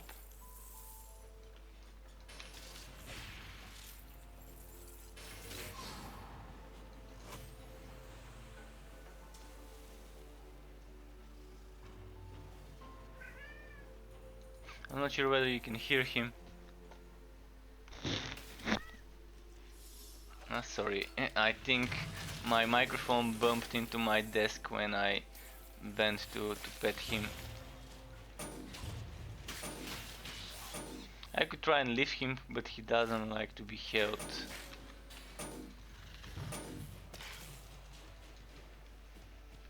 Come here. And he ran away again.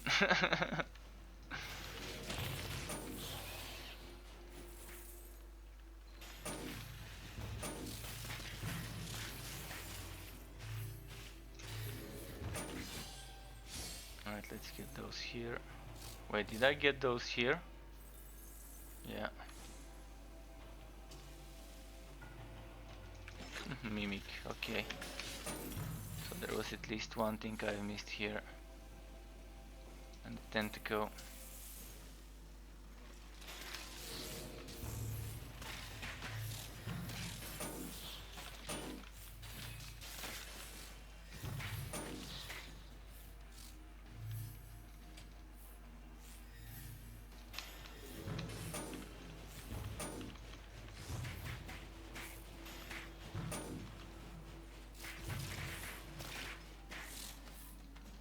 Ah, the glitched chest that can be looted.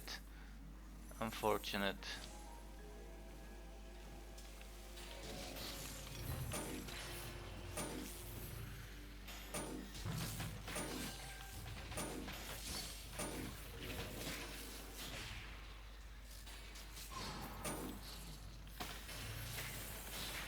Okay.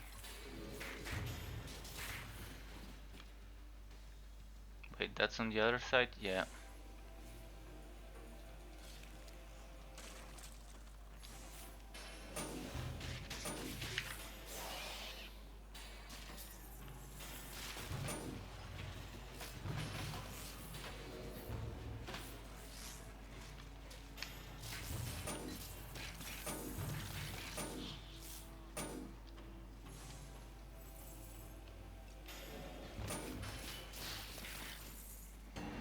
Alright.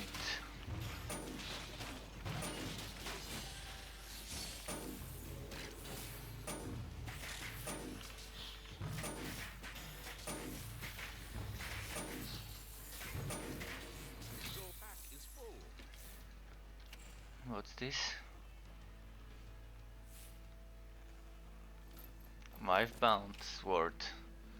If anyone doesn't know what wife-bound items are, I'm gonna repeat it again, I said it earlier. It's items that you lose when you die. So if it's in your inventory or equipped, you lose it if you die. If it's in your stash, of course you won't lose it because it's not with you. So kind of probably logical to be that way, and that's fine. So yeah, those items, think of them as a temporary boost. For softcore league and for hardcore league, think of them as the items you want to be using. I've not seen wife-bound legendary items, honestly. I'm not sure they even exist in the game. I'm not even sure it's gonna be possible in the future even to get something like that. I think they're meant to be the strongest version of blue items. You can still get white or green wife-bound items, but not yellow. Only white, blue, and green.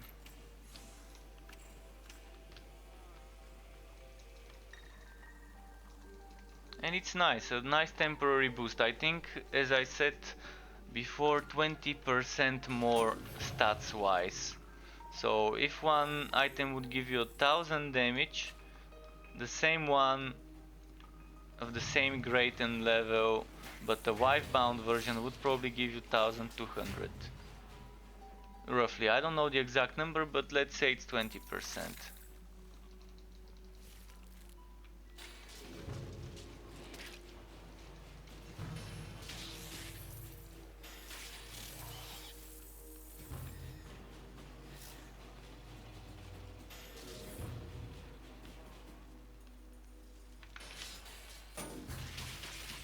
Oh, sometimes it does get dangerous.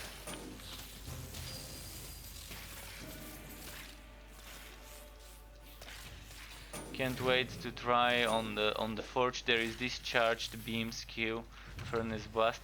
Speaking of charging and beams, I can play a bit with Holy Fury for people who might enjoy some beaming.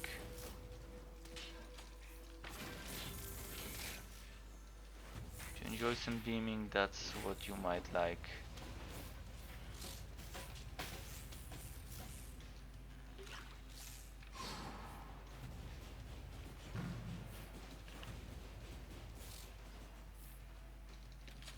Your pack is full. So yeah, after this map I'm gonna quickly feed the pet. It takes only a few seconds, so no need even to do a BRB screen. I'm gonna have my headphones on me anyways.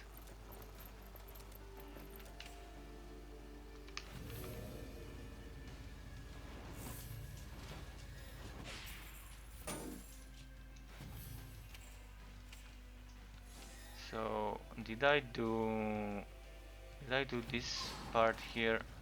I don't think I did.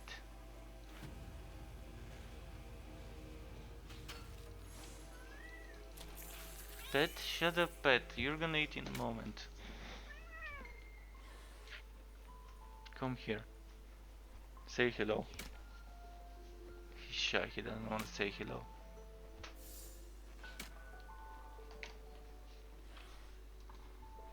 He's a spoiled animal.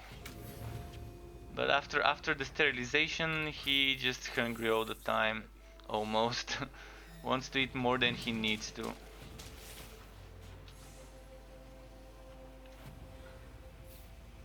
Oh, look at those legendary skeletons. Alright, give me the good wood. I know you can, I know you can.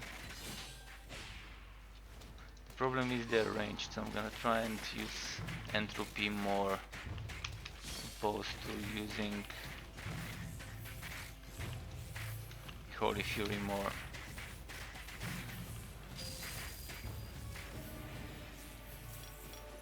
Alright, well, no good wood from those. Okay, maybe this one would give me something. Let's see. Come on, come on, come on. Oh, my pet's full. Go sell.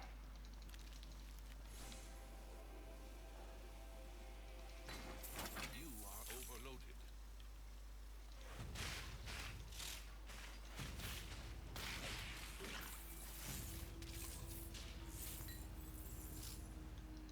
You are overburdened.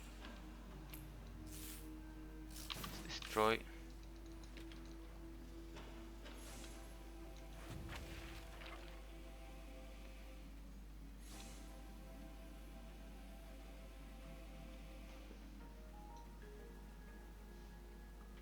Let's see. Oh, another pack of rare enemies. Oh, those are fast. Shit.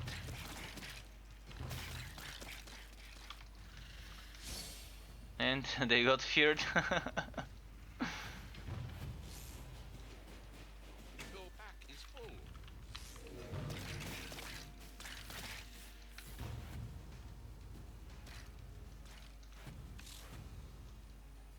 You can't carry anymore.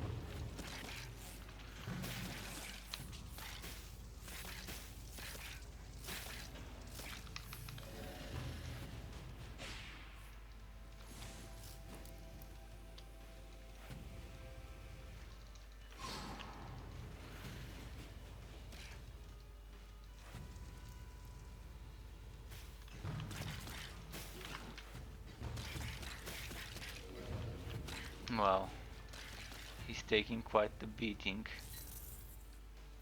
You can't carry anymore. And then you see the greens and it's just okay.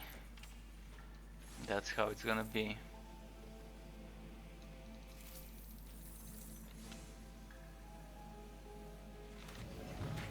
Okay, a few more enemies.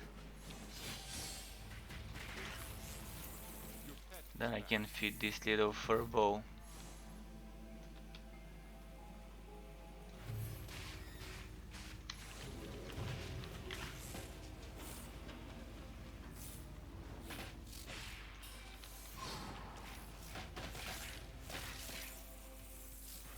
So yeah, I switched to Holy Fury just so I can avoid playing the the exact same thing. I mean, even just one skill being changed gives us a bit of a variety.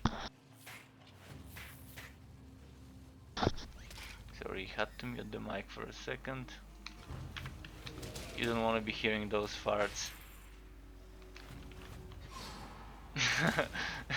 I shouldn't be saying that, but I felt the need to say it. But yeah, I think now we're good to go. I can quickly return to the town, maybe even go back to the character selection screen. Did we do 2 or 3 maps? I think we did 2 maps, so maybe 1 goblin map. So quickly returning to the fort, and while I'm doing that, I'm gonna go and give my pet some food. Come on pet, let's eat.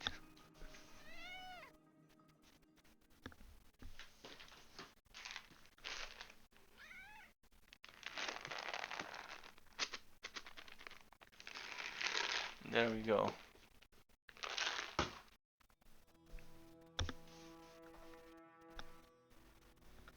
Okay, I need to quickly plug my cable into my headphones, give me a moment.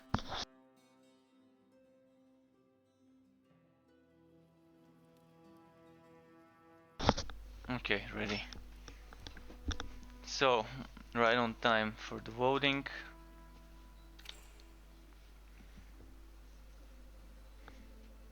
Next off it would be a goblin map, by the way.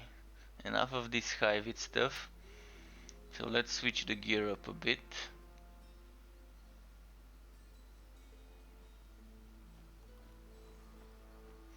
Do I want to keep this one with a lot of crit chance? I'm gonna keep that one with a lot of crit chance. And then, oh, actually I had my goblin gear now. I didn't have my high-vid gear for the maps I've been doing. I mean, this one is high-vid because of the gear work, and this one is high-vid because of the double crit chance and health. But the rest was goblin stuff. Well, okay. Fair enough.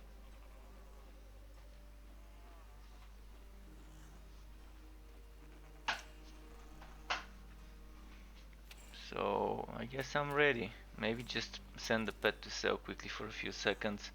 The pet normally travels for 2 minutes if you're in a map, but when you're in the fort, Your pet has arrived. it's 4 or 5 seconds, so definitely nice to do it in the fort.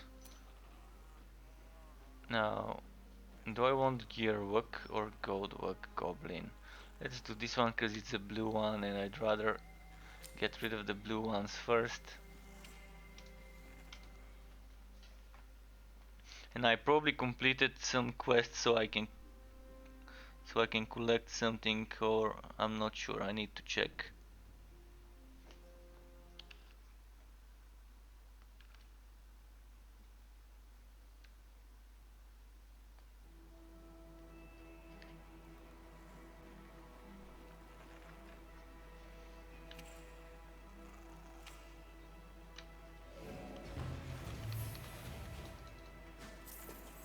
Never mind, that wasn't a mimic. I thought it had an eye socket there. It didn't. Right, break all the things.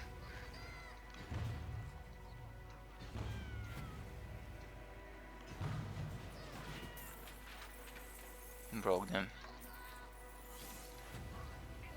Finally, a good Goblin Frontier map in the caves. I'm just a big fan of those maps because they're so densely populated. More enemies to kill, more chances of getting wood. That is good. Definitely something I wanted to do today. Some of those maps. Oh, damage shrine. Likey. Give me some elites now. This is when I would want elites showing up, ambushing me or whatever. There we go, elite here.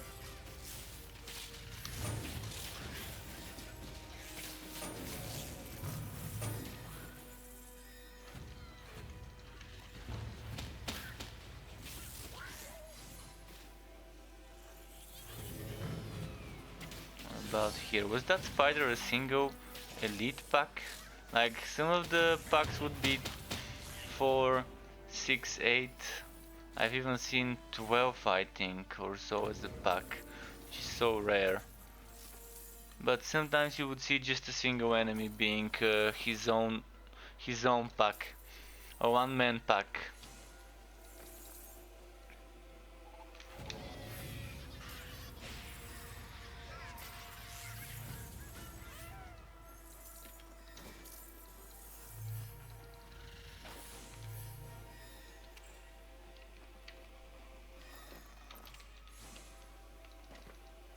Alright, another shrine.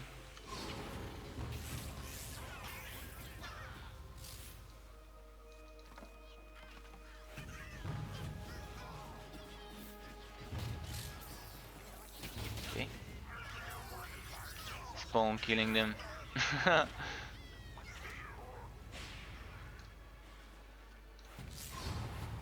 So those scaffoldings like the one we broke can be pretty good sometimes for wood, so break them every time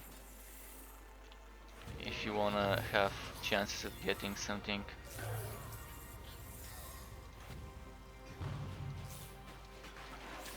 It's not high chance at all, but it is a chance.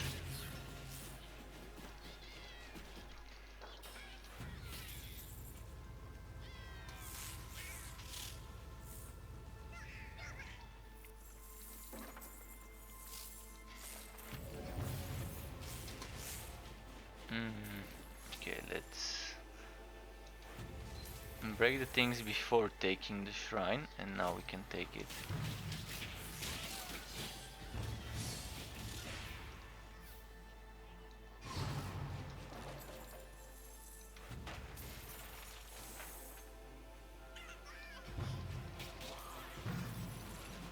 Alright, already at the entrance for the second stage.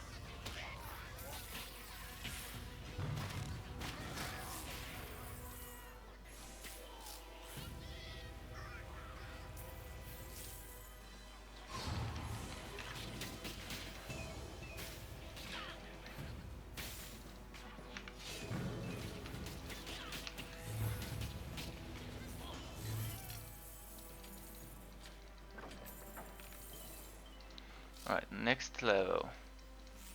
Eerie Spyro. I can't enter? Really? Oh, don't tell me it's glitched. Oh, never mind. Managed to somehow get my character to enter even though he couldn't reach the entrance.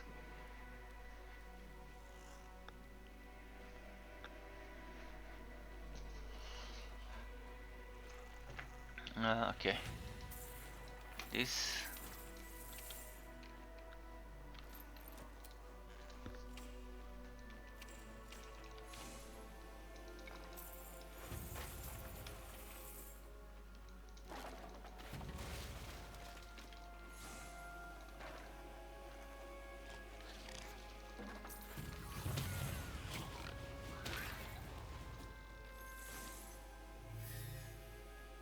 Let's see here.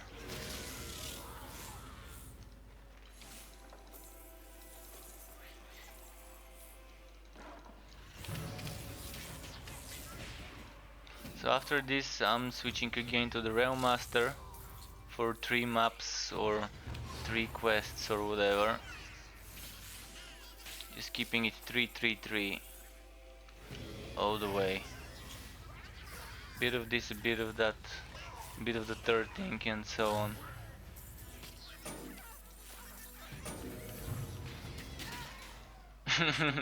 I should have moved. I saw that it's ranged enemies. Oh, and this time I pay more than 3000. I forgot to keep track of my gold to prevent losing more than 300.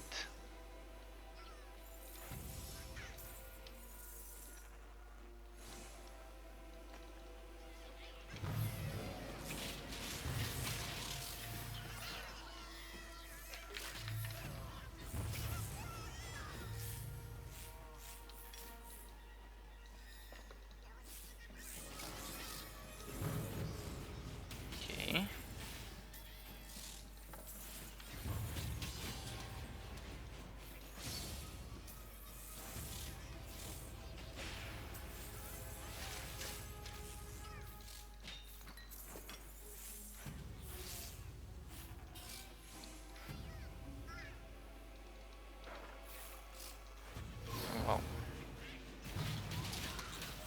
Let's see what this is. Crit damage, tempting, pretty tempting.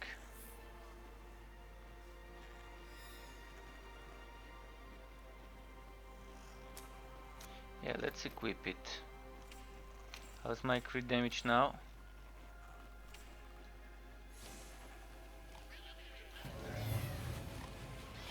Wait, why do I have running partner on this pet? This makes no sense.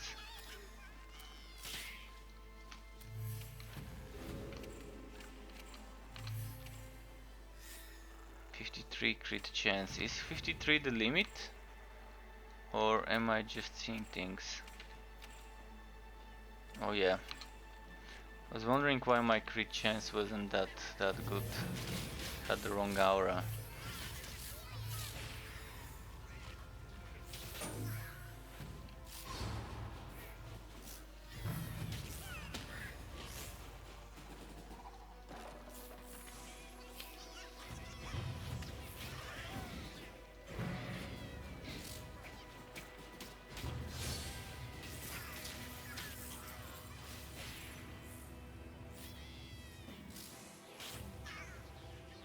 Alright, let's keep moving. Look at how densely populated this is. This is the maps I like. A lot of enemies everywhere. A lot of kills per hour.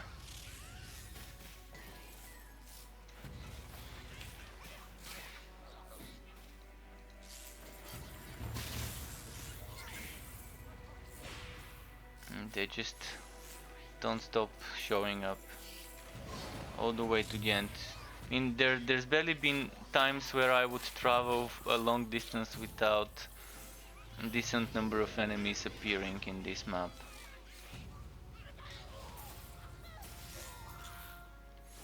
You are wounded.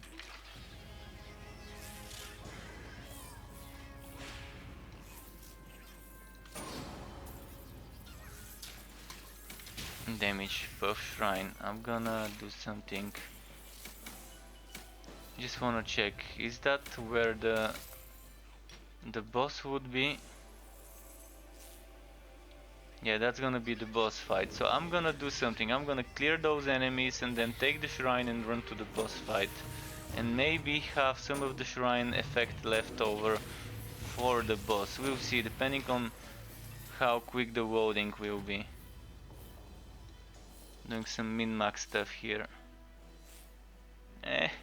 Unfortunate bad rolls on this gauntlet. If it was with gearwork, I would have actually equipped it and kept it for when doing Goblin Frontier.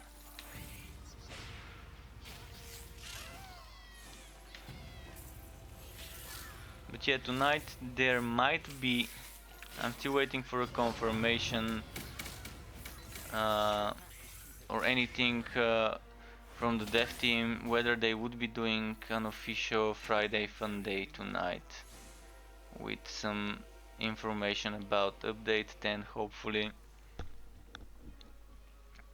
So if you're interested, make sure to tune in. 7 PM UK time, 11 AM Pacific time, Central Europe, that's 8 in the evening today. But until we get confirmation, we won't know, and it's pretty early still there. No one's awake in San Fran, where the extra offices are in the Silicon Valley.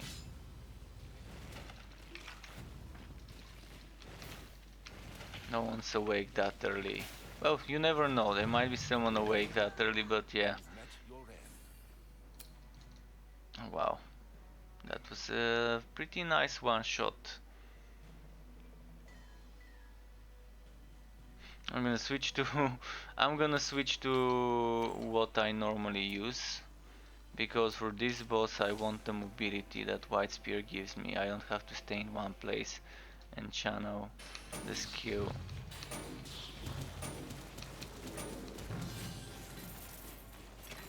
And it just shit tons of damage as well.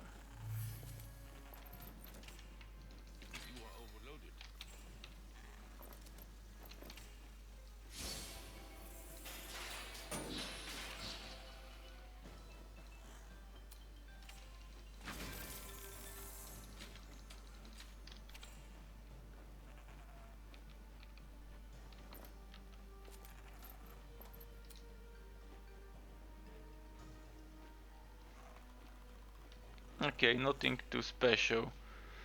Back to the fort and then switching to Railmaster. It's his turn.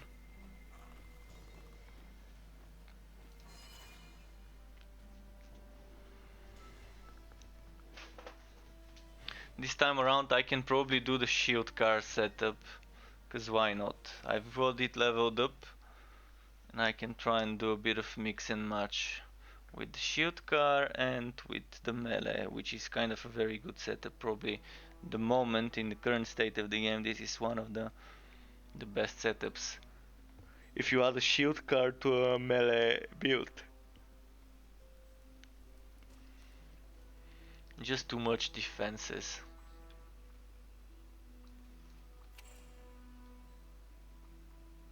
As for this one, we don't need it, so let's get rid of it.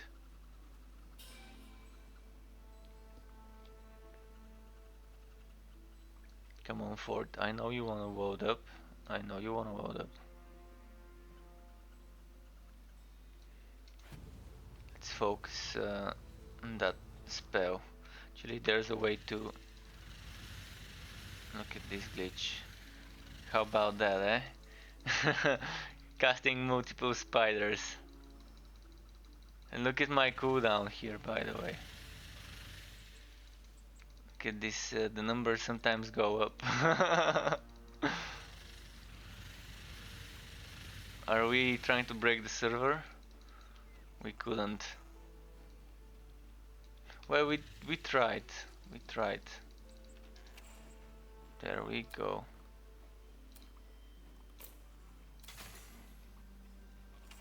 Breaking it down.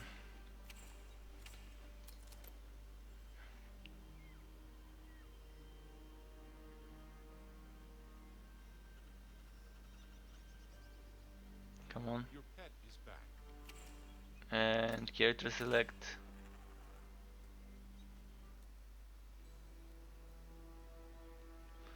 And it's Puffing Billy time. Choo choo. It's time to add this train car to the mix. The worst thing is I have to sacrifice 2 skills of the whole setup for it. And yeah, I can sacrifice Ghost Train, because if I'm doing Shield Car, I can afford sacrificing Ghost Train. And I can cheese it easily by doing this.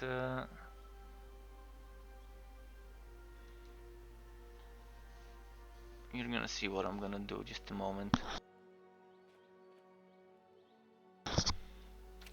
So basically I will be just getting some potions first, and then I can create the car like this and then do the cheese setup. The cheese setup is this: you start doing it and then you switch to a different attack. But I kind of stopped doing it, so I'm gonna have to redo it. Just let me buy potions first and then I'll show you.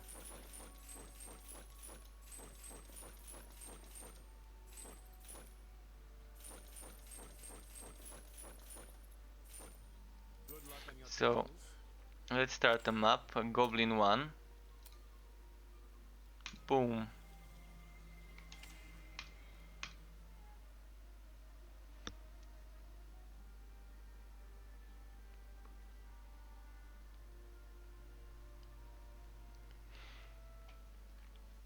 So cheese time.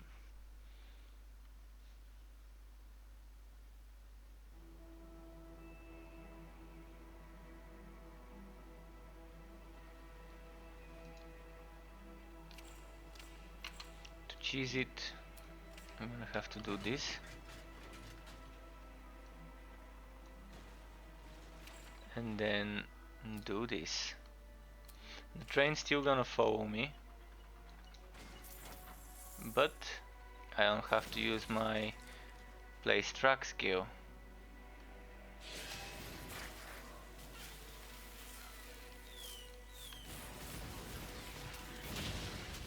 So this is how you cheese it at the moment. Oh, but I'm not using the right items as well. So I'm gonna need to change my gear. Just making sure everything's clear.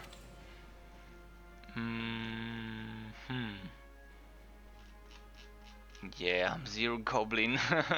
With zero goblin, we ain't getting anywhere.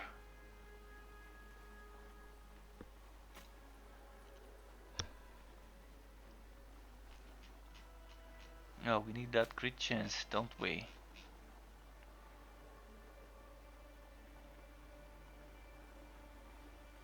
Do I want the extra damage when near your train? Or do I want the major? I'm gonna keep the major shield buff, because it is amazing.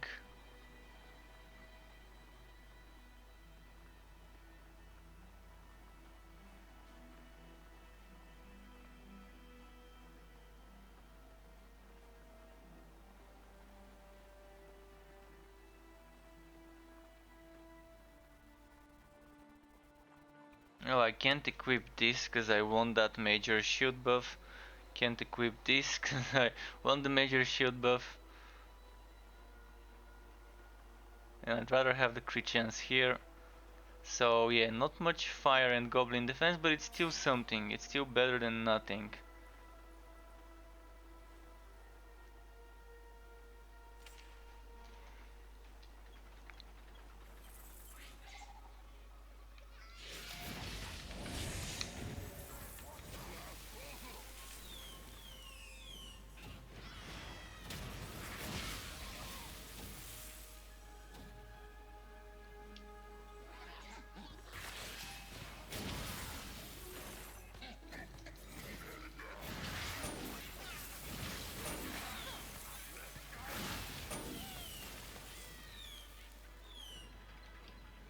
Right, this way.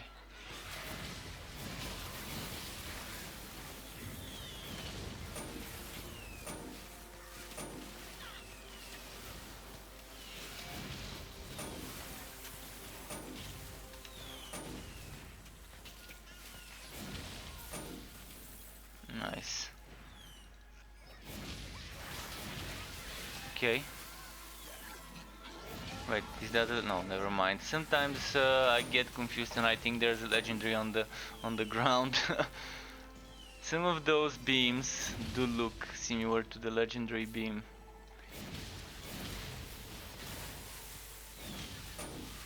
But yeah, the beam and stream setup would have been what I played earlier with the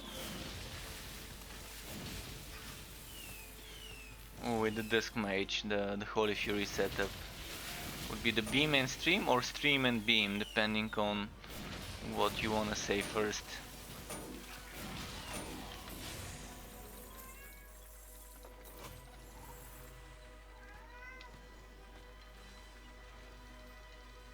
Alright.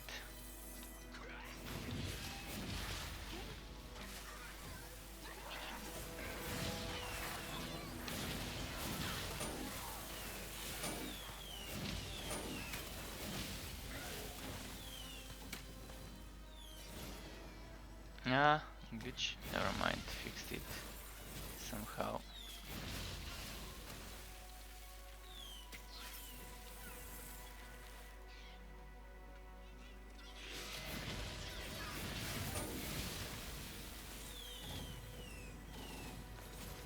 Boom.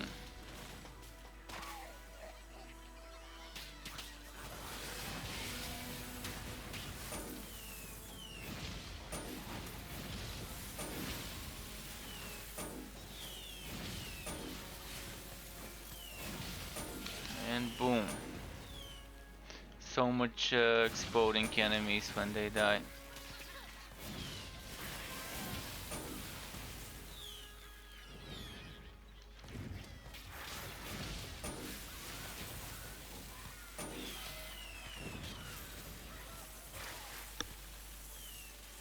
My pet is bugging me, he's bored. And not the in-game one, but the IRL one.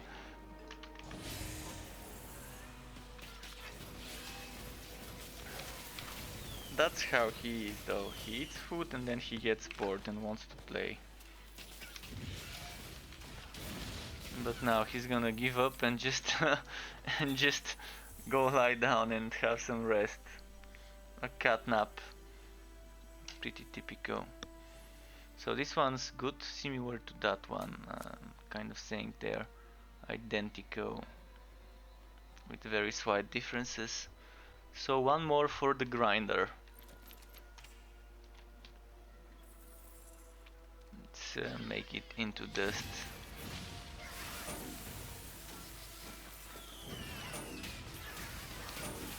How did that track go by Noisia? Into dust, into dust, into dust.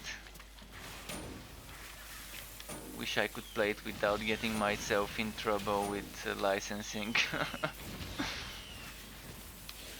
The perfect soundtrack for when dismantling gear in this game. Into Dust by Noisia. Might wanna listen to it sometime. When dismantling your items. In any game, I guess. In any games, if you turn the gear into dust, that's the song you wanna trust. If you wanna rhyme it.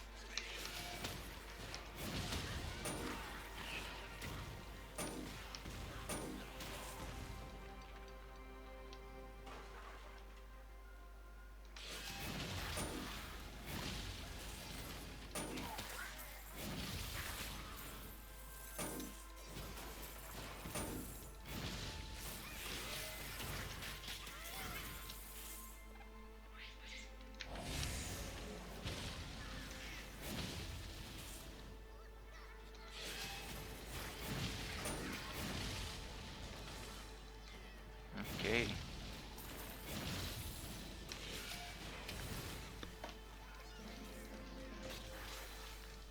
Ah, it's a new level. I'm missing my train. Need to do the cheesecake again. Alright, cheesecake and cheesecake topping, and then we're good to go.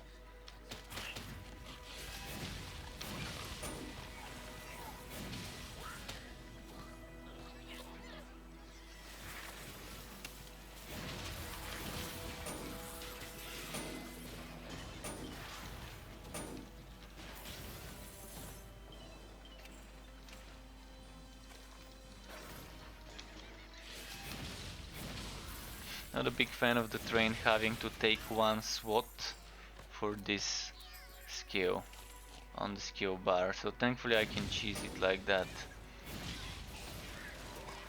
Because it seems like a whole one SWAT being wasted just to be able to use the train car skills.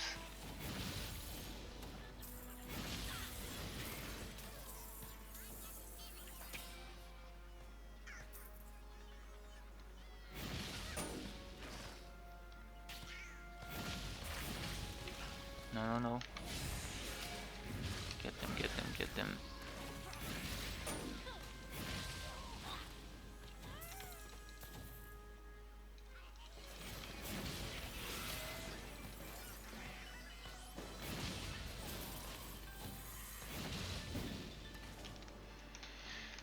Shrine, nice.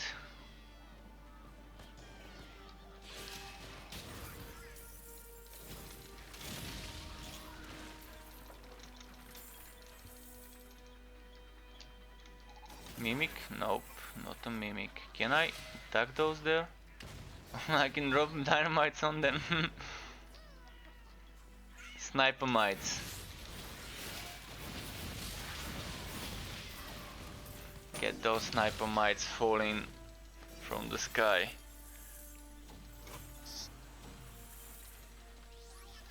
Late gift from Santa for them.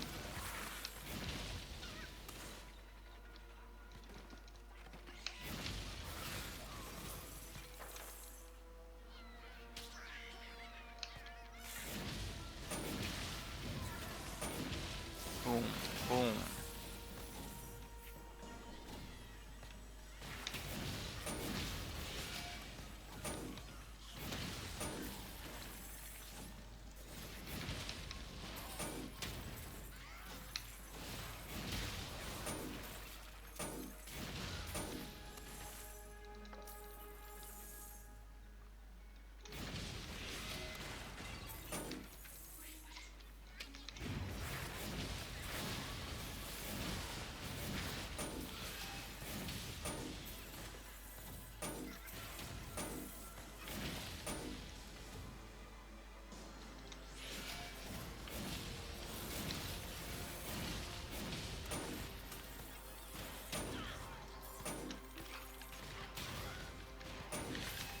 no.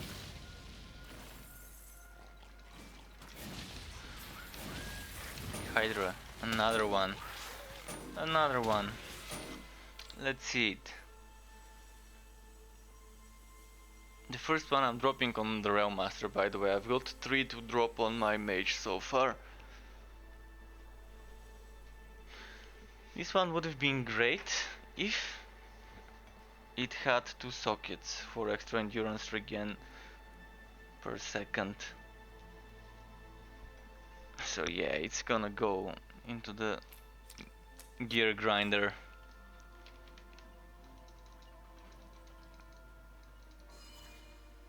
And a boss fight. Crunch the Stone Guardian again. Let's crunch it up. Oh shit, I did a bad thing. I did immeasurably stupid thing. I started the fight without changing my skills and now I'm probably gonna die if I try to change them. Well, can't win them all.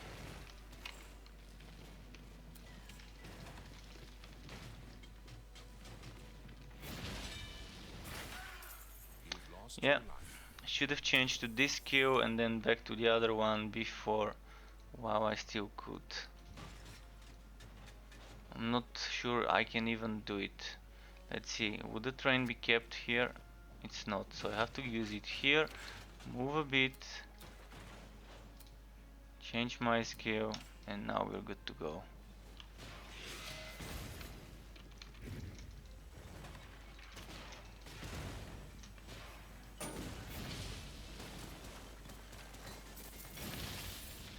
Alright. Your inventory is full. Let's see this here. You can't carry anything. Nothing too good.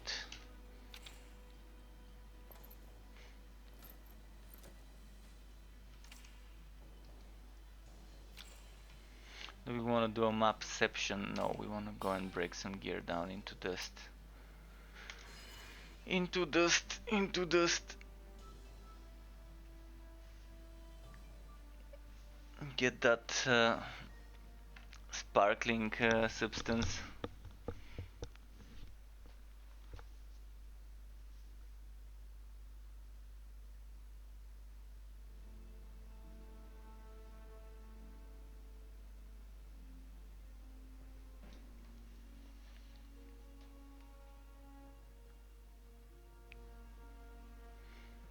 Just a second, I need a type of text. A reply a text.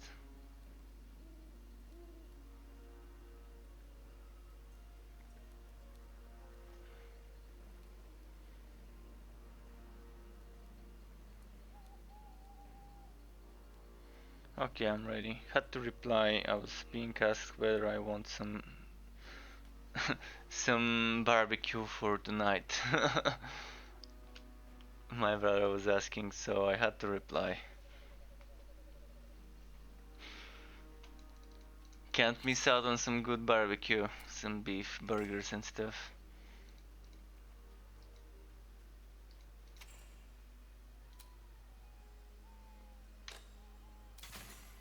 Okay.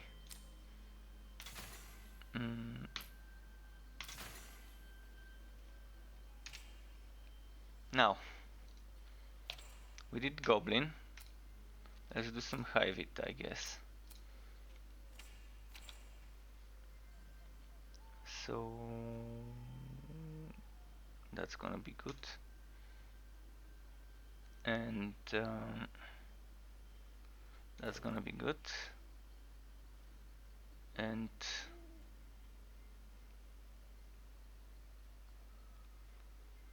well, I think that's it. The things I'm changing is just those. Got enough hivit now. Open up the gearwork hivit maps.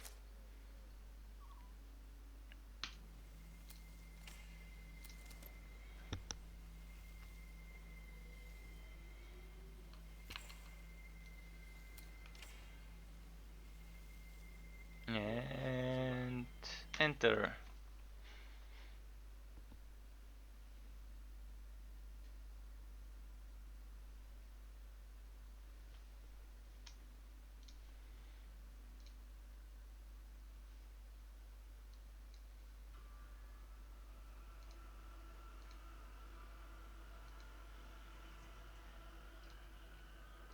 Okay, it's loaded up. So a Nimbo map. This means the enemies have increased attack speed, for those who may not know what this means.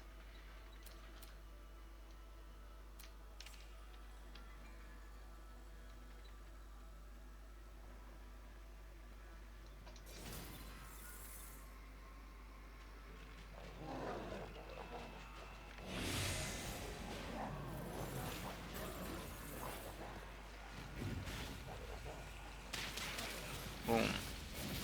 Let's do some more boom to those behind me. Everyone dead? Seems like it. Boom, boom. I'm not even doing my combo. My combo would be one right click, left click, two. One right click, left click, two. With the space bar when something's in cooldown and I need to refill. It's a perfect filler when you need it, especially if you're close range.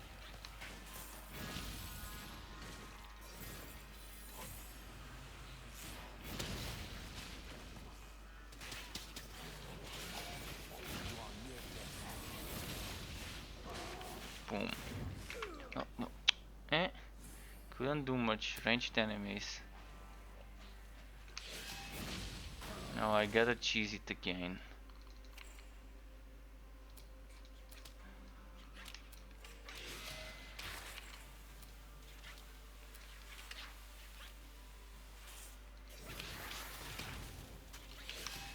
Oh, it's the glitchy one that can still die from bleeding, even though not from direct damage. It's not doing damage, and it can't die unless you hit it with some damage over time. It's a weird little bug.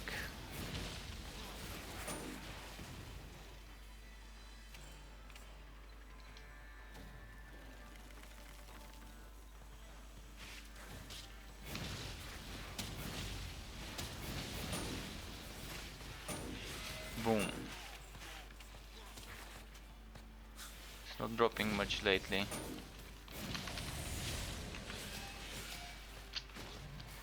What's this dude's wood quality? Let's inspect the shit out of it.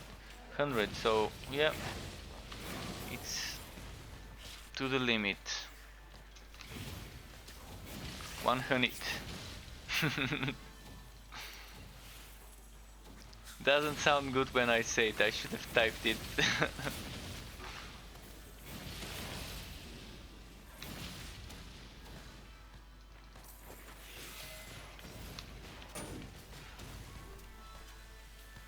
Come on, pet, kill it, kill it, kill it, kill it, kill it.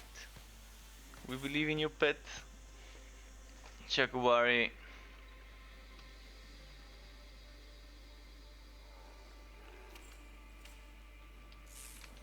Your health is low. Whoa, phew. That was such a huge hit that I took.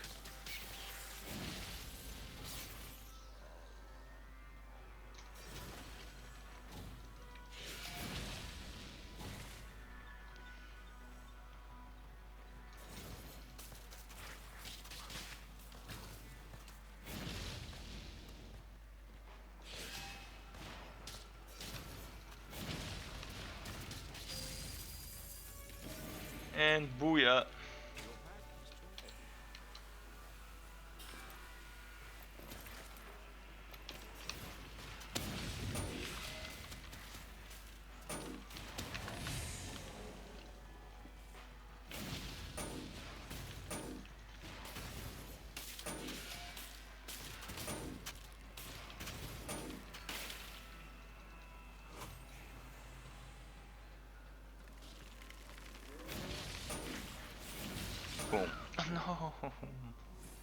least I didn't lose anything good. Okay. Those are giving me more trouble than the damn bosses. Let's kill him before he kills me again. Let's check the chest as well. I kinda forgot about the chest being there at all. Another wildbound stuff. Let's see if we can lose this one too. Will we lose this one too before we sell it? Or will we not? Find out in the next episode of playing with the Realm Master. Yeah, jokes aside, did I do 2 goblin maps? I think I did only 1 goblin map and 1 Hivit with this dude, and this dude still has this map to complete. Like 1/4 of it, it's still to be explored. Good decision to keep exploring. Oh, that's why I'm taking a lot of damage. I don't have my cheesecake. Give me my cheesecake, come on. There's my cheesecake. You are refreshed.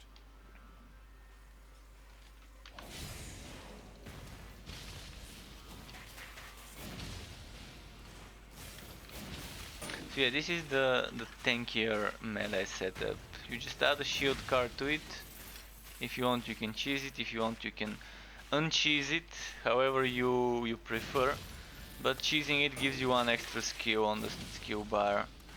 Not cheesing it doesn't.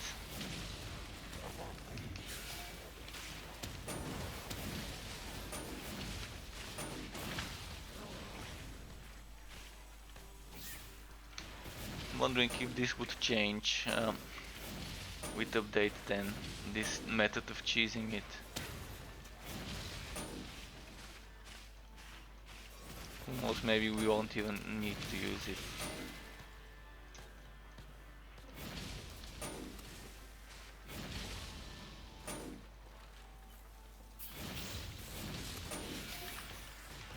Was that the last of them?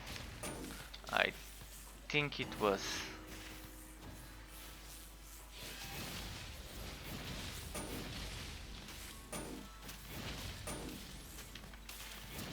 Boom. More boom. Oh, this one's a tanky one. Let's show him what's going on.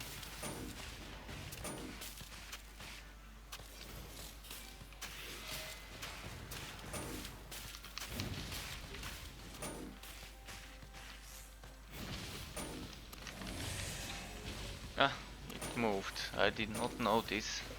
Yeah, not sleeping last night is starting to take its toll. We'll have to drink some coffee soon. It's 3:42 in the afternoon.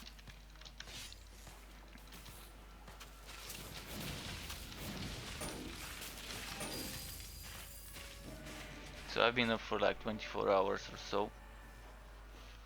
But we can go strong. I normally don't drink coffee unless I need it. And not sleeping in the previous day counts as needing it.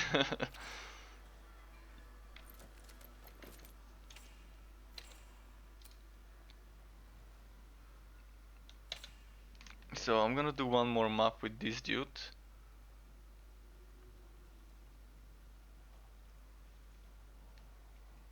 And then... Wait a second. I'm gonna do it the other way around. I'm just gonna start the map from here. It's gonna be this one. And after this map I'm gonna do a quick break for coffee and grabbing a snack while the coffee is getting ready. We'll see how long it would take. I'm assuming 5 minutes might be enough, depending whether the coffee machine is heated or not. But yeah, I'm first gonna need to complete this map, and that's gonna take another up to 15 minutes or so, depending on my tempo. Speaking of tempo, push the tempo. Play that track now. if I could play tracks with my mind, and also if Twitch wouldn't get me in trouble by playing tracks that are commercial, would have been interesting.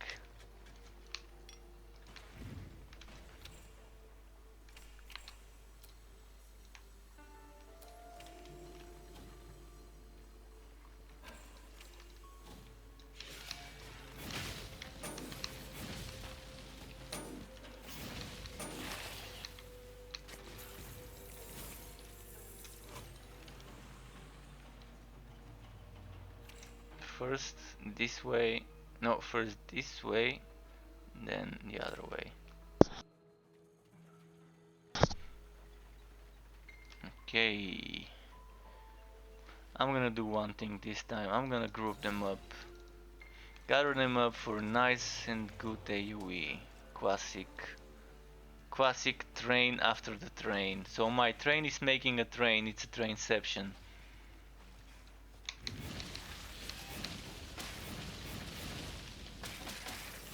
And this fear is definitely hurting me. I so wanna be able to remove some modifiers from items here.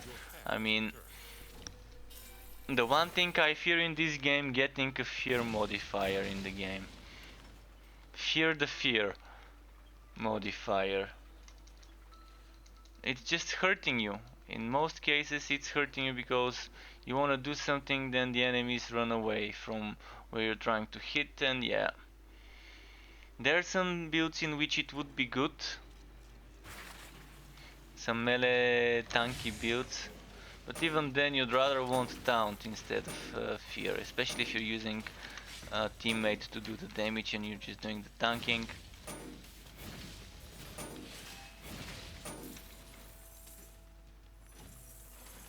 I'd rather have stun or immobilize or paralyze opposed to fear.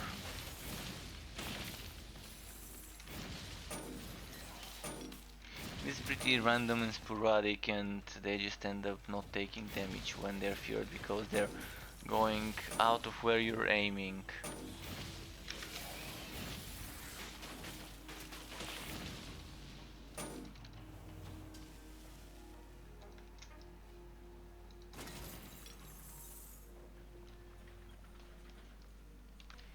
Should I start picking up some more greens? I mean, I do have some okay amount of gold coins stashed up.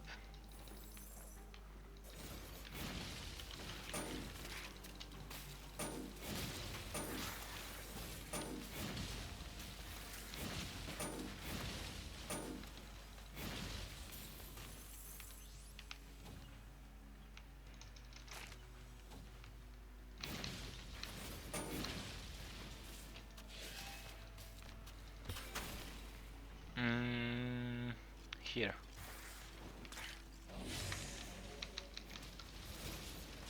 As I said, this guy's dangerous. You gotta be careful around him.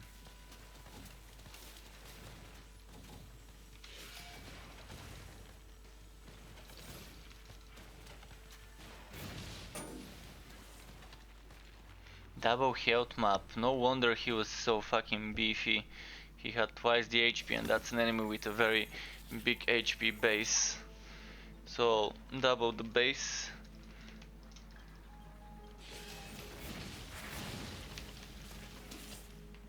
I'm gonna need to just give me a moment. I'm coming. Just need to quickly close here the door of my room slightly. There was some code there coming in. Okay, I'm ready. Let's see now.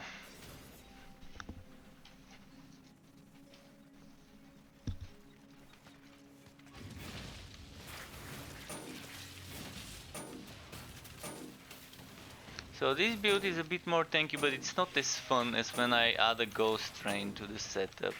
I just love being able to have both ghost train and spike drive and blasting charge and lantern flash and the relic skill and hammer spin.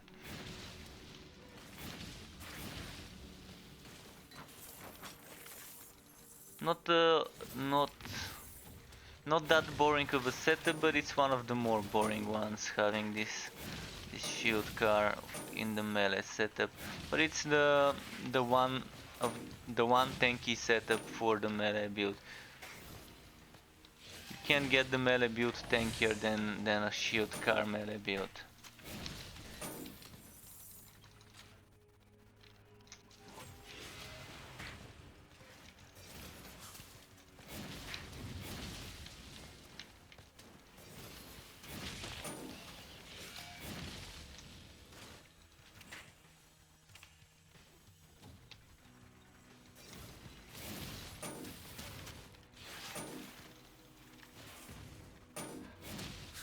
Boom.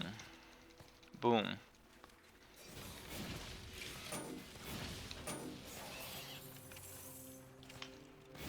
Boom.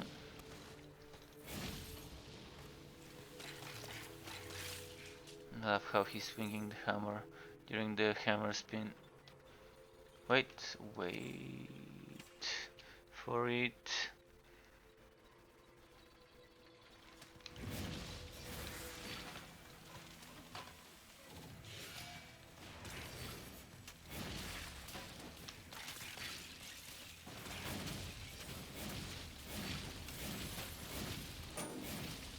Not so many hits.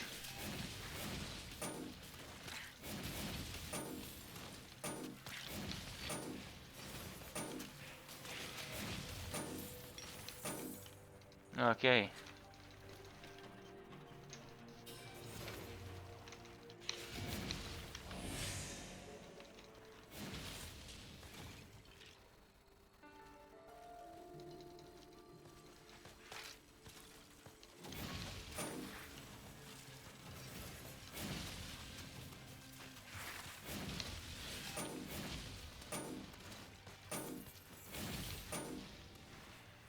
And what would be next? Going down and moving forward. Probably final part of the map.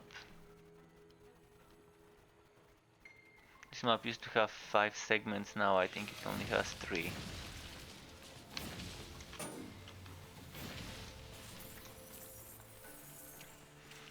Nerfed the map. It had so many boss encounters for those 5 segments.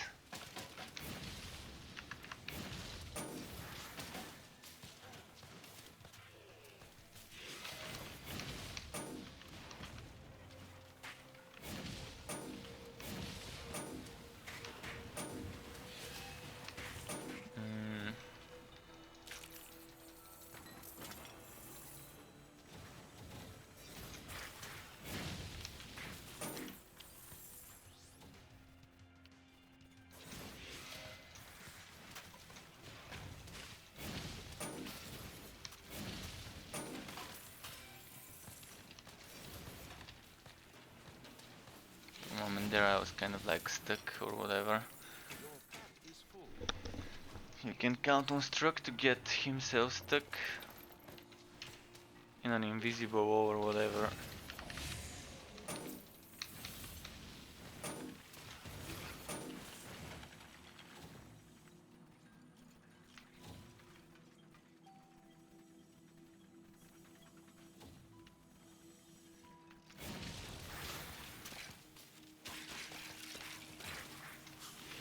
See where my objective is.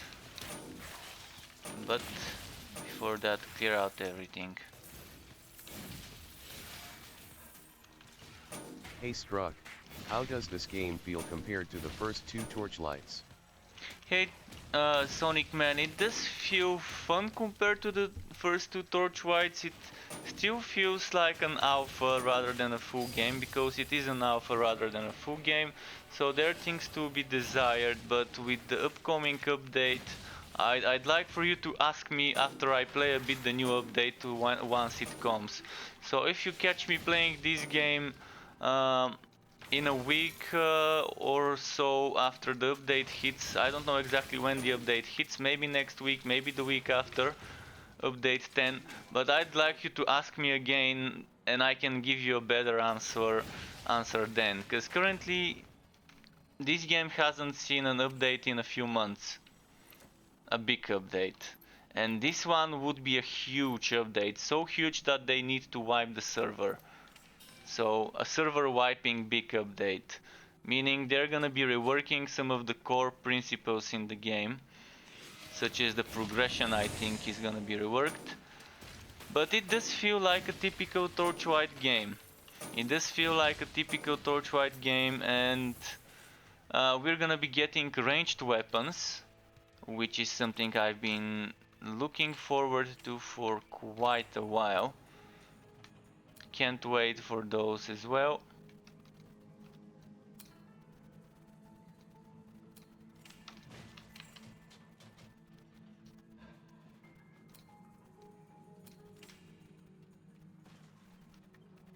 So yeah, if you ask me again in a week or two, if you see me playing the game, I'm gonna be able to give you a better example, but for now the game does have some things that different games have. So this skill tree, the skill tree is pretty nice. You invest points into certain skills to unlock other skills, and investing points into certain skill gives you bonuses to this skill, but also bonuses to other things.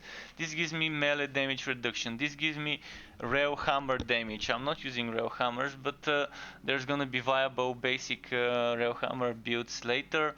Then this gives me lineage skill damage, which is all those skills here under lineage. This gives me endurance recharge rate, and endurance is my resource for casting skills.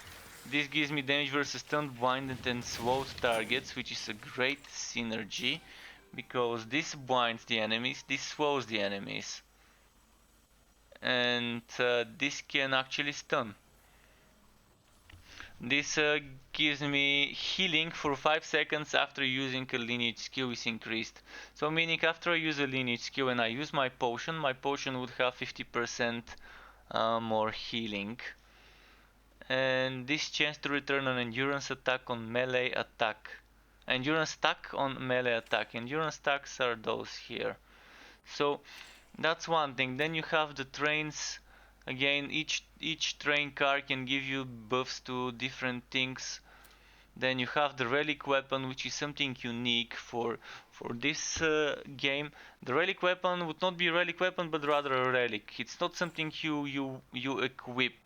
Currently it is, but it will not be.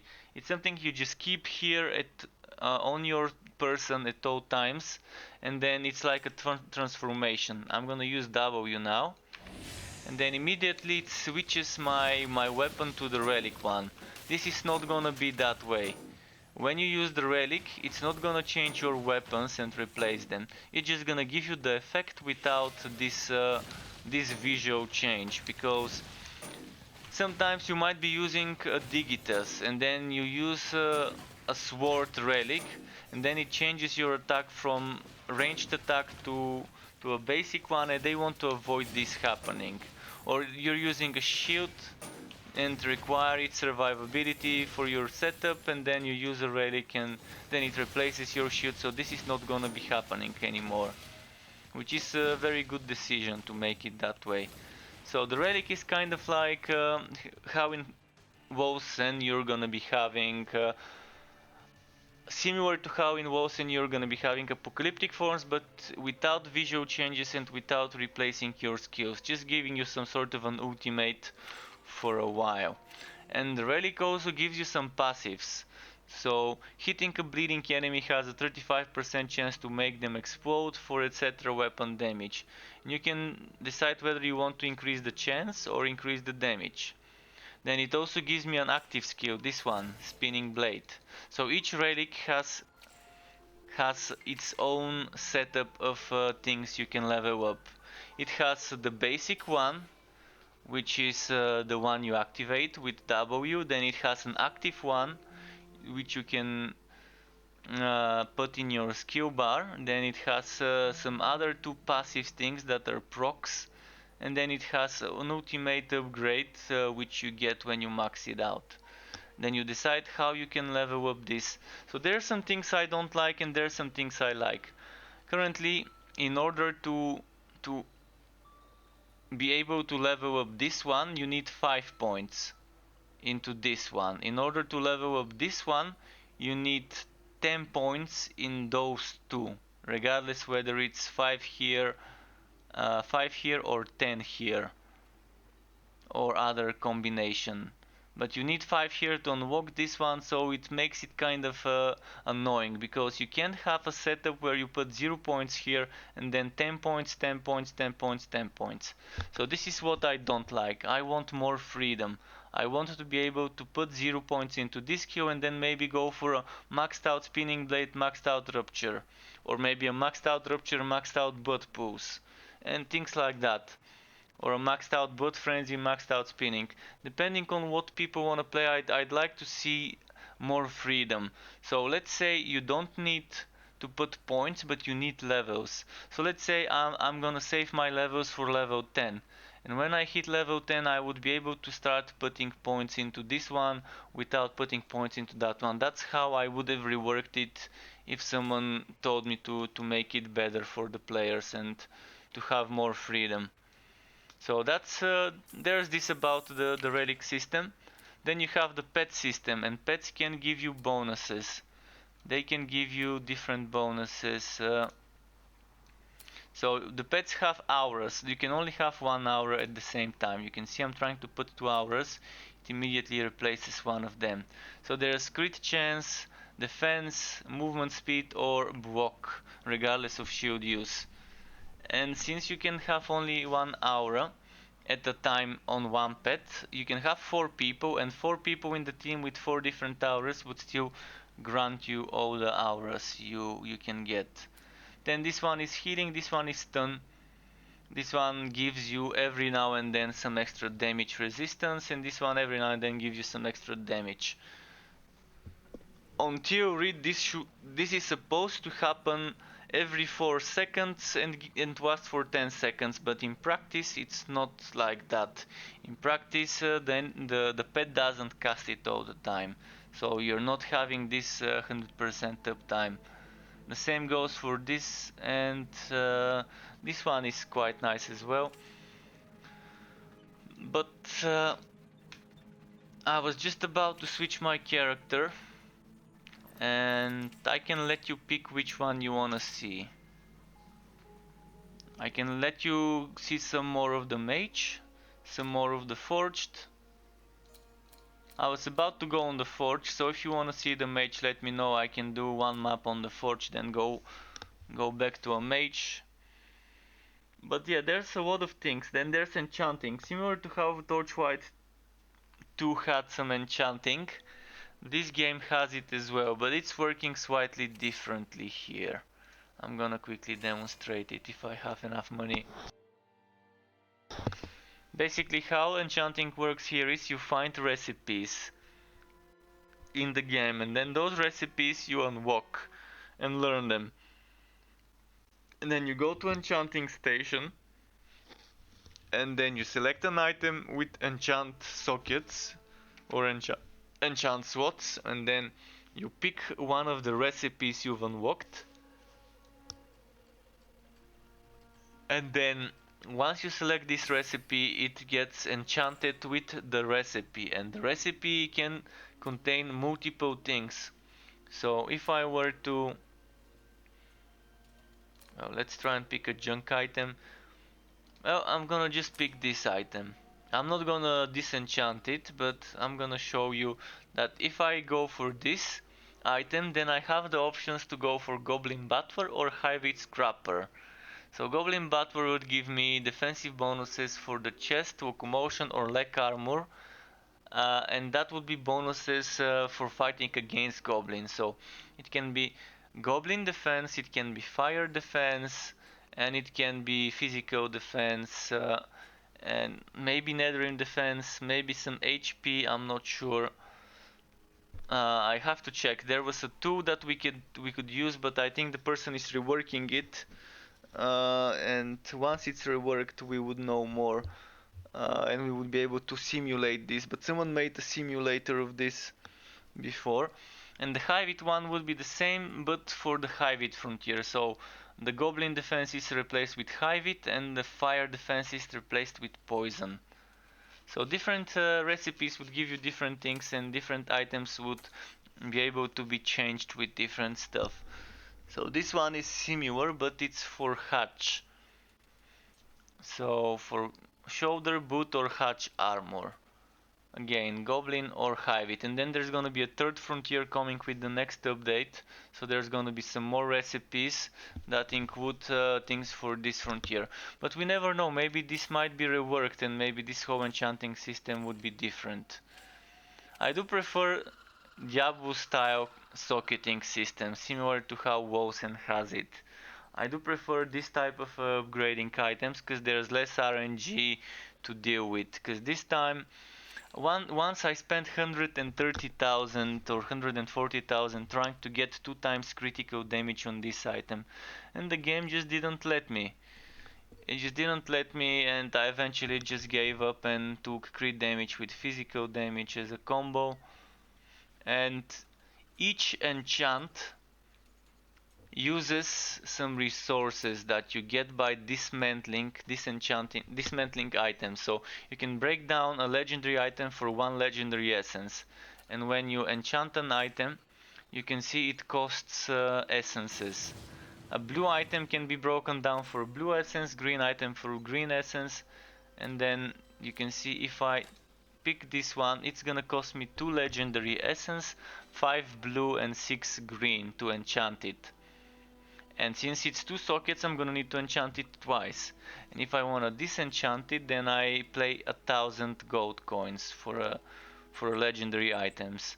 So each try would be a lot of materials in the end and a lot of gold. And 130, 140,000 just means I already tried 130-40 times to enchant this item when I spent gold on this cannon. The Torchlight Frontiers Lead Manifold Cannon. Pretty fun cannon. And by the way, this guy is the only one that has a cannon damage. Other than weapon damage, he has cannon damage. So you can see his cannon popping out here. Looks like a dick popping out of the belly. Or like an alien popping out of the belly. But yeah, this is how he has his cannon. I would prefer for the cannon to be seen at all times, because currently if I want to showcase a cannon, I have to start shooting. Kind of weird to not be able to show it without shooting some skills.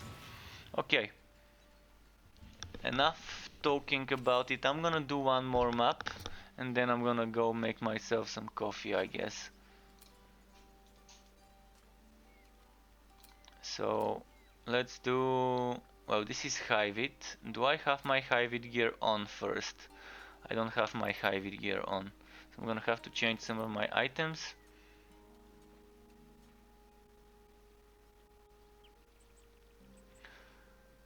This one.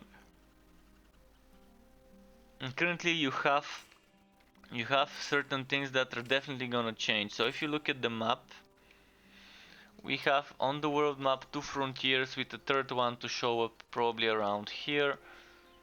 I'm not sure exactly where it would be, but it would be somewhere there.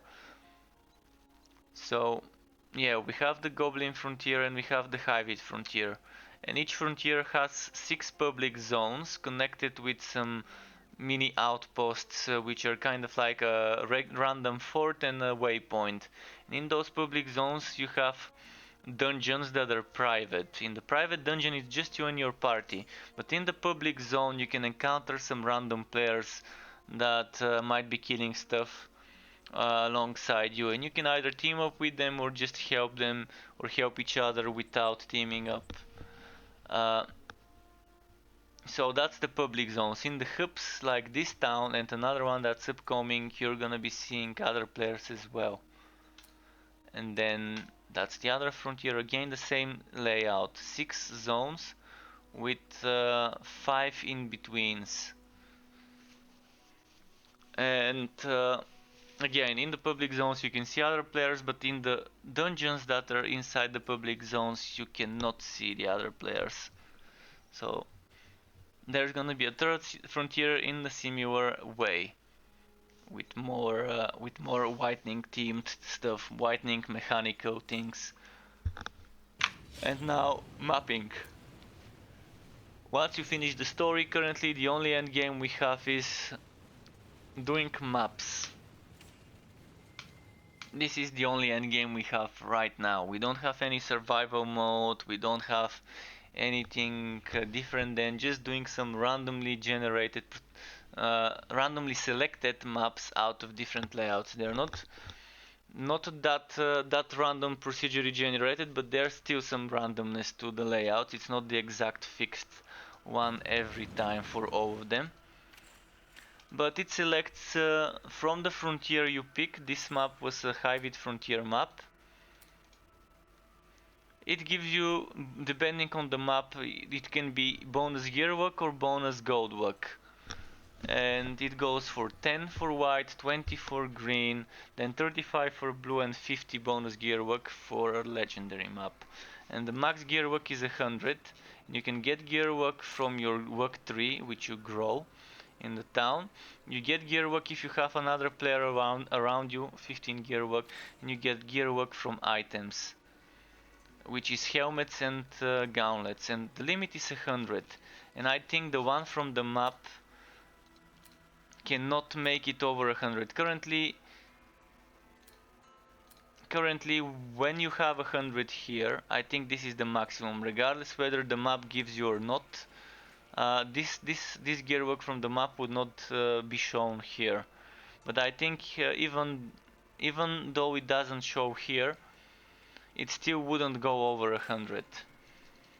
This is the way I think it works, but I'm not really sure whether that's how it is. But we have confirmation that 100 is the maximum, but we don't have confirmation whether 100 is the maximum excluding the one from maps, just from character gear and buffs, or not. So I can't say exactly how it is right now. But yeah, gearwork you can also get from increasing the difficulty of the map. I'm gonna show you in a moment, just give me a second. And you can increase the difficulty at any time, but it will only take effect once you switch maps or switch zones. So 5 difficulty levels: casual, normal, difficult, painful, ridiculous. And I think you start with casual and normal unlocked, and then I think eventually you unlock difficult, painful and ridiculous as you level up a bit, as you do a couple, not a couple, but let's say 10-15 levels or so before you can unlock the other ones.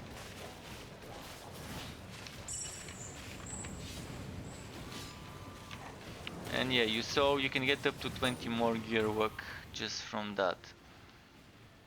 And itemization is gonna change a bit, because there's gonna be some special items that are kind of acting like the way in WoW and you have skill modifiers. So there's gonna be items that do this role. Items that modify a certain skill to behave in a different way without breaking the game and making it too overpowered. Or there's gonna be some soft sets. So you're gonna want to collect 3 pieces of a certain kind of a visually similar set. So let's say this one. No, let's say this one, and this one. Or no, that's actually Goblin. So this is Goblin, and this is Goblin from the Wildfire set. Currently there's no actual sets, but on the update there will be soft sets. So the Wildfire helmet would have its own separate effect, and then when you have 3 pieces of the Wildfire helmet, you're gonna have a better effect. And I'm just gonna quickly demonstrate it, because it's one thing to talk about it, but it's another thing to demonstrate it. So I'm gonna show you some screenshots. Is that it? This is the celestial one. This is screenshots from the official streams. With, you can see the QA's head here, and parts of the head of the community manager on the other side. So this is Godfly and Jordan from Extra, from the developer team. I'm not sure whether you can see them. Can you? Yeah, you can see them. So this is just an example. Cast any Brawl skill, gain a stack of Brawl Mastery for each Brawl skill within 5 or more. Just a moment. With 5 or more skill points. And then with 3 celestial items equipped, Brawl Mastery effect is doubled. So that 3% damage per stack would be 6% damage per stack. And I'm not sure whether the 10 seconds would be doubled, probably not. Then vent 75 or more heat, gain 10% critical chance for the next 10 seconds with 3 celestial items equipped. Vent 75% or more heat, gain an additional 10% crit chance. So that's gonna be extra 20% crit chance when doing where did this go? When doing something like, I'm gonna get heat. This is heat. So the maximum is 100. So this is 100 when it's like at the limit. This is venting. So this skill vents. And you can get this skill to 0 cooldown. I mean, I've gotten 118% cooldown reduction for this skill. So I could spam it as long as I could get heat. And with this item, just so I can show you again, where did it go? With this specific gloves, I would be able to get a lot of good stuff. And there's something that I can't show you, which was right under here, which was the good stuff. Cast an event skill, gain 25 heat. With 3 celestial items equipped, cast an event skill, gain additional 25 heat. So I'm gonna be getting the 25% chance when I vent, and when I cast the vent skill, I'm gonna be getting 50 heat. So that means I'm gonna just need to hit once again, and then I'm gonna be able to use that. So with enough cooldown reduction for Vortex Bomb, and I've already confirmed you can get enough cooldown reduction to be able to get that nice synergy. So you're only gonna need to vent, then do fracking strike once. And by the way, you only need 3 fracking strikes to max out the heat. If you set your skills in a way that you don't use this.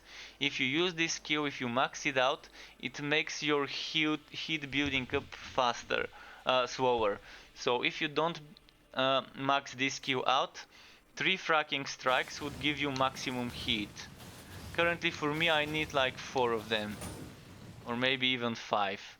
So yeah, it's much better if you don't invest in it, and then what you're gonna need to do is vent the heat to the maximum, then vent with Vortex Bomb, then do Fracking Strike again, because venting would give you 50 heat and you're gonna be doing Fracking Strike to get 25. So Fracking Strike gives you 25 heat. 25 heat is pretty decent. Because 4 Fracking Strikes would always give you 100, even with that other passive. So all you're gonna need to do is just, and you don't even need 100, you need 75. So yeah, just get 75, cast Vent Vortex Bomb, that would give you 50 hit, and then you're just gonna need to do Fracking Strike again, and then you can do Vortex Bomb, and then you're just gonna be spamming Fracking Vortex, and Vortex Bomb sucks the enemies closer to you. And it has a chance to stun them, and it has a chance to heal when hitting stunned enemies. So you can stun them, and before they're unstunned you can quickly do the skill again with this setup. So this is just gonna be a great way of finding a synergy with those sets. And since you only need 3 pieces, you can get 3 pieces from a different set. I'm gonna quickly show you some examples from the other classes here, just to see that there's different sets. So each class currently has, I think, 3 sets, maybe even more with the new frontier. So there's gonna be a lot of those getting added bit by bit. They're not gonna release them all at once. They're gonna release them in small increments with different updates, because there's a lot of legendaries to rework. But every legendary would have something similar like this one.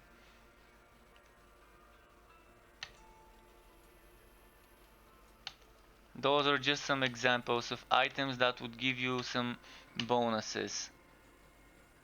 So you can see this part here at the top. This is the new thing. This is what items currently don't have.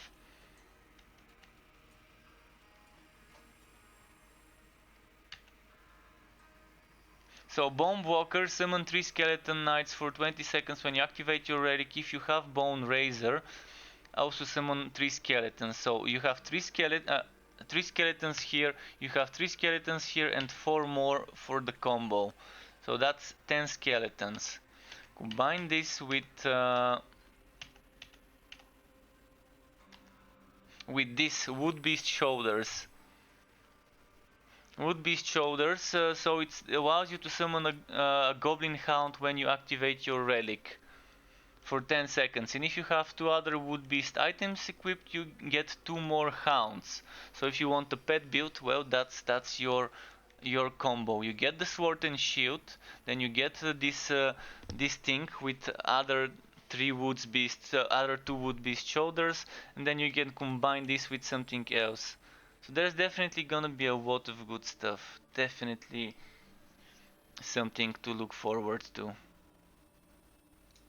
And I think I explained a little bit of information. Many of you that are watching might already know this if you're players of the game and if you're following and watching the official Twitch streams and following the game on Discord and reading the discussions there. I'm pretty excited about this update. I may not sound like it, but I haven't been this excited for Torchlight Frontiers updates since the game started the alpha.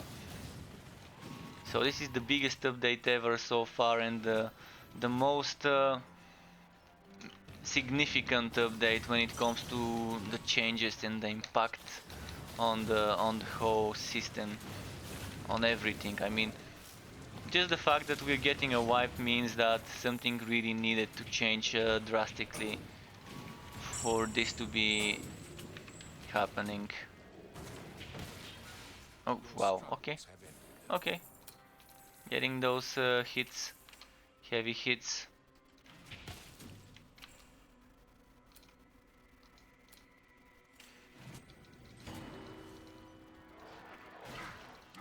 Oh, those are dangerous and they're elites. I'm gonna have to use my range there.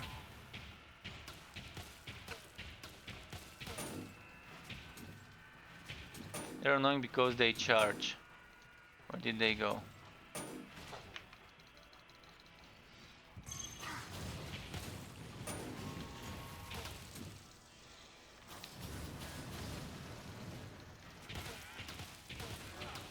I can charge too though.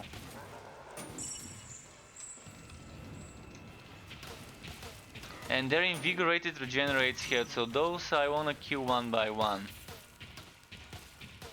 Make sure I'm focusing them. I mean, I can still kill them with AoEs and everything, but I'd rather focus them one by one to make sure they don't regenerate health if I stop hitting them. That's the tankiest combination. Invigorated regenerates health. The only thing to make it worse is if they spawn in a double health map. And I think they already removed this as a possibility from happening. For invigorated regenerates health enemies to spawn inside a double health map. Currently the map I'm doing is Nimble, which means the enemies have increased attack speed.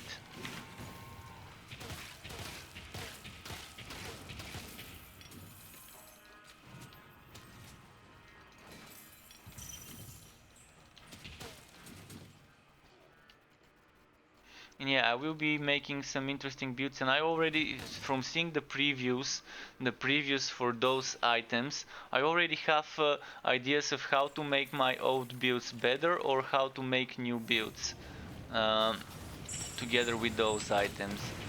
So thankfully they've been teasing us with some of those screenshots I showed you, and they've been teasing with stuff in those official streams. And I already have some things in mind. This thing I was just explaining, my Vortex Bomber build. is just getting a huge boost from this synergy that we can get. Long ago they asked us about weird builds for the Forge that we like playing, and I showed them my way of getting the 1 second or the 0 cooldown Vortex Bomber build with Fracking Strike and Sonic Pulse, and it's probably might have sparked them into pushing towards making items around it, I don't know. But yeah, I'm so happy that they decided to make something like this. The heat gained when venting, being able to get back some of the heat I'm spending right after venting it. Just feels great for such a setup. And the whole other things, like every piece of the set would have its own effect, and every piece of the set would also get an increase of that effect when you have 3 pieces. So you can either go all in and get 6 pieces of the set, or you can get 3 pieces of one set and combine it with 3 pieces of another set, which I think would be the better option for most cases. It would allow you to have more choices. So you can get 1 piece of one, 3 pieces of one set, and then the others could probably be 3 pieces from 3 different sets that you don't want to get the increased effects of. So you're gonna have some choices. It's not gonna be a get this set and use this skill with it, and just use those 6 items only. If you're using this skill, it's not gonna be that limiting like per se Diablo 3 or Chaos Bane at the moment might feel when it comes to gearing up and picking the right gear for your preferred setup, for your skills that you want to be using.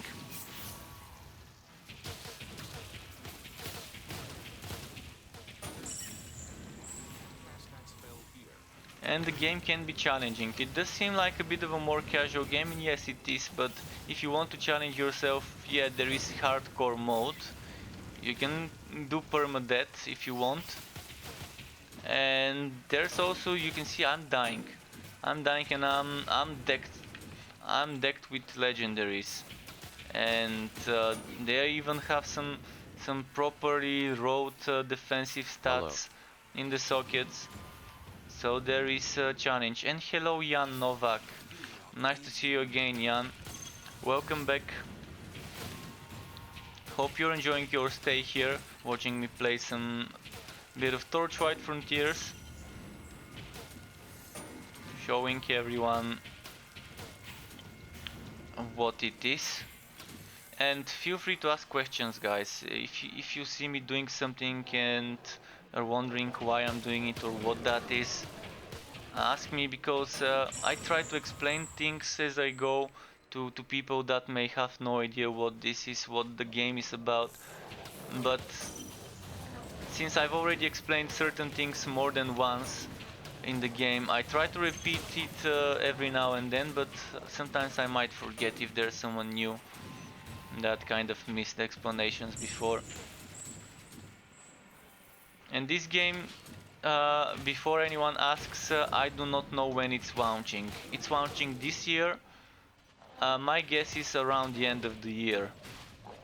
Maybe late summer, early autumn, or maybe late autumn, early winter. But the game is still in alpha, and alpha should tell you that it's early development. It's probably close to the end of alpha, so maybe soon we might be seeing a beta, closed beta that is, not open. But my guess is we won't be seeing an open beta and a launch until the second half of the year at least. But there's a humongous update coming soon. Maybe next week, maybe the week after. Hopefully this month though. And there's gonna be a lot of new stuff coming, such as ranged weapons, new frontier.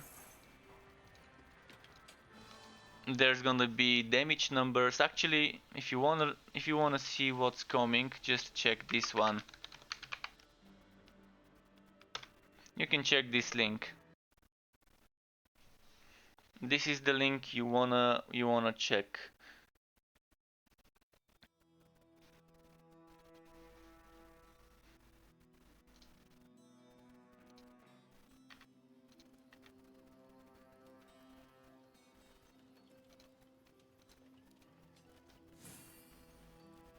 So on this link you can see, I'm gonna look it with you. You can see they added yesterday something that used to be under long-term goals, big bet. Under work in progress, big bet moved from long-term goals into work in progress. What's in work in progress is the things that are making it with the next big update, update 10, which is coming very, very soon, as I said. So everything under long-term goals is things that are supposed to come before the launch or with the launch. And work in progress is what we're getting now. So big bet, revive fallen party members, rifles, pistols, one new skill for each character, shocking rounds for the Realmaster, furnace blast for the forged, shadow step for the dusk mage. Then there's gonna be legendary items for each of them. Then there's gonna be a gambling NPC. Then there's gonna be war objects that we collect and pick up for some extra story stuff. Then there's gonna be again some gear for the other characters. So portal to party member, definitely fun stuff.